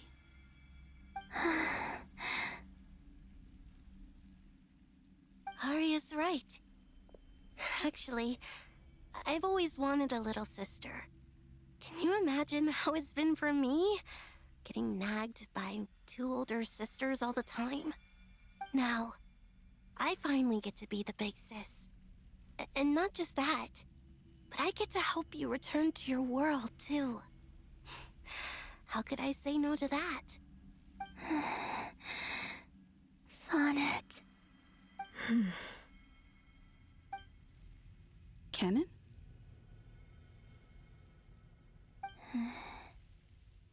I'm sorry. I know this is a bold request. The Frost Moon is rightfully yours, and it remains intact. Oh, no, please. Don't misunderstand me, Columbina. I was just thinking back on the years that the 3 of us once spent together. You cannot imagine how happy I am to hear of the future world you describe. The Frost Moon Scions, your lovely, kindly friends. For the 3 of us, whose purpose in life was to maintain the peace in Teyvat, it is a great relief to know that the people of this world live in such an abundant future. If your plan can save them, and save not cry, I will gladly give you all that I can. Besides, the 3 of us have been together since the day we were born. I could never abandon them to live on alone without them.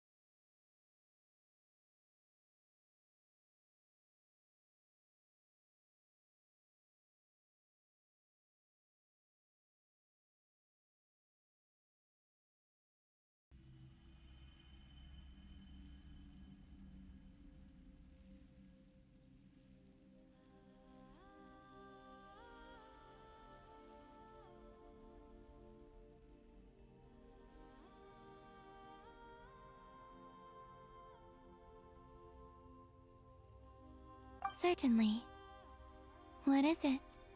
Why do you cover your eyes?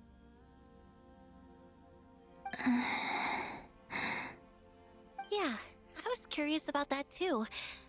But it seemed personal, so I didn't want to intrude.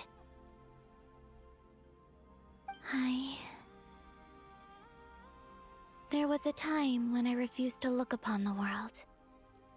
I believed it was full of nothing but lies and falsehoods. I wished to hide my feelings, seal my heart, until I could return to my true home. I see. Perhaps that decision saved you from ever having to see the false sky again. But at the same time, you likely missed out on many true and precious things, like the smiles on your friends' faces. Promise me this, Columbina. When you return to the future, open your eyes, take a look at the world around you, and see your friends. I'm sure that you know this already, given that you long to return, but that is your true home. Give me your hand, Columbina. Arya, Sonnet, you too. Okay. All right.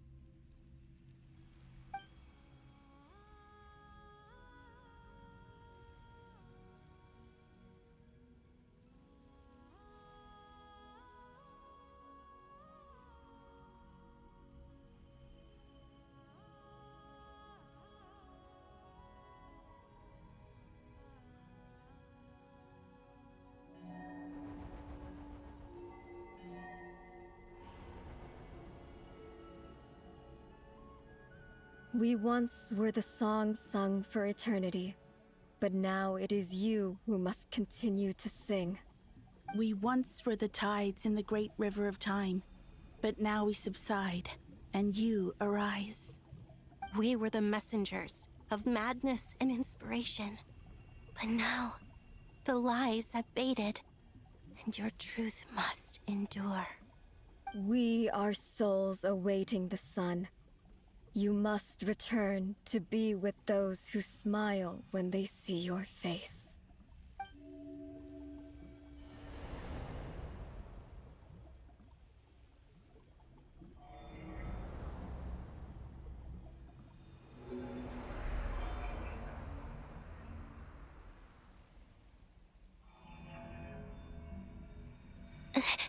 Is it done? Yes. We have transferred the authority over all 3 moons to Columbina Hyposelenia. From this moment on, she is the Tri-Lune Goddess, the one and only moon goddess of this world.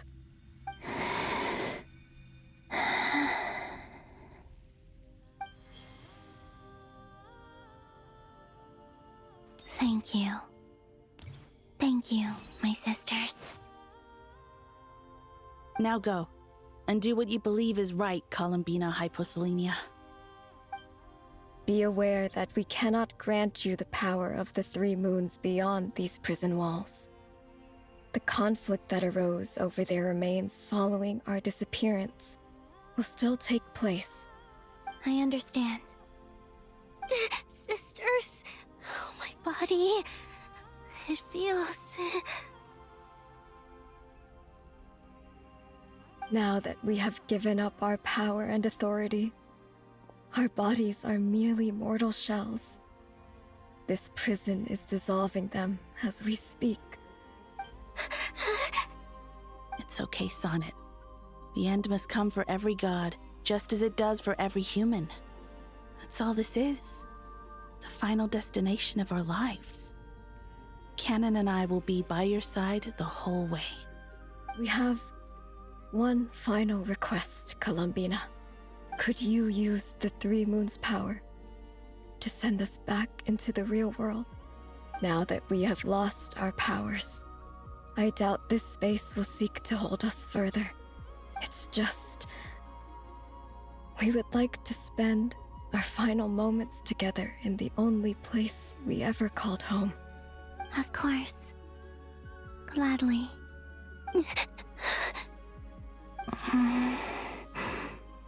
Sonnet,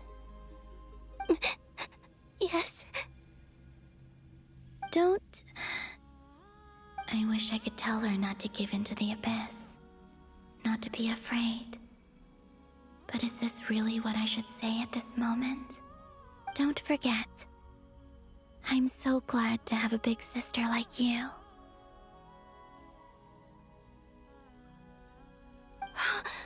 No, Hypo.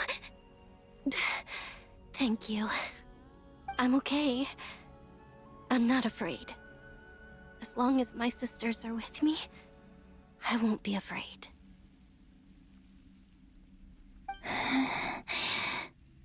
It looks like this is goodbye, sisters. Goodbye, Columbina. Take care of this world in our stead. I will.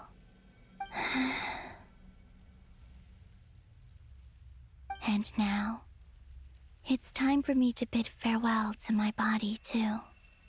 May it become the moonlight that keeps Nodcry company through the long years ahead. So this is why Nodcry was not always home to Kuvaki. It only appeared after I poured my body out upon this land, and only this land.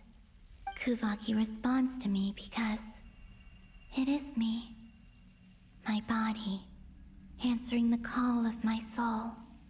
And the golden energy I've encountered on my way here was, in fact, that very soul, which I am about to leave here to guide me. O power Trilune, eternal moonlight. I, Columbina Hyposelenia, lay aside my body. Let it be cast into the dark night to illuminate the future. May it be a companion to all who dwell beneath the moon.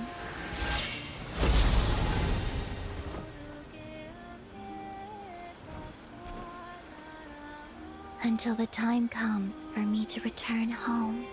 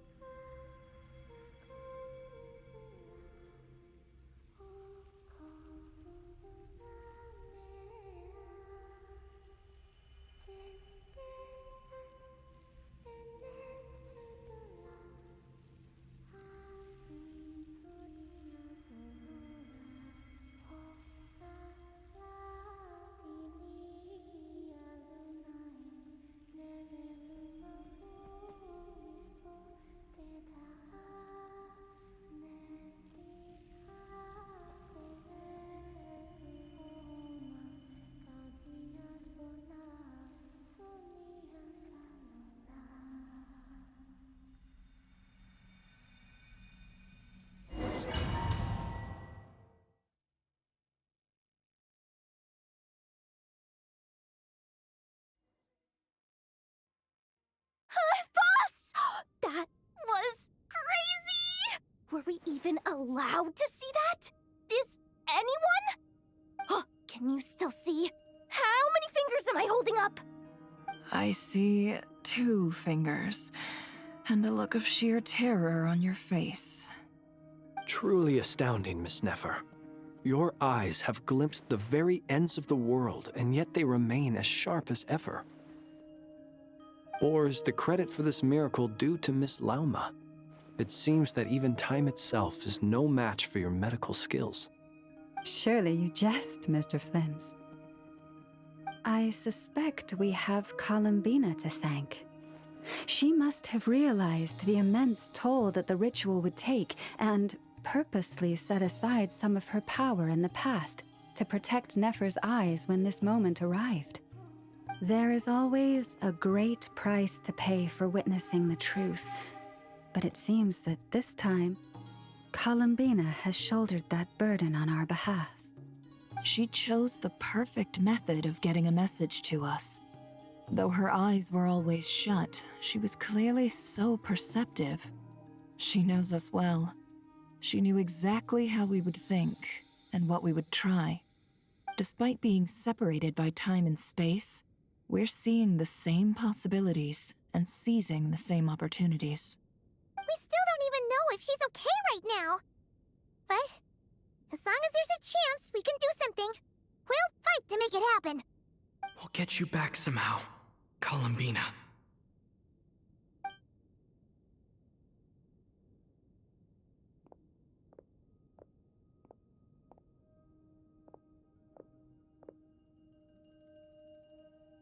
Well, based on the information we now have, let's figure out our next moves. Thanks to these gentlemen, we have a much clearer picture of the situation with Dottore. The civilian population has been moved to safety, so we no longer need to hold back. Miss Androne, how are the calculations going? So far, so good. I'll keep seeing how far I can push the system, though. Can't have Hatman being powered down for nothing. There's still a long road ahead. Where should we begin?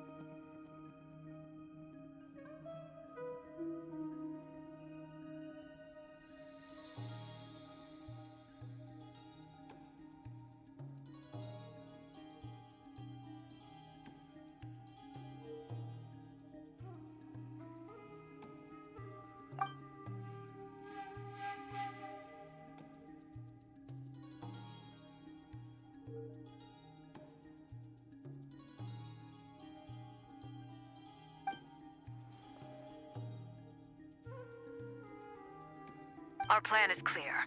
Time is short, so let's get moving. There's just never enough time, is there? Time is the bane of my existence. Ugh. Anyway, I'm gonna get back to work. All right, we'll do our part too. Yeah.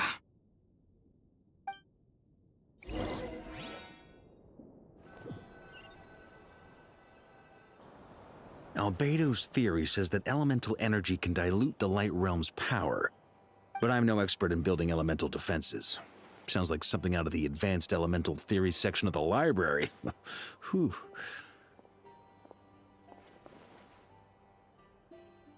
You seem quite troubled. Well, yeah. I mean, who doesn't get a little flustered when they're completely out of their depth? You were the very picture of confidence back when you approached the Hexen Circle. Yeah, I could have been faking it through that whole meeting for all you know. Who's to say I'm not just a ball of nerves in a charming and gregarious package? Oh gosh, really? I'm so sorry, I had no idea. Well, you're all the braver for it. Still, I was much more in my comfort zone than I am here. At least in Mondstadt, you can cry for help from a cliff top and actually stand a chance of summoning Barbados himself. Things have never looked bleaker than they do now. If we don't pull this off, Tevat's doomed, isn't it? Oh, you think so? Actually, yes. Yes, it probably is. It's a shame. Don't put too much pressure on yourself. Tevat has faced annihilation many times in the past, but it also gave us you, didn't it? Hey, don't give me that. It's not like I'm anyone special. I disagree. Every human born in this world is special. We angels have always believed that. In that case, this humble human being has a big favor to ask of you. I thought you might say that. I'm sure Alice, in her great wisdom, sent you here precisely to help us in this difficult time, yes? Well, that has less to do with her wisdom, and more to do with my power. Of course, of course. Well, the thing is, these elemental defenses we're about to build, I don't think it's a question of if they'll fail, but when. Durin's findings from his patrols make it clear that Dottore is constantly expanding his territory. First it was his lab, then the design bureau, and now this. It's not realistic to completely stop him encroaching on the rest of Nagkrai. Rather, our goal should be to stall him for as long as possible. If Miss Sandroni's calculations are correct, well, they're the closest thing to certainty we have in this situation, so let's assume they are. Anyway, her calculations suggest that our best hope for victory lies in Miss Columbina's return. It's up to us to slow Dottore's advance and buy time for her to make a return. Are you asking me to help you with building the defenses? No. I'd like you to prepare for what comes next. When he eventually reaches us, we will have to fight him. You were an angel once and a mage now. I'm asking you to lend us your protection. Oh. Can I take it that you're triggering the terms you fought for during our three-way talks? Well, technically those terms were about protecting Mondstadt. But if you're happy to agree to the change in location, then yes, let's do that. You're cashing in on this much sooner than I'd imagined. Well, yeah. The way things are going, I might not get another chance. Very well. The mages have heard the knight's plea, and we will respond. To tell the truth, Alice and I had already discussed how we might help you all, so I didn't come empty-handed. I always like to be prepared.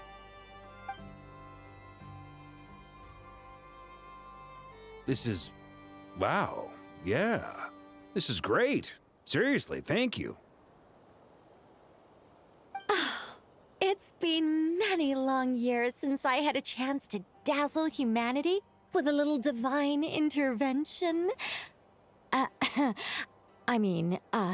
To humbly serve as a reliable and responsible guide. Anyway, Knight of Boreas, Please accept this gift in recognition of your great virtue. Go now. May the angel's blessing deliver you safely to your destination.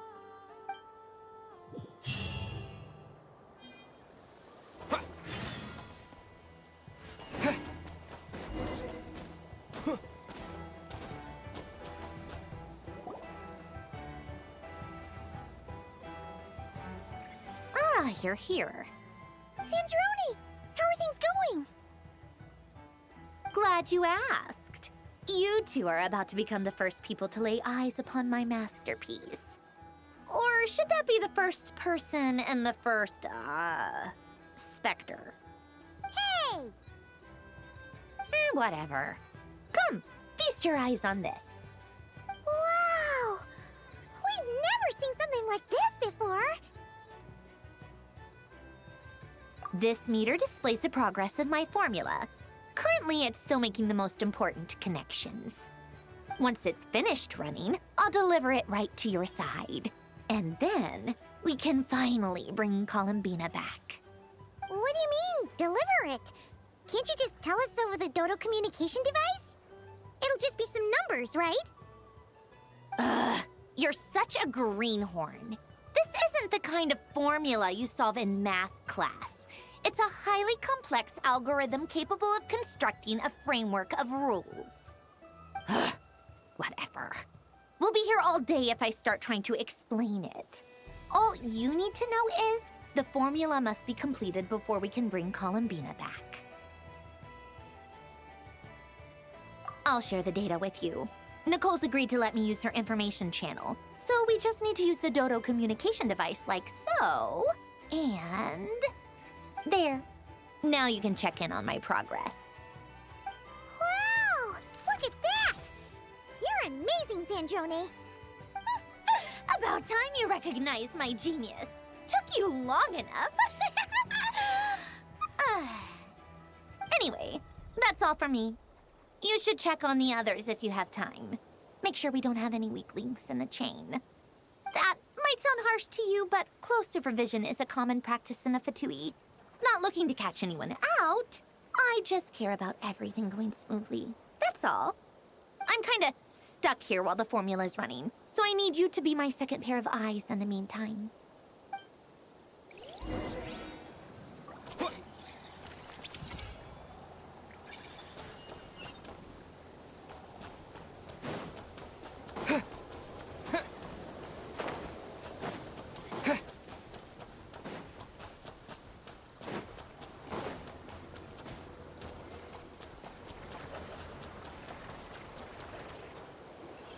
Yes, Miss Moonchanter? What are you staring at? You always address me in the strangest ways. Lady Moonchanter one minute, Miss Moonchanter the next.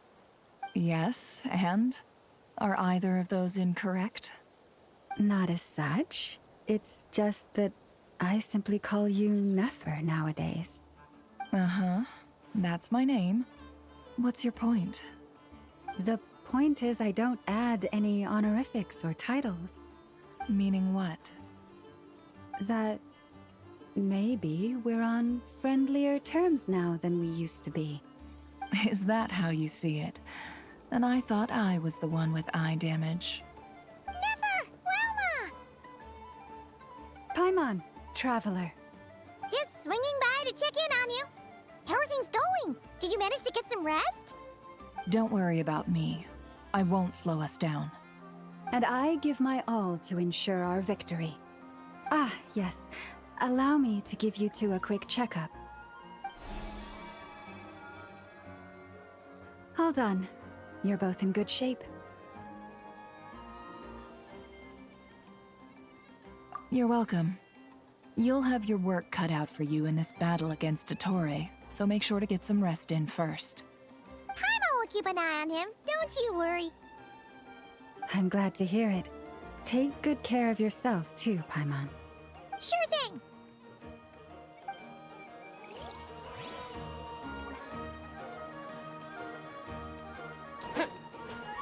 Don't worry about me. I won't slow us down. And I give my all to ensure our victory.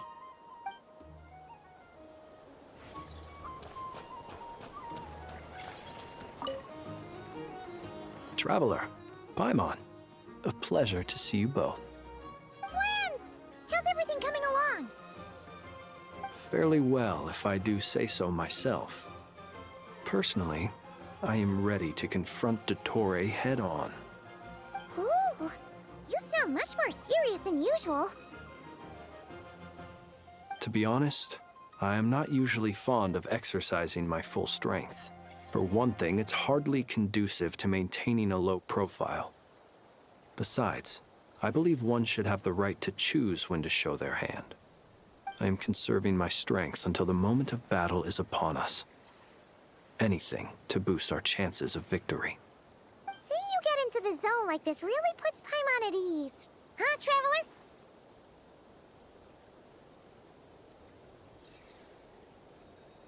I consider it an honor to have your trust. Rest well. I look forward to seeing you both in your element during the battle.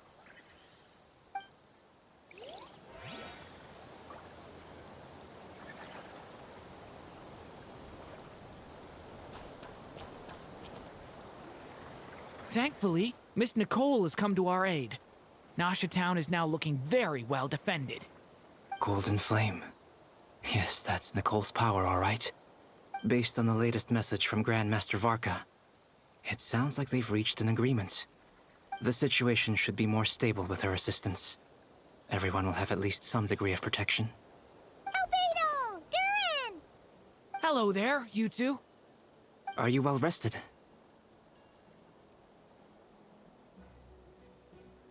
That's good to hear. As per the plan, Albedo and I will be in charge of Nasha Town. As Dottore's energy field expands, it's creeping ever closer in that direction. But we will do our best to hold our position. We fought side by side many times before, and always with great success. I believe this time will be no different. So don't worry about us. Focus on fighting Dottore.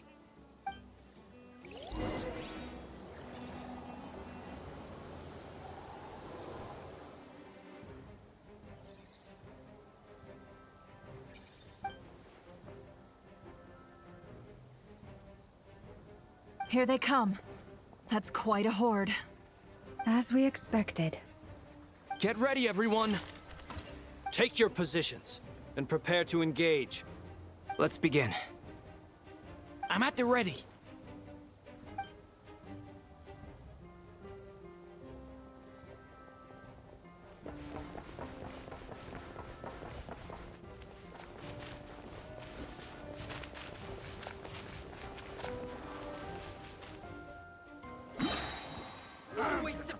Your skull! Water jet! Yeah! Observe to dust. Be silent. Observe to dust. Be silent. Night falls.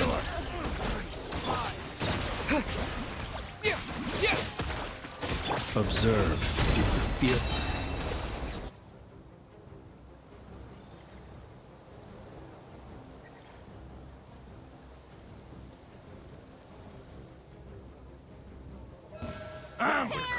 Your poor last lamb, with one heart. It all adds up. These creatures cannot stand against us. Oh, fighting talk. Just don't let your guard down. That goes without saying. I'm hardly the risk taker in this group.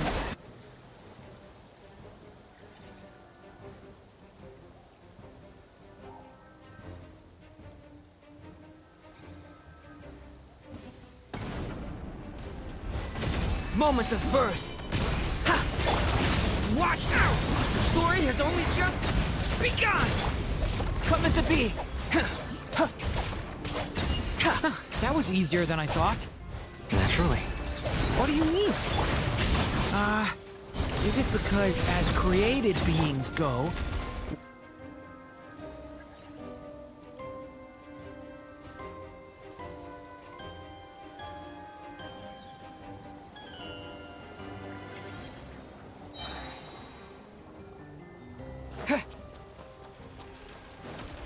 water jet! Bombs away!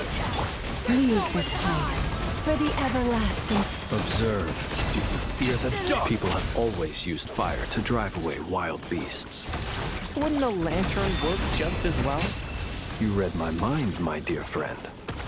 I was just about to say that. All right then, dear friend. Bring the light!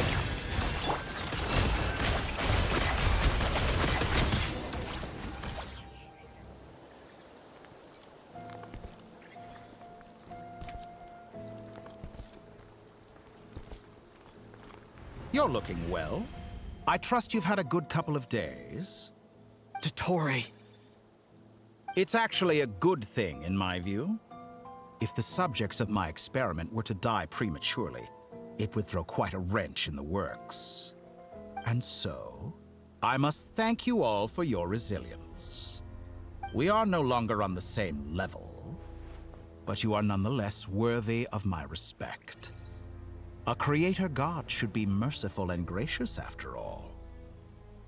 And in any case, it is only right that before I end your lives, the world is informed of the arrival of their new god.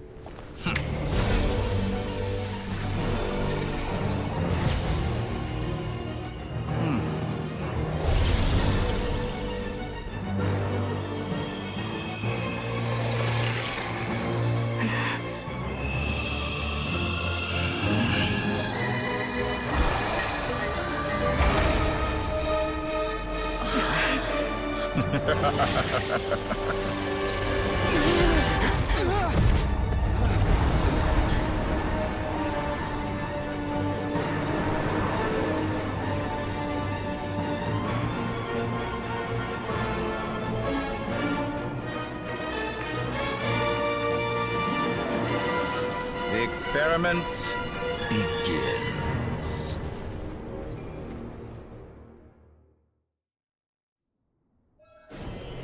With the marrow of the 3 moons in my hand, behold the false moons fall!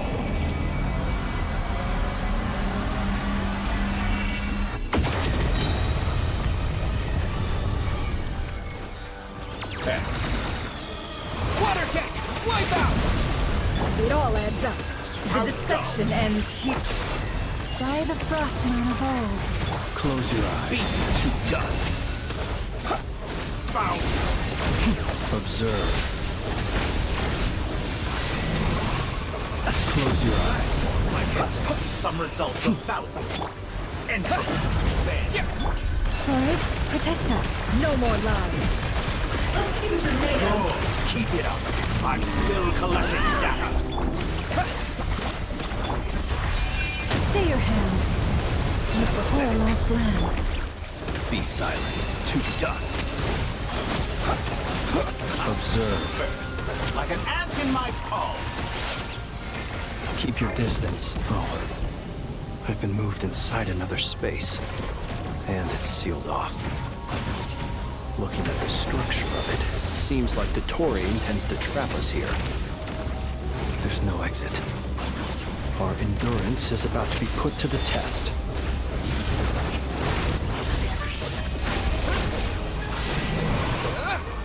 Leave this place. How dull. Let's see what you're made of. Water jet! You poor lost lamb. Can't hide the truth. Let's see what you're made of. With one heart, we pray. It all adds up. Cannot face me. It all falls into place. Good. The Keep mystery that unravels. like it. Leave this place. Pathetic. Can't hide the truth. Good. Keep it up. I'm still collecting data. Excellent. Barely managed to touch my level. Forest, With the protect marrow us. of the 3 moons in my hand, behold the false moons fall!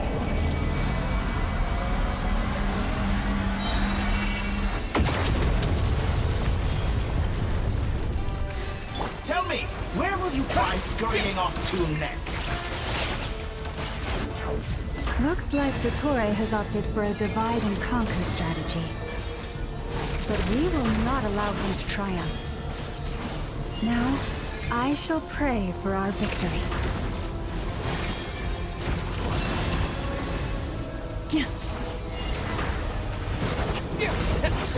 Entropy bends to me. No more lies.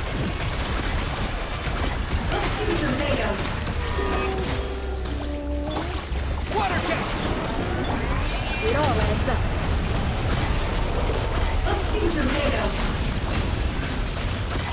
Good. The deception ends That's more here. like be shackled. No more lies. It all falls to the dust.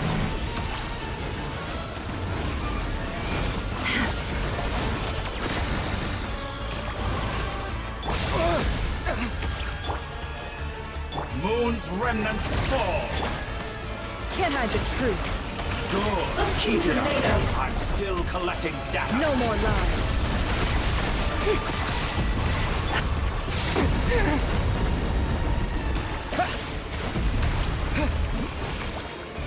Water jet! Did you honor?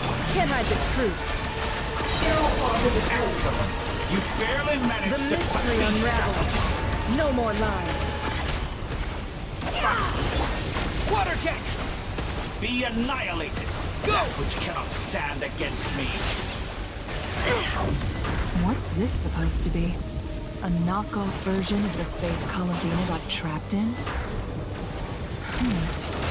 There really is no way out. We'll see about that, Dottore.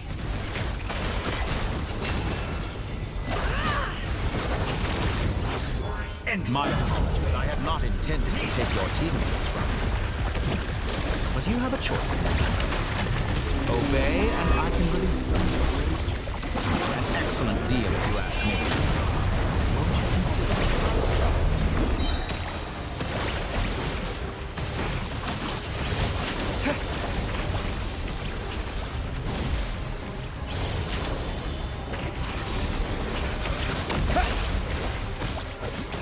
Go!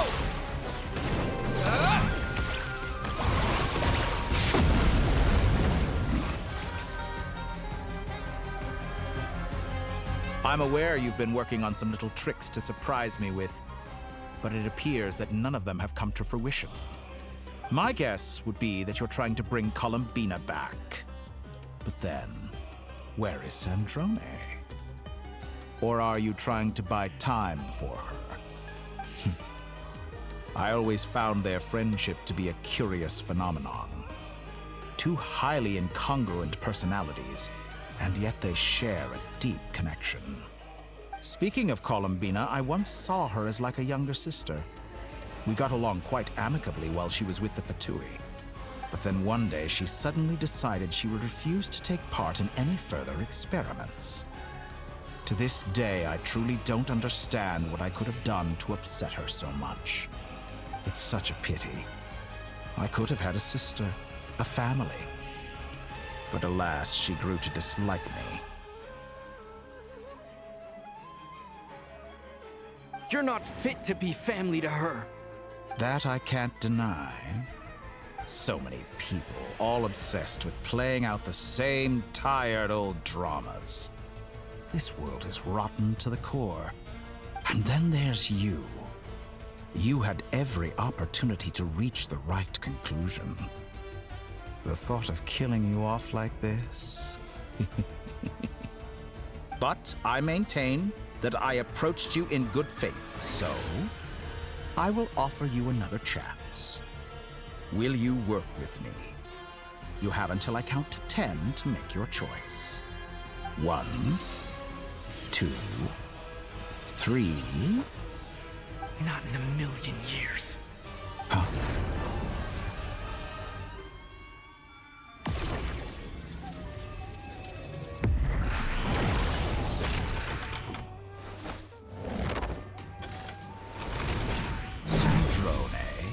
What a pleasant surprise. I didn't think you'd join us all the way up here. You're as sick and twisted as ever. Don't fool yourself into thinking anyone's grateful for the chances you're offering them. Sandrone? But the formula hasn't finished running yet. Funnily enough, I was just discussing a collaboration opportunity with the Traveler, and then I see you, who I must say is a good example of an opportunity gone to waste. Gone to waste? I said that everyone would get one chance, and you've used yours to march right back into the lion's den. So yes, it's an utterly wasted opportunity. And what makes you think I believe a word that comes out of your mouth? I was planning on disposing of your little formula after wrapping up more urgent business here.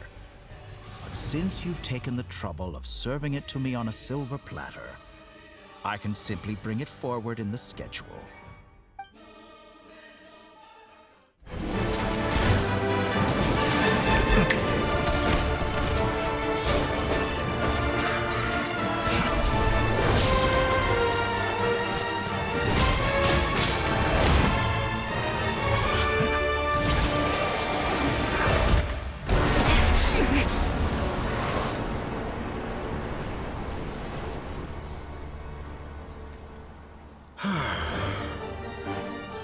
Is this your life's work? This piece of trash?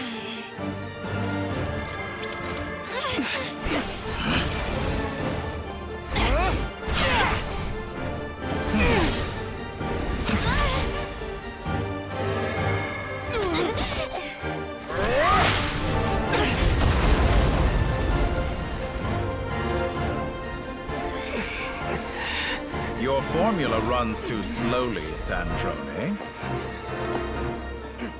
You put your hope for success on others instead of fighting dirty. That is why you have failed. Now, whom should I slay first? Any volunteers? No one? How nice of you to leave the decision to me.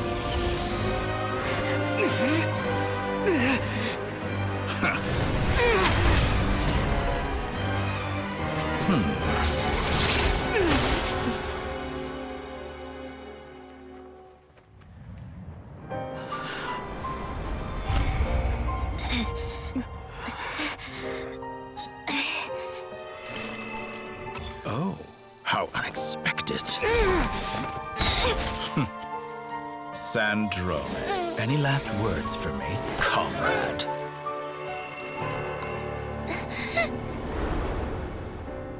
Is there anything you wish for? Not really. But I've always known what I don't want. Go to hell, Dottore.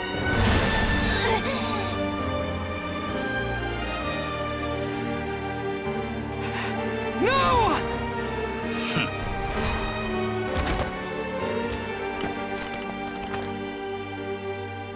And now, you have failed.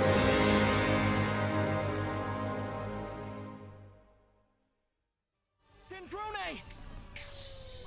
Now you see how fragile mechanical contraptions are. Just a gentle tap, and they fall to pieces. However keen of an inventor Sandrone may have been, her death spells the end of the formula that was running inside her body. Of course, I have to commend her for making it this far. As her colleague, I have to admire her stubborn tenacity. Now, it is time for you to take your place by my side. My count was interrupted, but the second chance I extended to you still stands. Once again, you are welcome to join me.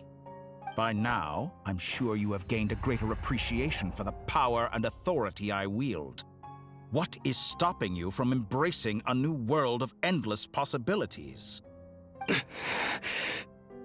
Not in the mood to talk? As you wish. You seem less talkative than usual today. I'll change the topic to something more apropos. Sandrone was always like this, never trusting anyone, always so reluctant to share her research with them. Objectively speaking, she had her strengths. It is remarkable how she extracted and even optimized the world formula from so much data. But her inability to trust was her undoing. Had she allowed someone else to monitor or run the formula for her, you might still have a chance at victory even now. But regrettably, she was a stubborn fool.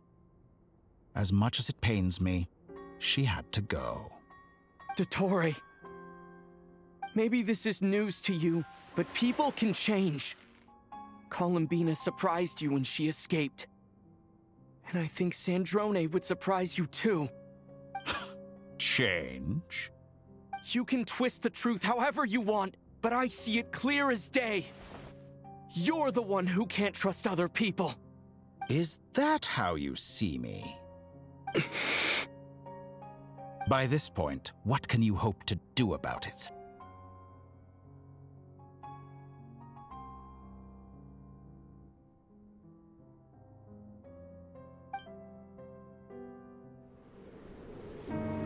It is pointless to fight on. You've already lost.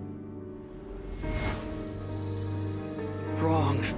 You can't win this, Dottore.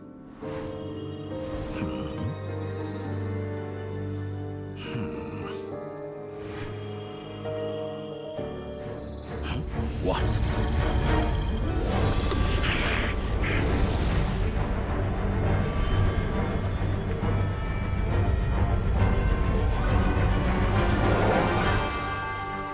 My formula can get us 90% of the way. It will connect you to Columbina. Then, I will bring the formula's output to the Traveler's side. For the last 10%, do whatever it takes. Just bring the moon down.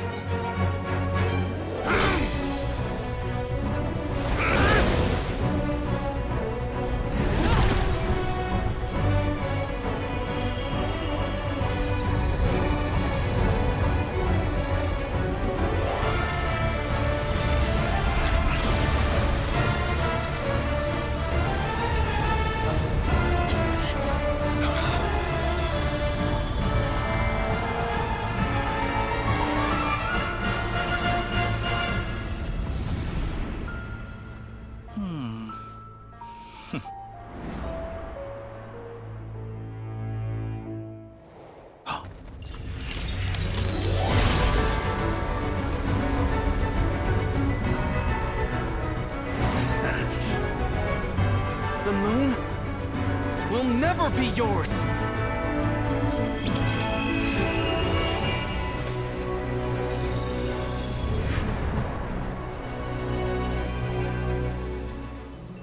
I turn my body into moonlight and pour it over Nodcry. My soul I leave here to inform my future friends.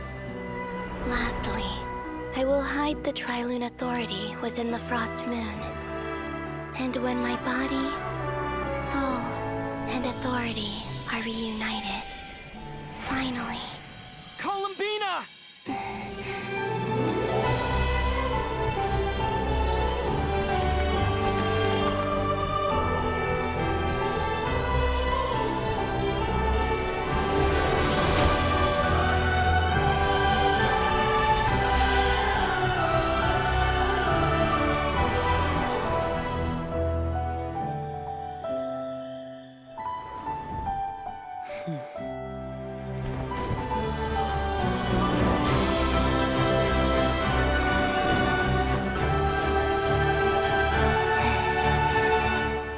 It's been too long.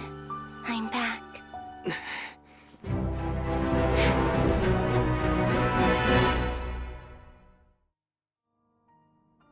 Stay focused on the battle, Traveler. What a touching reunion. Though I personally find myself repulsed by the sight of weaklings huddled together for war. Now, quite finished patting yourselves on the back. Show me how long you can struggle before you drown. Watch out, Columbina! He can manipulate space itself! I know. Wait for the right moment. We'll strike together. moon's remnants fall! Wipe out! How dumb! Water jet!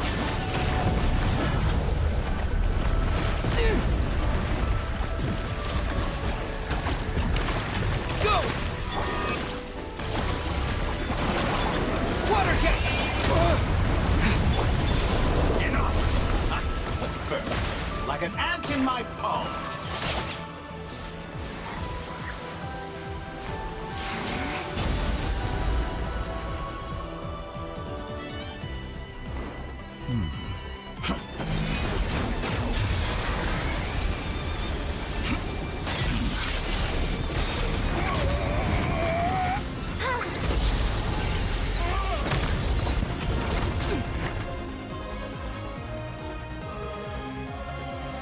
I grant you the new moon's blessing.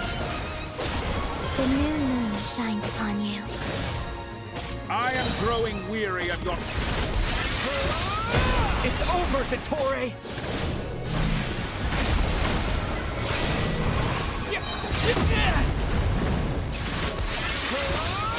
Time to pay for your heinous crimes! No longer must the world cower in the cold night. I was so close to the new world.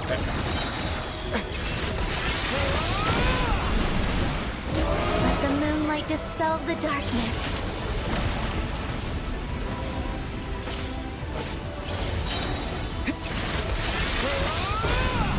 Everlasting as the moon.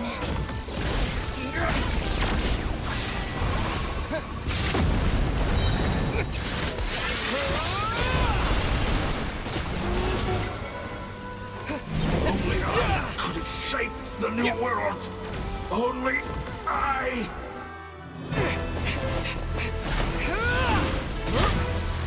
Willfully blind. How can you be so satisfied with your fate?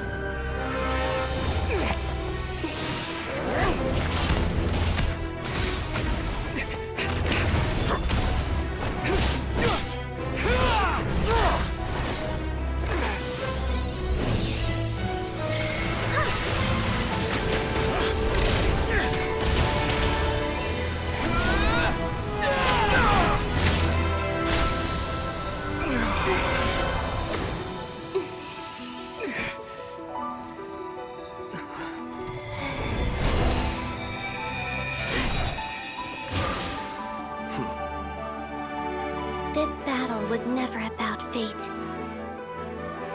It's about friends, family, and the home you stole from them. So dull. Only the weak rely on each other for comfort. You shall see. Once I transcend fate, you will be nothing but fodder for my grand experiment! That will never happen.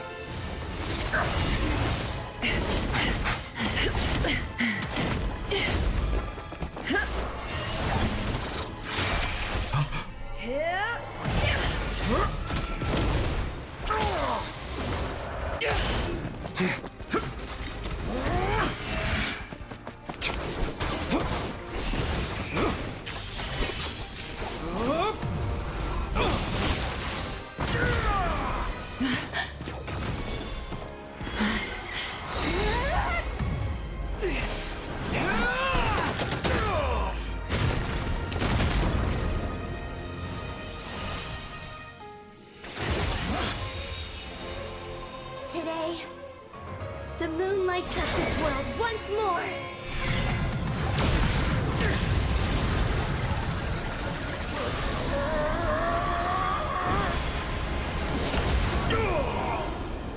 This loathsome world.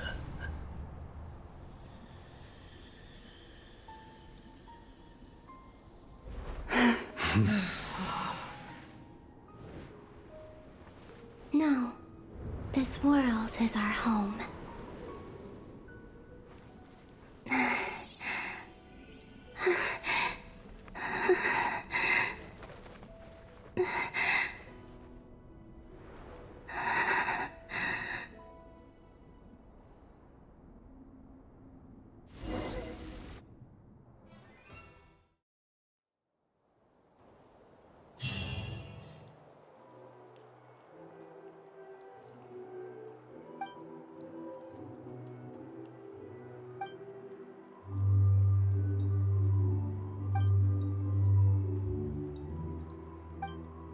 you're doing it wrong. The moon looks like this now. What are you drawing, children? The new moon, Mom. It looks different than before, doesn't it? Also... Can I go buy a sugar sculpture today? Please? Just one? All right. I suppose today is a special day after all. Almost like a festival. Extra, extra! Get the latest Nasha Express here! Post-disaster report! Nasha Town reborn beneath a new moon! The voyage begins today! The future looks bright thanks to the League. Want a copy? I knew things would be different. But I didn't think that would include the moon. They say a new moon goddess has been born. A new moon goddess? Who's saying that? The Frost Moon Scions? I guess so. I'm not too clued up on the details. As far as I'm concerned, the moon's still in the sky and it's business as usual. Hey, since we've come all this way, shall we grab ourselves a free meal while we're here? Are you a convert now? Or are you just here for the free lunch? Oh, come on. What does it matter? After everything we've all just been through? That smells good. All right, that's it. I'm hungry. Time to eat. Come on! We gotta get there early, or there won't be any good spots left! Shh, keep it down. This is a residential area. What if people are still sleeping?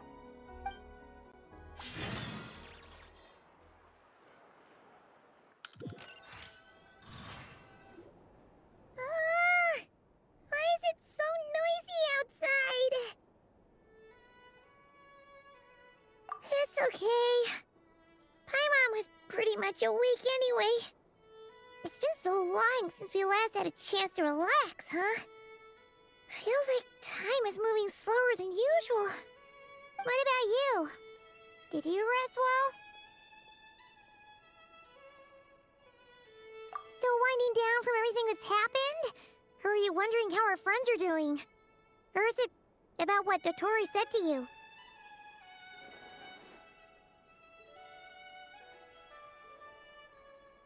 Okay, if you say so. But don't push yourself, alright? Let Paimon know if you need to talk. What we just went through was a lot. It's totally normal if you need some time to get back in your groove. Luanatar disappeared after Columbina came back. Apparently, she was part of Columbina's soul or something. Still, Paimon kind of misses Luanatar somehow. But anyway, you did great. So did Paimon. We all worked our butts off to contain this disaster, and in the end, we made it. So, chin up, Traveler. You should be proud of yourself. Hey, don't poke fun. You should be glad that Paimon's growing as a person. Paimon didn't think you'd mention it.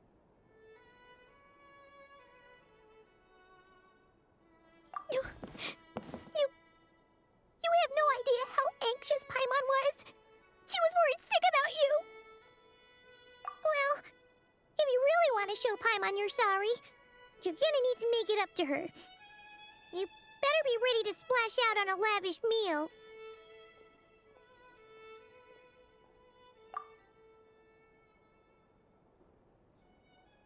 Phew. Okay. Paimon's full now. Huh? Oh, well...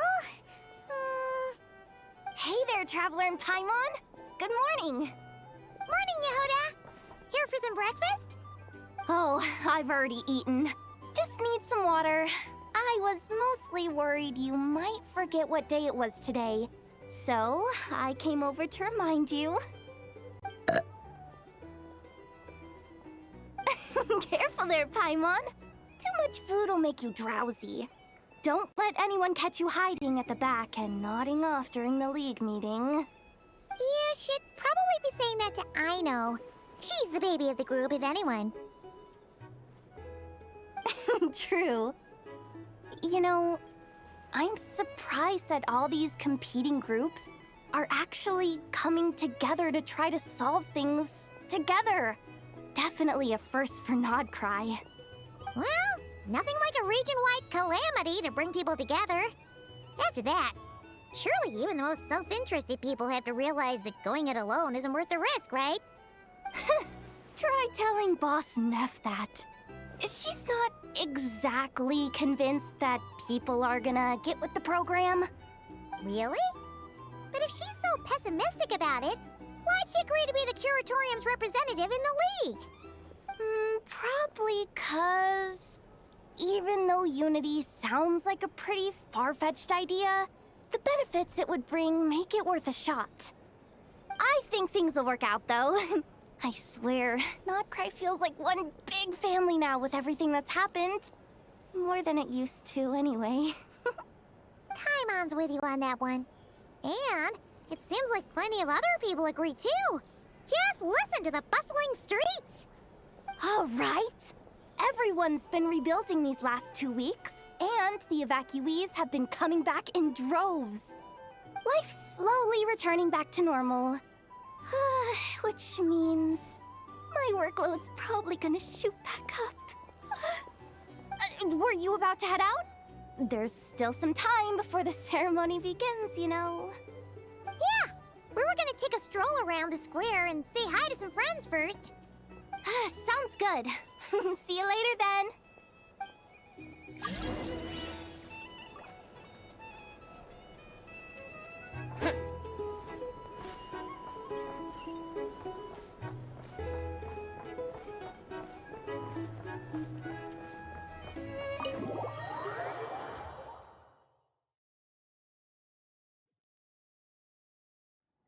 Please accept today's boon.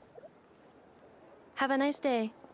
Are Paimon's eyes deceiving her? Or is that Inefa handing out food for the Frost Moon Scions? Hello there. Would you like a feast of the moon, along with some snacks of the day? So, what's new, Inefa? It was only a few days ago when we last saw you, but it looks like you've joined the Frost Moon Scions in that time. And I know too? What are you talking about, Paimon? We're just here to help. Duh. In the wake of the disaster, it's all hands on deck. We responded to Lauma's request for support.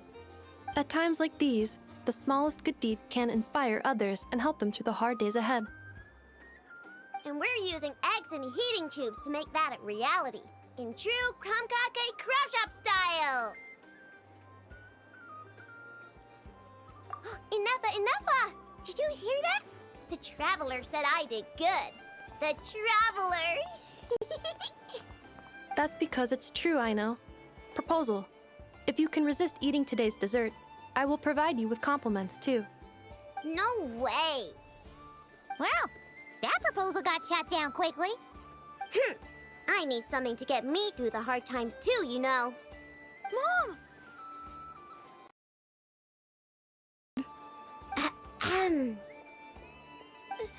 Excuse me. Could I take a photo with the robot lady? She helped us get safely out of Notcry, and she helped us get back home too. She's the best. Of course she is! And since I'm the whiz kid who built her, that makes me even better than best, right? Max, though. Oops. Shall we move to the open space near the center? The view there is better. Thank you! Aren't you the better pick for this job, Flint? You underestimate yourself yet again, Master Ilua.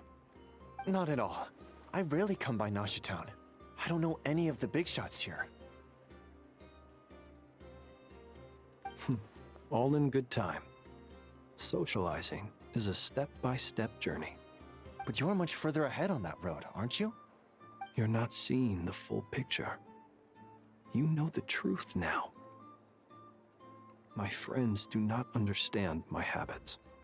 There is no question about it. The Lightkeepers need a representative in the League. Someone who is upright.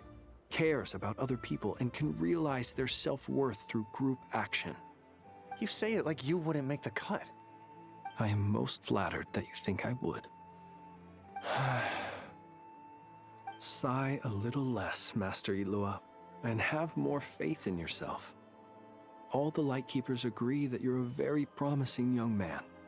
That is precisely why Starshina Nikita felt safe delegating such important work to you. I'm sure we all also agree that we would sooner die of dehydration than manage to wrangle anything out of you in a discussion. My apologies. I am not in the habit of bringing water with me when I go out. Whatever. I'll take the job. By the way, who else is part of this? Oh, it's quite the who's who of Nodcry. There's the Moon Chanter of the Frostmoon Scions, the boss of the Curatorium of Secrets, a representative of the Voynich Guild, and even someone from the adorable Kromkake craft shop. I'm sure you will find speaking with them to be a genuine pleasure. If you say so. I've never done this work before, so I'm honestly a little scared of making mistakes. But I'll do it. Not only is it our duty as Lightkeepers, but because I want to make Nodcry a more welcoming place. An admirable attitude to take. The beacons are lit, Itlua. We're but one step away from breaking through the blizzard. We have the chance to band together and build our shared homeland into an Elysium. This is unprecedented for Nodcry. An opportunity not to be missed. Yeah. You're right. I'll do my best. Quite a few familiar faces have arrived. Let's go, shall we?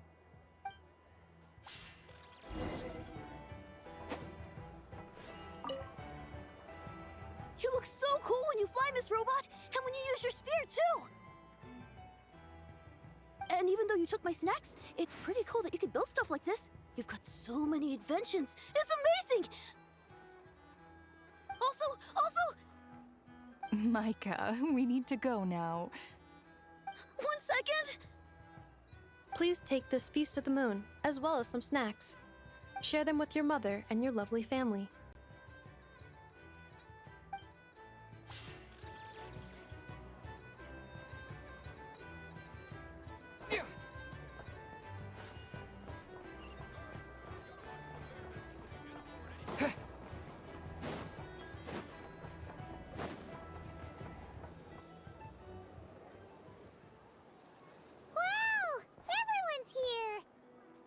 You seem well rested. I know no one's asked, but I'm sure you all want to know, so let me just say, we're doing great. Thanks. Well, great, but not perfect. Starting to lose my mind from boredom. Can't drink a drop of alcohol while I'm waiting for my wounds to heal. I'm sure you had a sneaky swig or two. Wait, how'd you find out? I'm sure you must be missing Mondstadt after all these years away, Grandmaster. Yeah, you could say that again. Every time I get news from Mondstadt, it makes me want to go back and see the place for myself. Honestly, once things are wrapped up here, I think it'll be time to head back home. Hey, looks like someone's taking the stage. Can everyone see okay? Anyone need a boost? I'll just listen from the back. It's fine. You're taking this pretty seriously, huh, Durin? Well, it's not every day that I get the chance to see how people speak in official settings. Soak it up like a sponge. I'll make sure you get a chance to practice for yourself later down the line. Actually, I know just the thing. You can debrief the Knights of Favonius for me. Mr. Varka, are you forgetting that I'm not a Knight of Favonius? I can knight you. Any particular title you'd like? Is he joking? I really can't tell. You'll have to figure this one out for yourself. It'll be a good learning experience. It is my honor to host the opening ceremony for the League. and to have this opportunity to speak to you all in my capacity as Voynich Guild representative. Could this person also have been pushed onto the big stage by the real big shots? Guess I'm not the only one then. We come here today, having weathered the trials and hardships of yesterday, and having learned from them the importance of unity and cooperation. All right, here we go. Uh-oh, looks like Aino's off in dreamland already. Wait, Boss is looking kinda drowsy too. What's up with her? Come on, get this speech over with already. Nodcry is our home, the land we rely on for survival. And as we chart a course for the future, may we persevere through the storms ahead as we sail towards a new era of prosperity, freedom, and hope.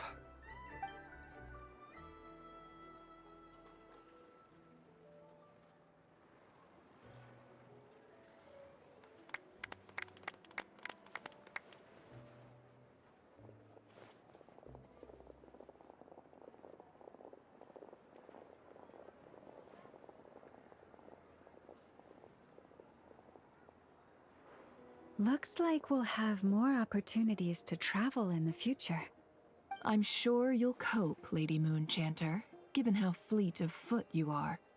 Unfortunately, I suspect I'll be too busy at the Curatorium to act as your host. We have a busy schedule, not to mention an international network of contacts to manage. It'll be all right. I'll just check your schedule with Yehoda well in advance. And if she's not available, I can simply ask Ashru. You... So giving my employees extra workload isn't enough for you? You're really going to drag my cat into this too? I thought you'd approve. Aren't you forever increasing your employees' workloads? That's a bold statement. Are all the Frost Moon Scions feeling more audacious now that your moon goddess has returned? Columbina's return has brought joy to all who care about her. That includes both you and me. As for the Frost Moon Scions, we are learning how to thrive independently, without relying on the moon goddess. It is up to us to make our home a more livable place. Joining the League is one of the steps we are trying towards that end. I like the word try. It's nice and non-committal. You can opt out at any time and still say you tried. You don't see a bright future for the Frost Moon Scions? Or did you mean the League? I'm just not as optimistic as you. The Frost Moon Scions should count themselves lucky that they have a leader as stubborn and enterprising as you. But Nodcry's a big place, with all kinds of people. Most of them don't enjoy answering to a leader, or even listening to reason. Well, that's where you and your methods come in. Unless the Curatorium of Secrets is only here for appearances. For now, yes. And that won't change until this venture becomes worth my while. What would make it worth your while? Getting out more than I put in. Right now, I'd barely break even, but I'll grant that it's a good start for Nodcry. Then maybe it's worth a try. All right, you can stop now. Or do I have to join the Frost Moon Scions before you'll get off my back? You'd be very welcome to join us. Hey, you two! Congrats on all your hard work! What are you chatting about? Nefer was trying to dissuade me from adding to her employees' workload. Also, she's considering joining the Frost Moon Scions. Sorry, what? Your conversations are always the most interesting.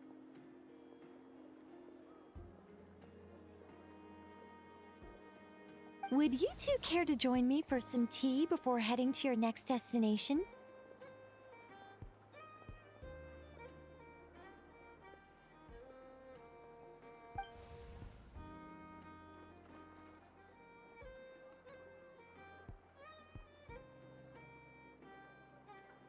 Nicole? Wait, where are you? Aren't you gonna show up today? Sadly not. I'm otherwise occupied right now. I'm sorry, Paimon. I can hear how disappointed you are. If it's any consolation, let me say that how things appear on the surface is a far cry from what they are at their core. Perhaps you'll feel better if you focus on the fact you have a special line of communication with the great mage herself. Okay? Has something happened? No, or not yet, anyway. Well, that's not ominous at all.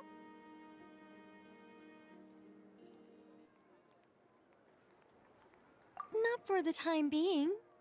Just think of this as a general check-in to make sure this communication system is still running smoothly. Besides, it's good to chat once in a while if we want to maintain our friendship. You could have just said so. Paimon got all worked up for nothing. Still, the best friendships are built through face-to-face interaction, you know. It's never gonna stop being weird having tea with you when you're not there and just talking to thin air. All right, fair point. I'll bear that in mind for next time. Yeah. Any update on that crisis at the world's borders? Alice just informed me that they had their work cut out for them. And now everyone's thoroughly exhausted. But they did finally get things back under control. Still, we can't let our guard down yet. The disruption caused by this disaster has made Teyvat easier to detect from the outside universe. She plans to wait for things to stabilize, then reschedule her Mondstadt vacation plans. As for me, I agree with Hat Guy's perspective. This is a time when many new variables are emerging, and the situation is changing constantly. Plus, most of this change is for the worse. We have to remain vigilant and ensure that the embers of chaos are not rekindled. I did notice that the energy in Nodcry changed somewhat after the War of Funerary Flame, but since it was still aligned with the Light Realm, I never gave it a second thought. It looks like I'll have to examine the connections between phenomena I observe more closely in the future. Just doing my duty. It's more or less second nature by now. Of course. To give you the full picture, I'd have to start with the substance from which angels were formed. Never mind. Paimon's right. Showing off my knowledge would be much more satisfying in person. By the way, you did receive the gifts from the Hexen Circle, yes? I'm not trying to claim credit or anything, but my pride demands that I at least mention it. They're quite similar to the protective talisman that Alice gave Dory, but with some very special enhancements. Oh! So that's what kept our friends safe when Dotori trapped them. Indeed. We went to great lengths to make sure they were invisible to his eyes. I'm so happy they came in handy. Still, not fishing for gratitude, by the way. I just want you to be aware that sometimes your friends may be protecting you in ways you cannot perceive. Anyway, I'll contact you if anything else crops up. If not, you know what they say, no news is good news. Oh, my angelic instincts are tingling. They say you should head to the docks next. Your friends are about to board their ship home.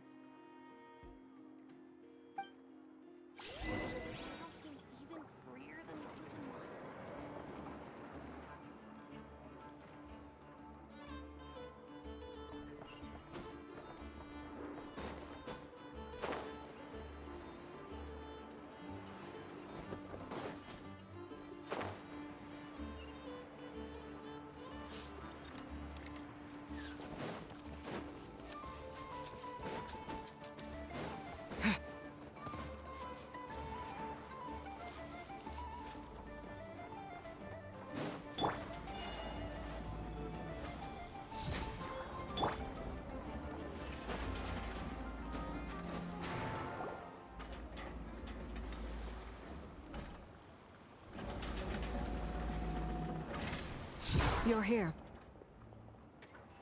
You're here too, Hat Guy! Are you heading back together? No. I'm bound for Sumeru, and she for Fontaine. We just happened to cross paths at the harbor. Everything seems fine. Sandrone may have an abominable temper, but she's always been very responsible with important calculations and things entrusted to her by valued friends. You always speak as if you know us inside out, Mr. Hat Guy. Maybe I'm just a good judge of character. I certainly hope that's all there is to it. Regardless, you have been a significant help in this matter. For that, you have my gratitude. I didn't do anything special. Sandrone's the one who completed a seemingly impossible formula and turned the tide of the entire battle, even giving her life in the process. She's the one we should be thanking. Even we were unaware that Sandrone had hidden the real formula inside Polonia's body. She managed to fool Dottore into thinking the formula was running in her system by installing an identical-looking decoy within her. She probably realized that she didn't have the strength to stop Dottore. But this way, she could at least get him to lower his guard.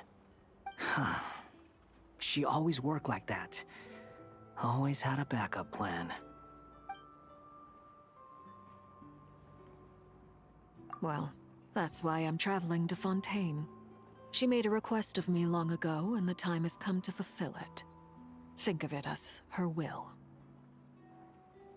She said that should she ever fail in a mission, she'd like me to deliver her core and Polonia's to the Fontaine Research Institute. She also mentioned that she had made arrangements for people there to set her affairs in order. Some of her personal effects, such as her notes, were left to me. I've decided to take them back to the House of the Hearth, for safekeeping primarily, but also as mementos, I suppose. However, there is one book among them that I'd like to leave in your care. I'll have someone deliver it to your residence at the flagship at a later date.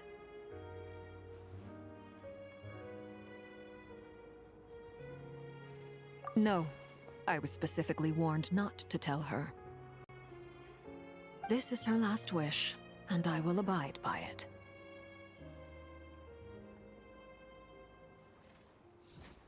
I can only hope so, but none of us here can know for certain. I bade farewell to Columbina earlier today. As promised, she turned the iridescent moon's marrow over to me. She spent a long time with Sandrone's body, saying her goodbyes. Oh, is she alright? Sandrone's passing has left a great wound in all of our hearts. It will take time to heal, but Columbina surprised me. She offered me some words of comfort before I departed. Despite being grief-stricken herself, she showed an awareness of the feelings of others around her. She never used to act like this. Clearly, she has grown. And I suspect that we have you to thank for much of the change we are seeing in her. Huh. After these recent events, the Tsaritsa has revoked the Pale Star Edict. Snezhnaya now realizes that the arrest warrant for Columbina was just a ploy by Dottore, who coveted her powers.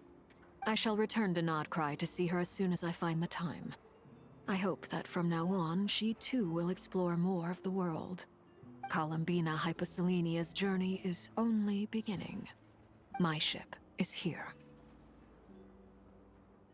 Traveler, Paimon, we shall meet again. You too, Hat Guy. What are you still bumming around for? Isn't Columbina waiting for you? I thought today was the day you'd agreed with her to go find out the truth about your sibling. You're afraid you won't like the truth when you see it. Well, this is new. I was starting to think that nothing could scare you. Don't say that! Wouldn't you be if you were in this situation? Fair point. But I'd say I have more experience facing up to unpleasant truths than the Traveler. They say blood's thicker than water. I know how much you need your family back. More than you need any of your friends. And I'm sure that all your real friends understand that too. No matter what the truth turns out to be, they will stick by you and support you, whatever decision you make. Finding the truth is important. But more important still is what you choose to do once you found it.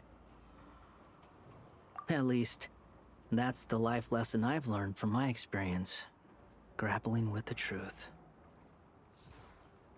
What? Now that Dottoro's dead and gone? A little, I guess. But it hasn't solved everything. Maybe I regret not getting to end his life with my own hands.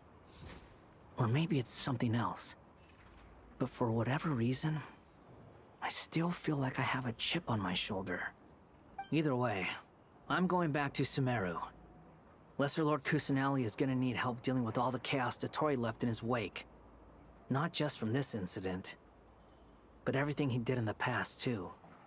You should continue with your journey, as you've always done. Who knows? Maybe we'll meet again someplace else. So, what should we do now? If you want to explore a bit more to steady those nerves, Paimon's game! After all, when Columbina said she knew where your ship was hidden, Paimon promised to give you two some alone time with the truth.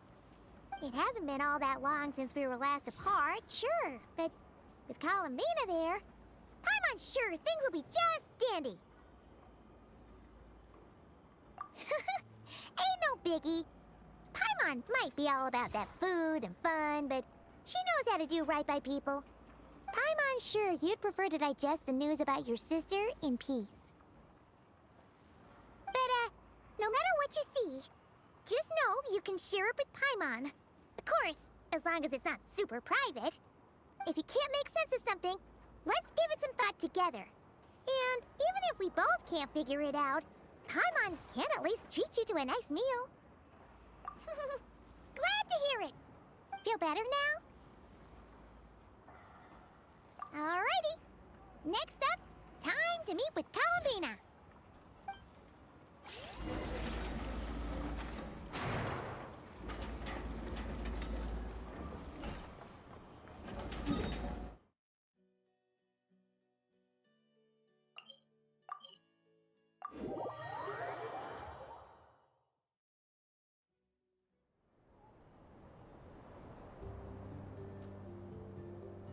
Columbina, we're here! Can't quite believe we're meeting out here. We've gotten used to walking over to Silver Moon Hall whenever we go see you. Well, you're still welcome to go there whenever you want to see me. It's just, now that it's all over, I've decided to make some changes. Try and fit in with the Frost Moon Scions, like Llama suggested.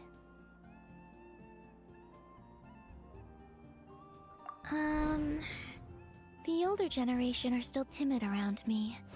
They don't dare get too close, and they bow their heads when I walk by. But things are much better with the children. I see more curiosity in their eyes.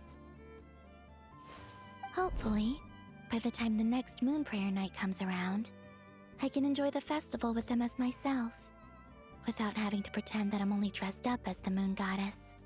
You'll do fine, Columbina. Paimon's sure they'll realize you're super nice once they get to know you better.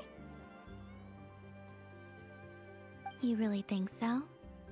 When we first met, you thought I was a little up in the clouds.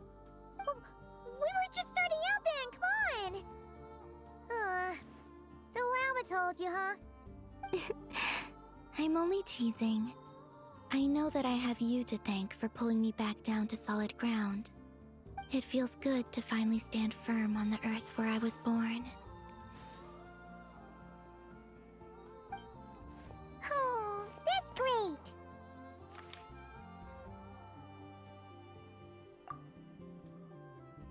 Thank you. I'll make sure not to lose it this time. Well then, are you ready? Lumine, what happened to our spaceship back then? Why did you leave? It's time to learn the truth at last. Ready as I'll ever be. Good. Then let me open the way for you.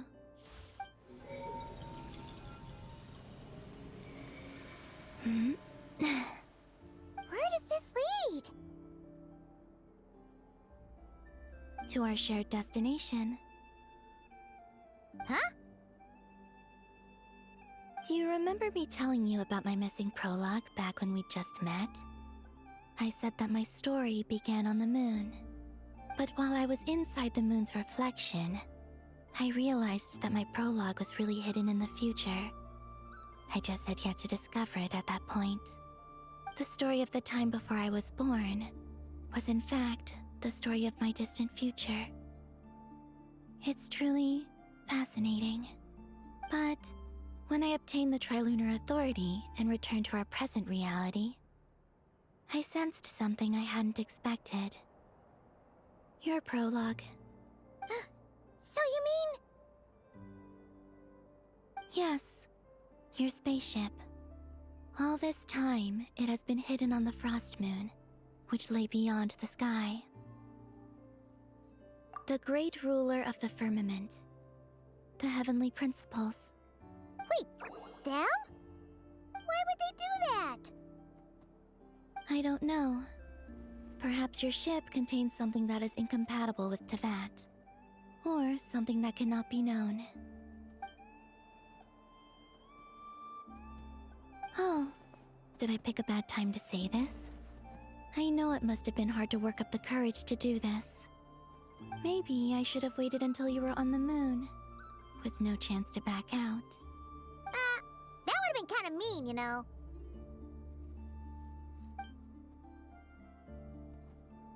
Take me there. Oh? Whatever is hiding in that ship, it belongs to me and Lumine. Those memories belong to us. No one else has the right to decide whether I should or shouldn't know about it. Not even the heavenly principles. Very well. Then let's go. You two take care, alright? And don't forget to come back soon! Rest assured, Paimon. We will. Traveler, after you. Thinking about the story that we'll find hidden on the moon? Yes. And hoping that it has a happy ending. Stories like that don't exist, you know? You don't believe in happy endings? I don't believe in endings.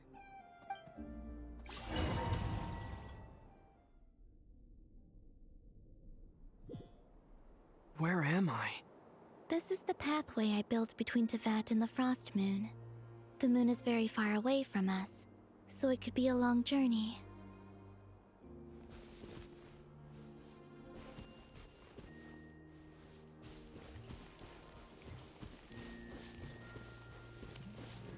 After I obtained the Trilunar Authority, I unwittingly saw past events from many of my friends' lives. One was Lauma. She was so young when they chose her to be the Moon Chanter. From then on, the Frost Moon Scions looked to her to bring messages from their goddess. But, for better or worse, I had left Hisi Island before she was ever born. It was not until much, much later that she met me. I think it's for the best. Because of the way things turned out, you had the opportunity to become friends. You're right.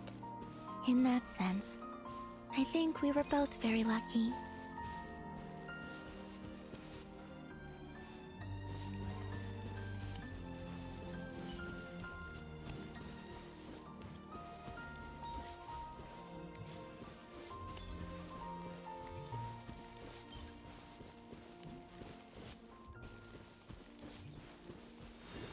Oh, and about that mage, Nicole.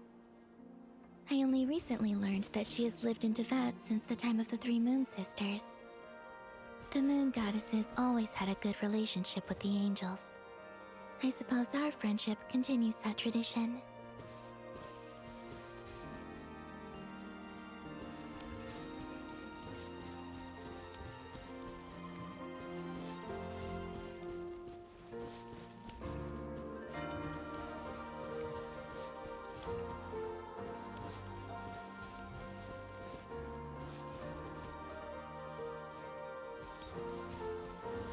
And then, there's Sandrone.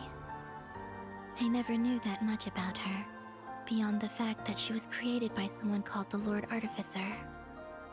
She, too, suffered for a long time before joining the Fatui.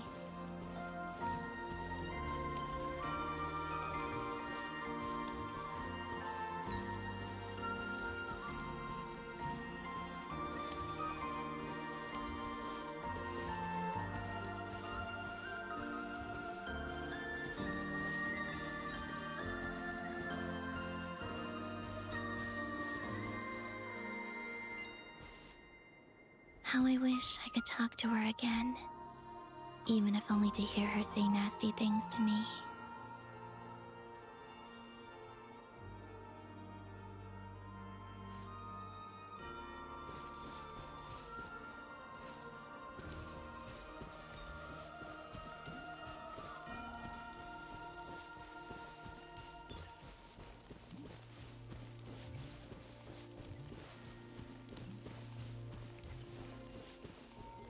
Also, I saw your sibling's story.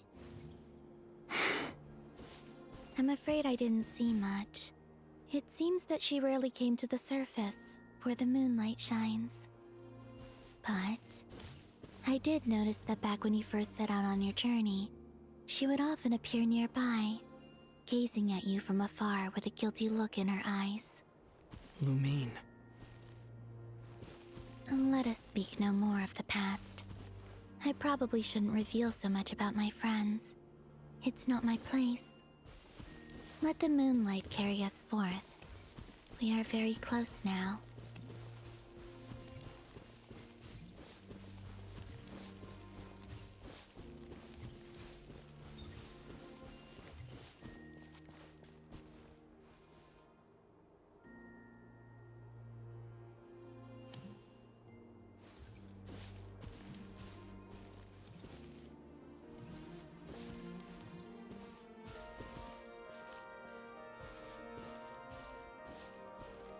After this, I'd like to bring some kuhenki to the moon as well.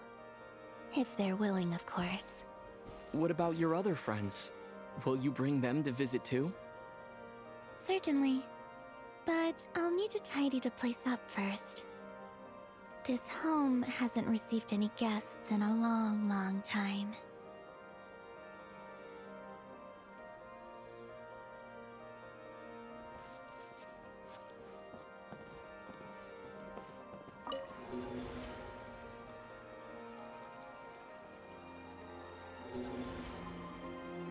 I remember writing something similar with you on Moon Prayer Night. I believe it was called... Dodoko's Whirligig. Yes, that was it. You asked me if I was afraid to return to the moon, and I said that I was. The idea that I had gained something precious, only to lose it so quickly. That frightened me. But I'm not afraid anymore. Besides, this time, we're traveling together.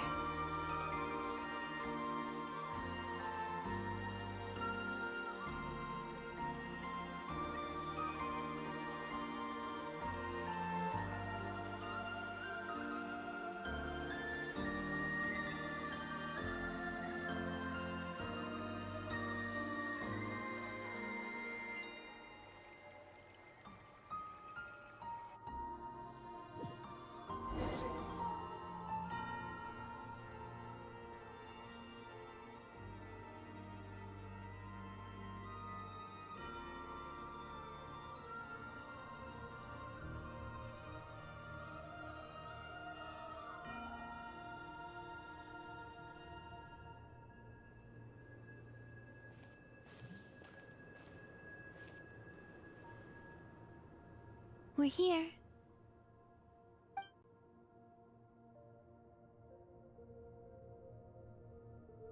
Over there.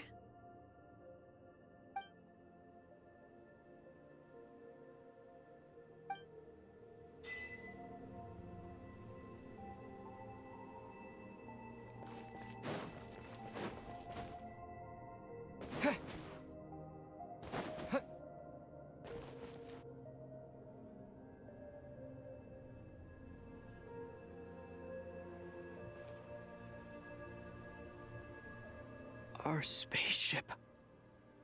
It's huge. I suppose that the moon is the only place one could hide it. It'll be all right. Huh?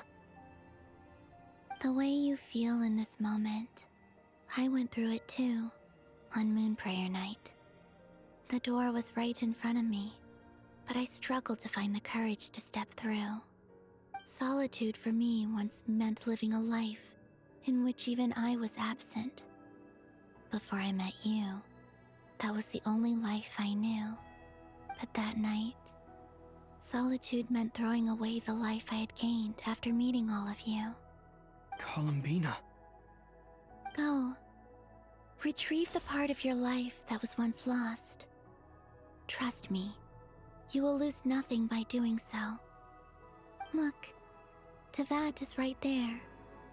All of our friends are down there, waiting for us. You're right. Thanks, Columbina.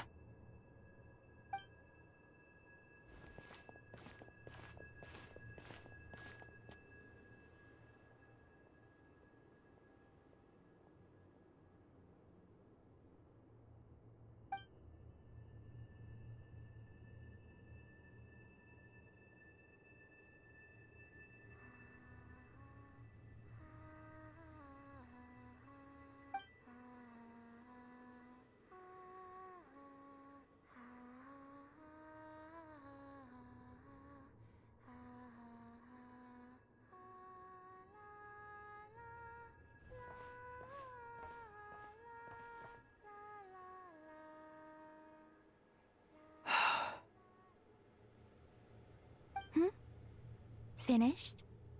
Yeah. Why did you take your eye mask off?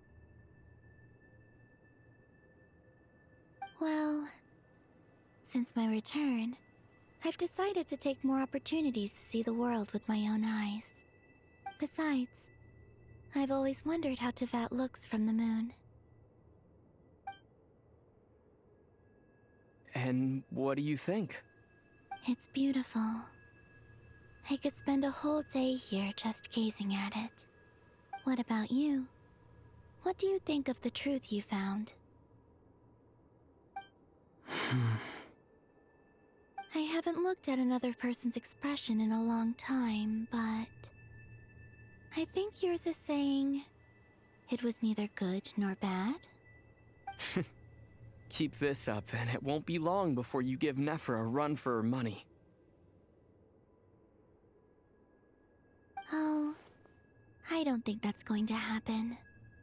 I'm much more used to sensing what's going on around me with Kuvaki.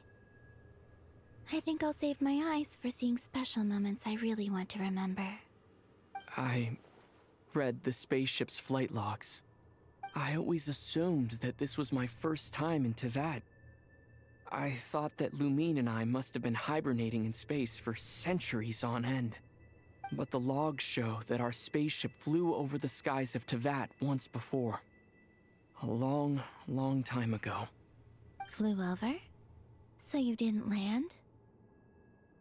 No, the ship barely came to a stop before flying on again. After that, it continued traveling through space for a long time. Some of the data is corrupted, but I suspect that it kept flying for thousands of years. It was only after that that the ship made a forced landing in Nodcry. When Lumine found me, she came from outside the ship. Could this mean that she left the ship long before I did? Maybe even during our first pass over Teyvat. Are you alright? Yes, I can feel that the truth is coming together, one small piece at a time. I remember Lumine telling me that when she first arrived in Conria, she could not recall the past. So this might be something that even she doesn't know. Here, I made some space for you. Your mind must be racing, and this seems like the perfect place to relax and clear your head. Oh, wait, there's one more thing. What is it? Wait here a moment.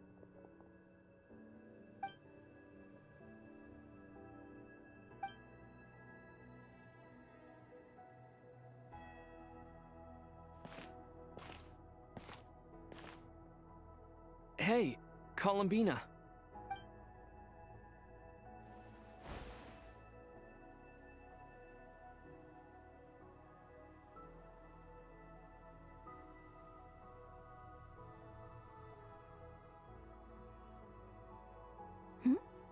Is that a new outfit?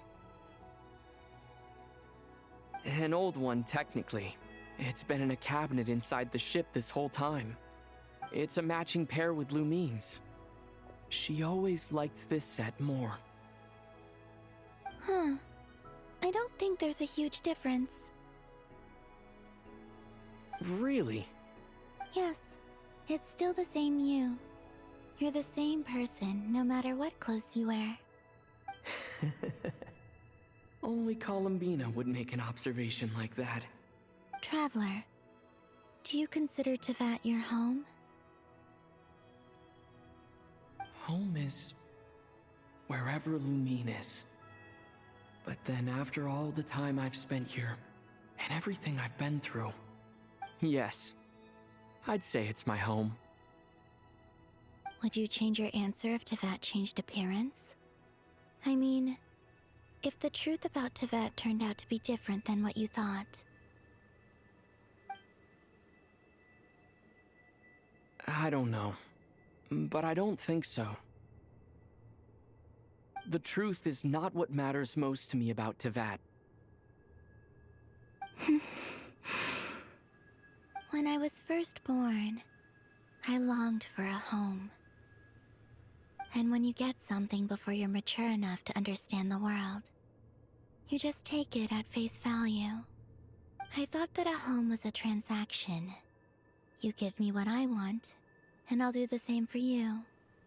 But you and your friends taught me what a true home should look like. You never asked for anything, yet you gave so generously to me. That's because your friendship matters to us. It was worth it. In the past, I thought that my birth in Nodcry must have been a mistake. But after journeying to the distant past where the story began, I realized that it was I who chose Nodcry to be my future home.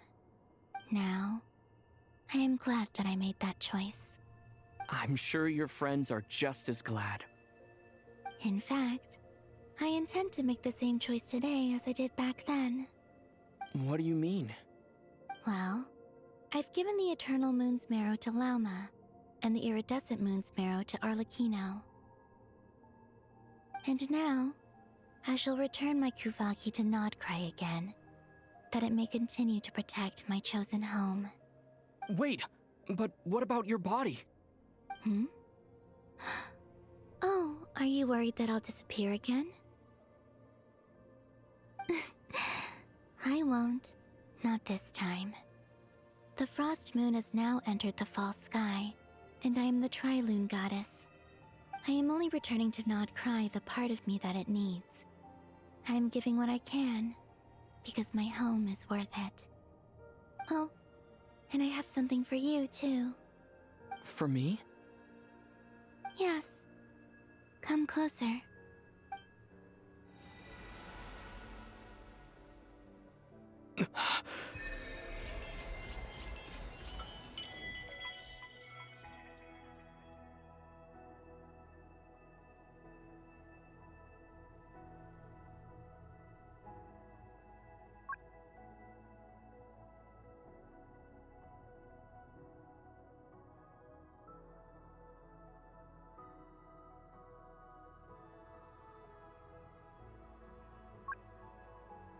What was that? I lifted some of the restrictions this world placed on you. I trust this will help in your future adventures. My power. It feels like it's grown. I can use the elements more freely now. Thank you. This will be a great help. You're welcome. I see you as family, and after everything you've done for me, In fact, no. It's not because I owe you. It's because you're worth it. Here, this flower is for you.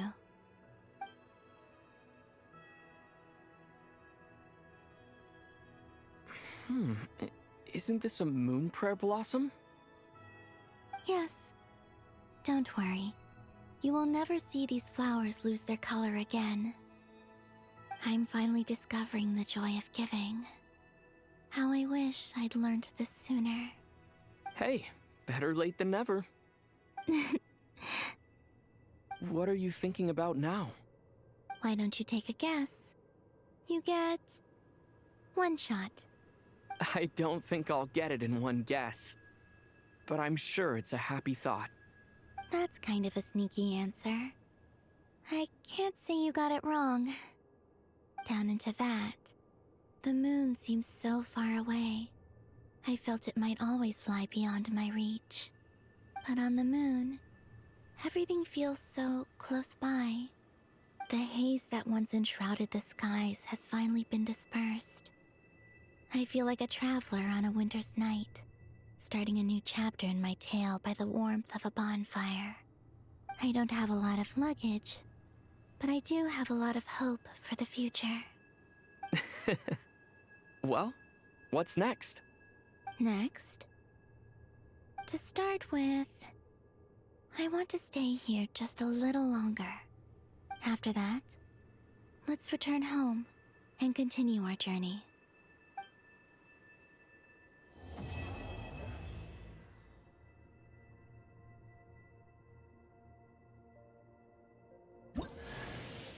These clothes bring back so many memories.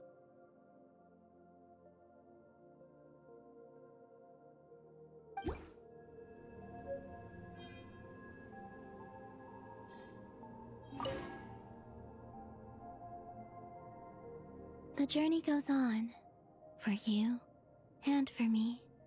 Like I said, this is not the end. I don't believe there has to be an ending.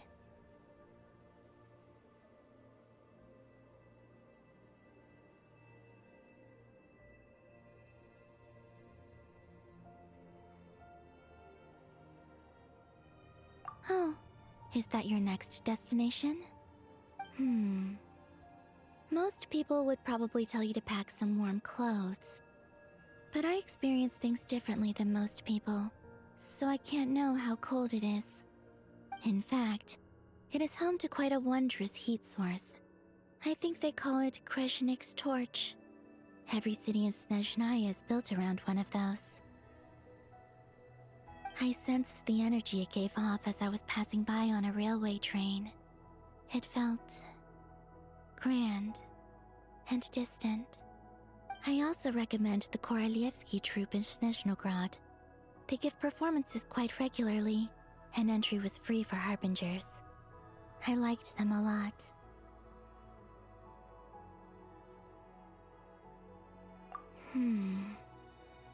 Ice cold and sharp. Crystal clear in some ways, yet profoundly unfathomable in others. Like the thick layer of ice on top of a frozen lake. That's just the impression that Tsaritsa gives me. I was never able to glimpse what truly lies beneath that icy exterior. In fact, I don't think the people of Snezhnaya even know what kind of power their god wields. Maybe that's because the Tsaritsa herself has never acknowledged, nor accepted that power. There's Regrator, the Rooster, and the Jester. Between them, they control a lot of what happens in Snezhnaya, but I can never wrap my head around how exactly power is split between them. I just know they are each responsible for many specific domains. I noticed that the Rooster and Regrator often appear to get along on the surface, while working against each other in secret. And theirs is not a friendly rivalry. But I wasn't particularly interested, so I tended to keep my distance. Now that I think about it, the term Mistelton often seemed to come up in connection with Project Stuja. Once things settle down in Notcry, I'd like to explore the world beyond Snezhnaya. You've told me so many stories about the other places you've been to, and all the friends you've made there. I'm curious to visit those nations and see them for myself. It would also help me learn more about the journey that has made you into the person you are today. Okay. As you continue on your journey, don't forget to gaze up at the moon once in a while. It is, after all, no longer an illusion. It shall cast down its true moonlight, connecting us in truth.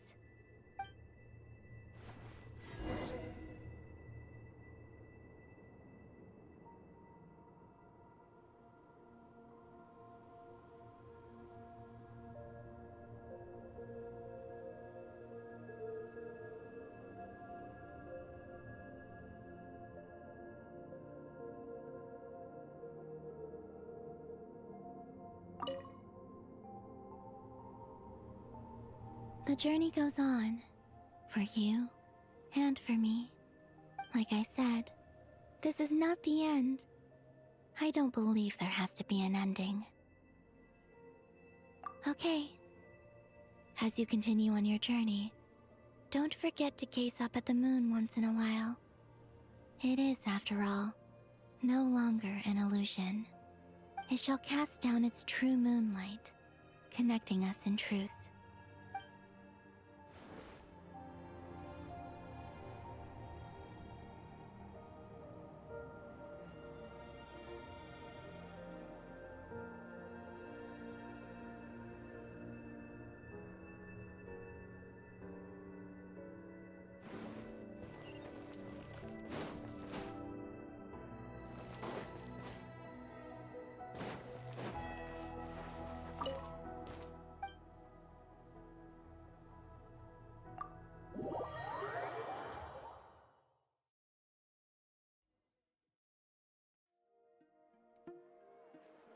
To Jean, acting Grand Master of the Knights of Favonius.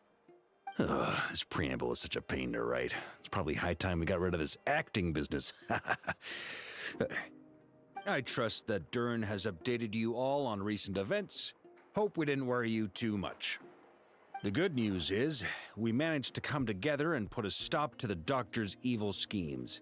With that, I think it's safe to say that Notcry is finally out of the woods. As for the Fatui, not counting the Damselette, aka the Moon Goddess, who has left their organization, we found ourselves allied in this instance with both the Knave and Marionette. May she rest in peace.